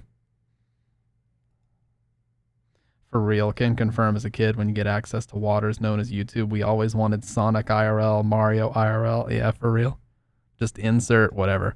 Shoes, the full version, was the very first YouTube video I ever watched. Uploaded February 07. And then after that, it was Don't Bother Me.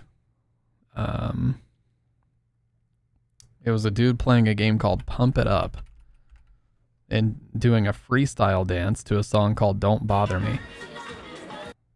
And this video is from October 26th of 2005. So this was the second YouTube video I ever watched.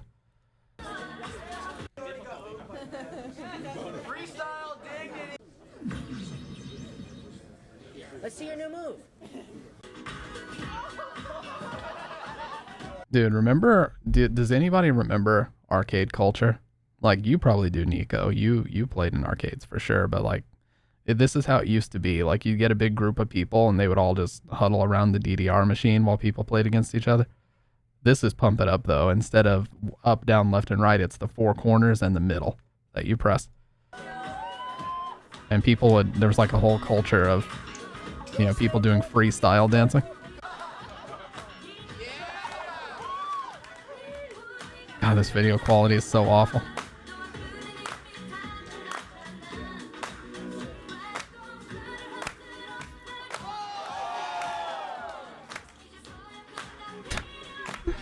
This song is sick though, I love it.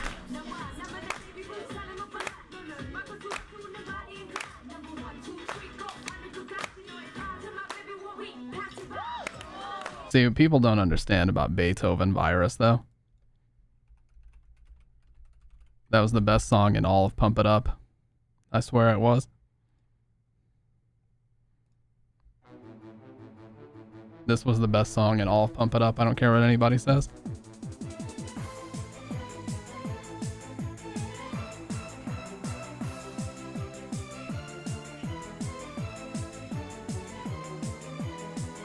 Listen to this lead line that comes in here.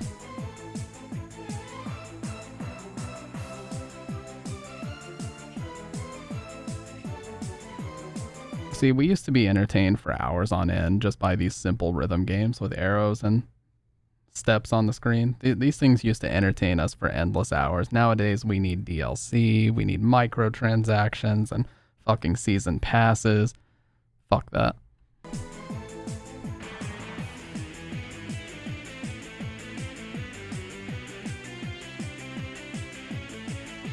Okay, that was disturbing.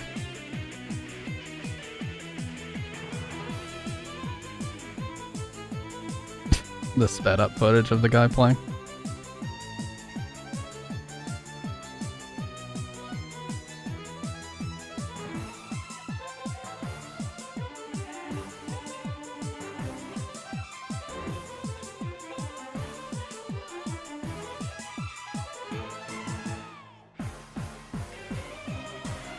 We had a mall with Pump It Up and I would just play this song all the fucking time.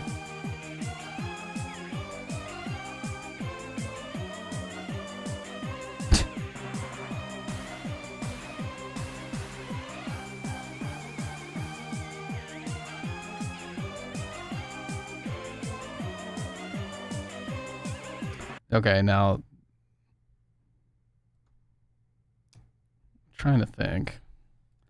DDR was great. I had a Dance Dance Revolution Ultra Mix on the original Xbox, but when I went and I played my first cab, it was at that same mall. It just, you know, they had those like soft mats you could play at home, but they were dog shit. They were so bad.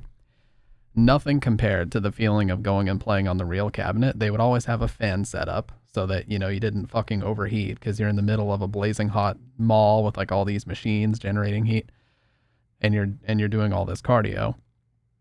But they would have a fan blasting on you. So you get up, you feel the cool air, and the song is just absolutely fucking blaring over the speakers of the machine. And there was just nothing like it. Like the bass would rattle the fucking place. And the really cool places had actual monitors connected to the cabinet. So they had like a real ass set of great speakers connected to it. So the music would just absolutely go like crazy. I mean, it just doesn't compare to playing this stuff at home. It really doesn't. That environment of being, you know, being in the arcade was untouchable. Favorite DDR song? Oh, that is a good one. I like a lot by, I like Lange featuring Sky. I liked a lot of DJ Taka. Probably Colors by DJ Taka.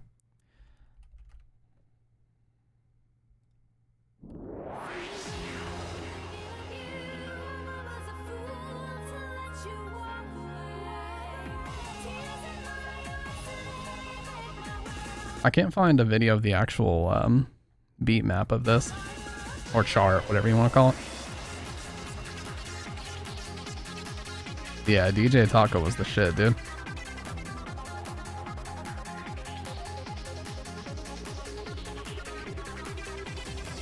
What is this? DDR. Oh yeah, there was also Silent Hill 3. There was a Silent Hill 3 crossover. Whatever Konami's Bimani group was sniffing those times. Let me have some of it. Oh, dude, yes.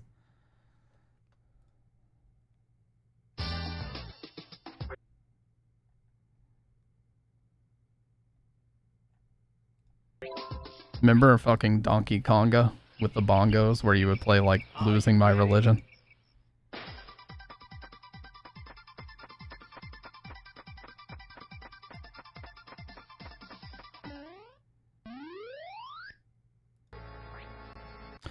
I'll show you guys this. They put out Donkey Konga on the GameCube and they put the weirdest music in it. It was totally different than the Japanese version. But they fucking put Losing My Religion and all the small things in it. DK has lost his faith in... My god. It's so weird. Why, dude?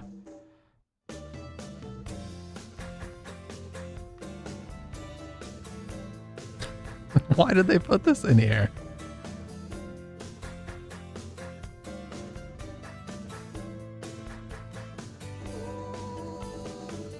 Okay, I really can't play this because this is going to get my shit muted for sure.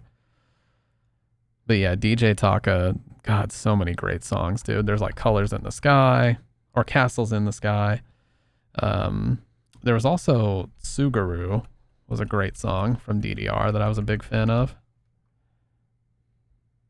Revenge versus Desire.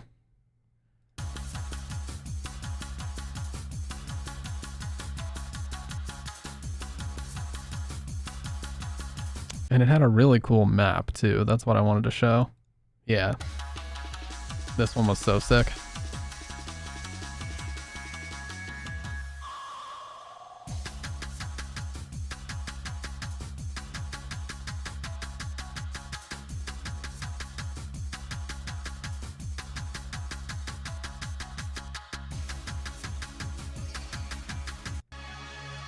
Oh, yeah, I remember the first time I went and I played the arcade of this. I just remember like hearing it go from speaker to speaker and just having that moment where I was like, oh my god, it's jumping between the... Because I just didn't understand that, how that worked.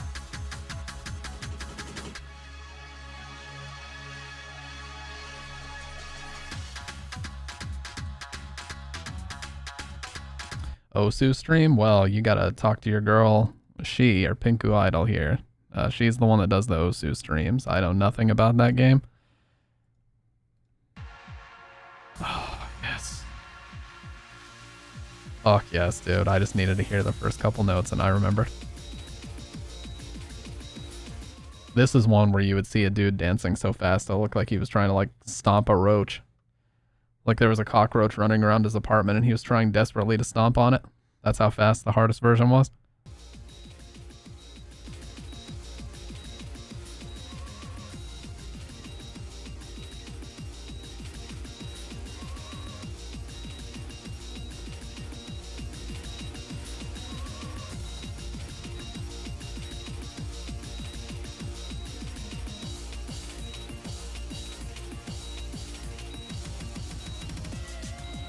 Oh, yes. That's the famous part right there.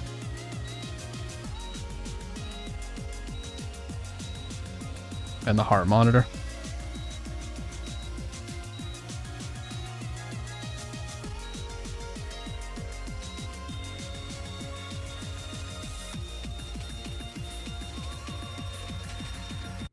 The smoke alarm is broken. You know what this reminds me? Was Nujabes ever in DDR? Because there's this really famous video of him performing live that I've always loved. From 6 years ago. When did he, RIP by the way, because he did pass away. Let me see.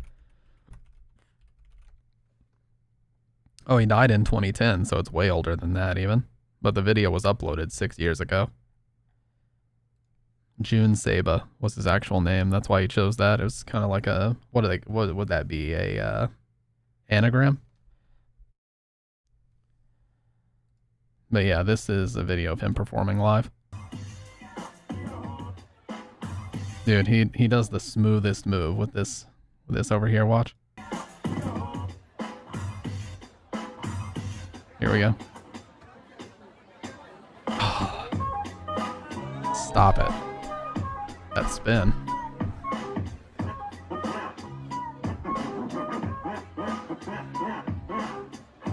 I told you that story to tell you this one.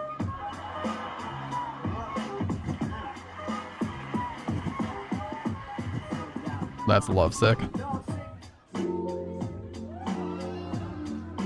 It's just so smooth the way that he does this, though. I used to rewatch this part so much.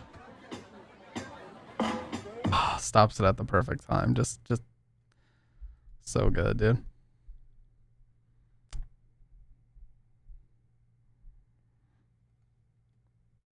Yeah, everybody's just bopping. It looks like such a respectful crowd. In America, people be like throwing beer bottles the picosecond they didn't like what they were hearing. You know, any of you guys know about the band Alisana? They were like a big emo band in like the MySpace days. They're still around and they're still touring and doing really well, but they've talked about that a lot. They're like, we would always rather go to like Central or South America or Europe. Like, playing shows in America is miserable right now because like the same kids, like they see bands all the fucking time and they're very, very jaded about it. So it's nothing special, but when they go to Central South America, they go to Europe, like that might be the one and only time you see that band for like years. So people come out big time and they go absolutely nuts. So yeah, I totally agree with all the people that say performing live music in America can be shitty. Makes perfect sense.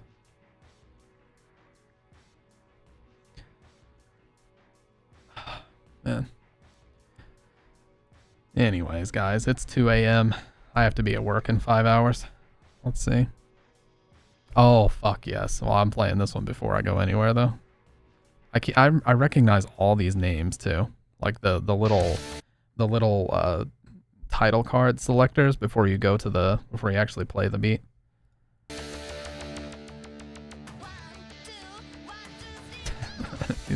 These lyrics, dude.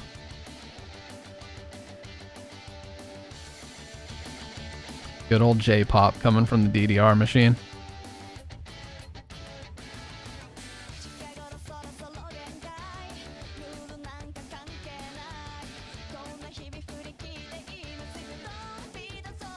I didn't know shit about what they were saying. I thought it was some kind of broken English as a kid.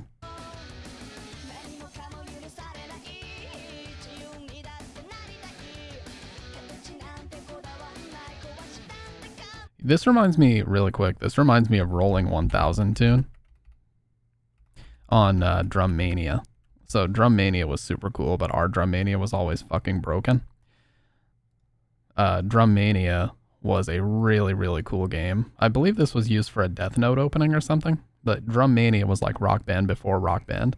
You can see it had like way more pads than Rock Band uses, but here's the pedal and here's all the drums and cymbals.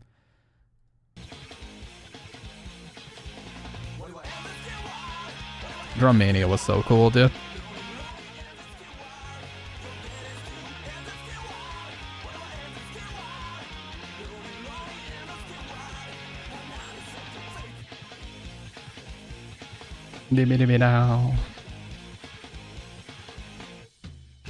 Look at these crossovers, though. This part's awesome.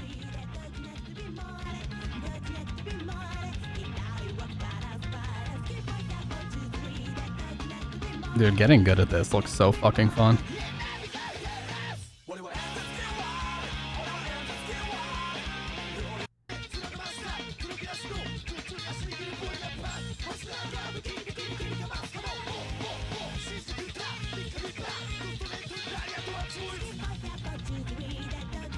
Look at his sticks. You can see he's doing crossovers right here. Right here. So clean.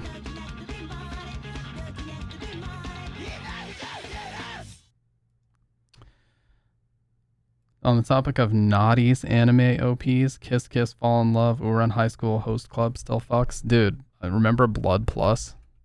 I'll link it in the Discord. The Blood Plus opening. Ugh. That shit. That shit, I would actually sit there, even as I was going on to shady websites to stream the episodes before they were dubbed, because back then I didn't care if they were dubbed. I just wanted to watch them as soon as they came out. When I would go to shady websites and go to the horrible fan sub version, I would always watch that opening because it was so fucking sick. So if you guys have not seen Blood Plus, it's like a very generic vampire anime. But look, I was like 12, okay? Cut me some fucking slack. Please, I can feel you all judging me. Anyways, I gotta lay down. I got work in like 5 hours. So appreciate everybody hanging out. I love these type of streams, I'll be honest with you. If you have not, you can join the Discord. Got a couple of YouTube channels. Remember watching Vampire Night? Bridget loves Vampire Night. The eyes are just too big in Vampire Night for me to take it seriously, even in the manga. Check out Blood Plus if you haven't. And with that being said, I'm going to break the chains on room 302. We're going to open the locks with the keys of liberation. And I will be back to play Resident Evil 2 on PS3 because I'm a dumbass and thought it was already out. But for now, I'm going to free everybody in 3, 2, 1.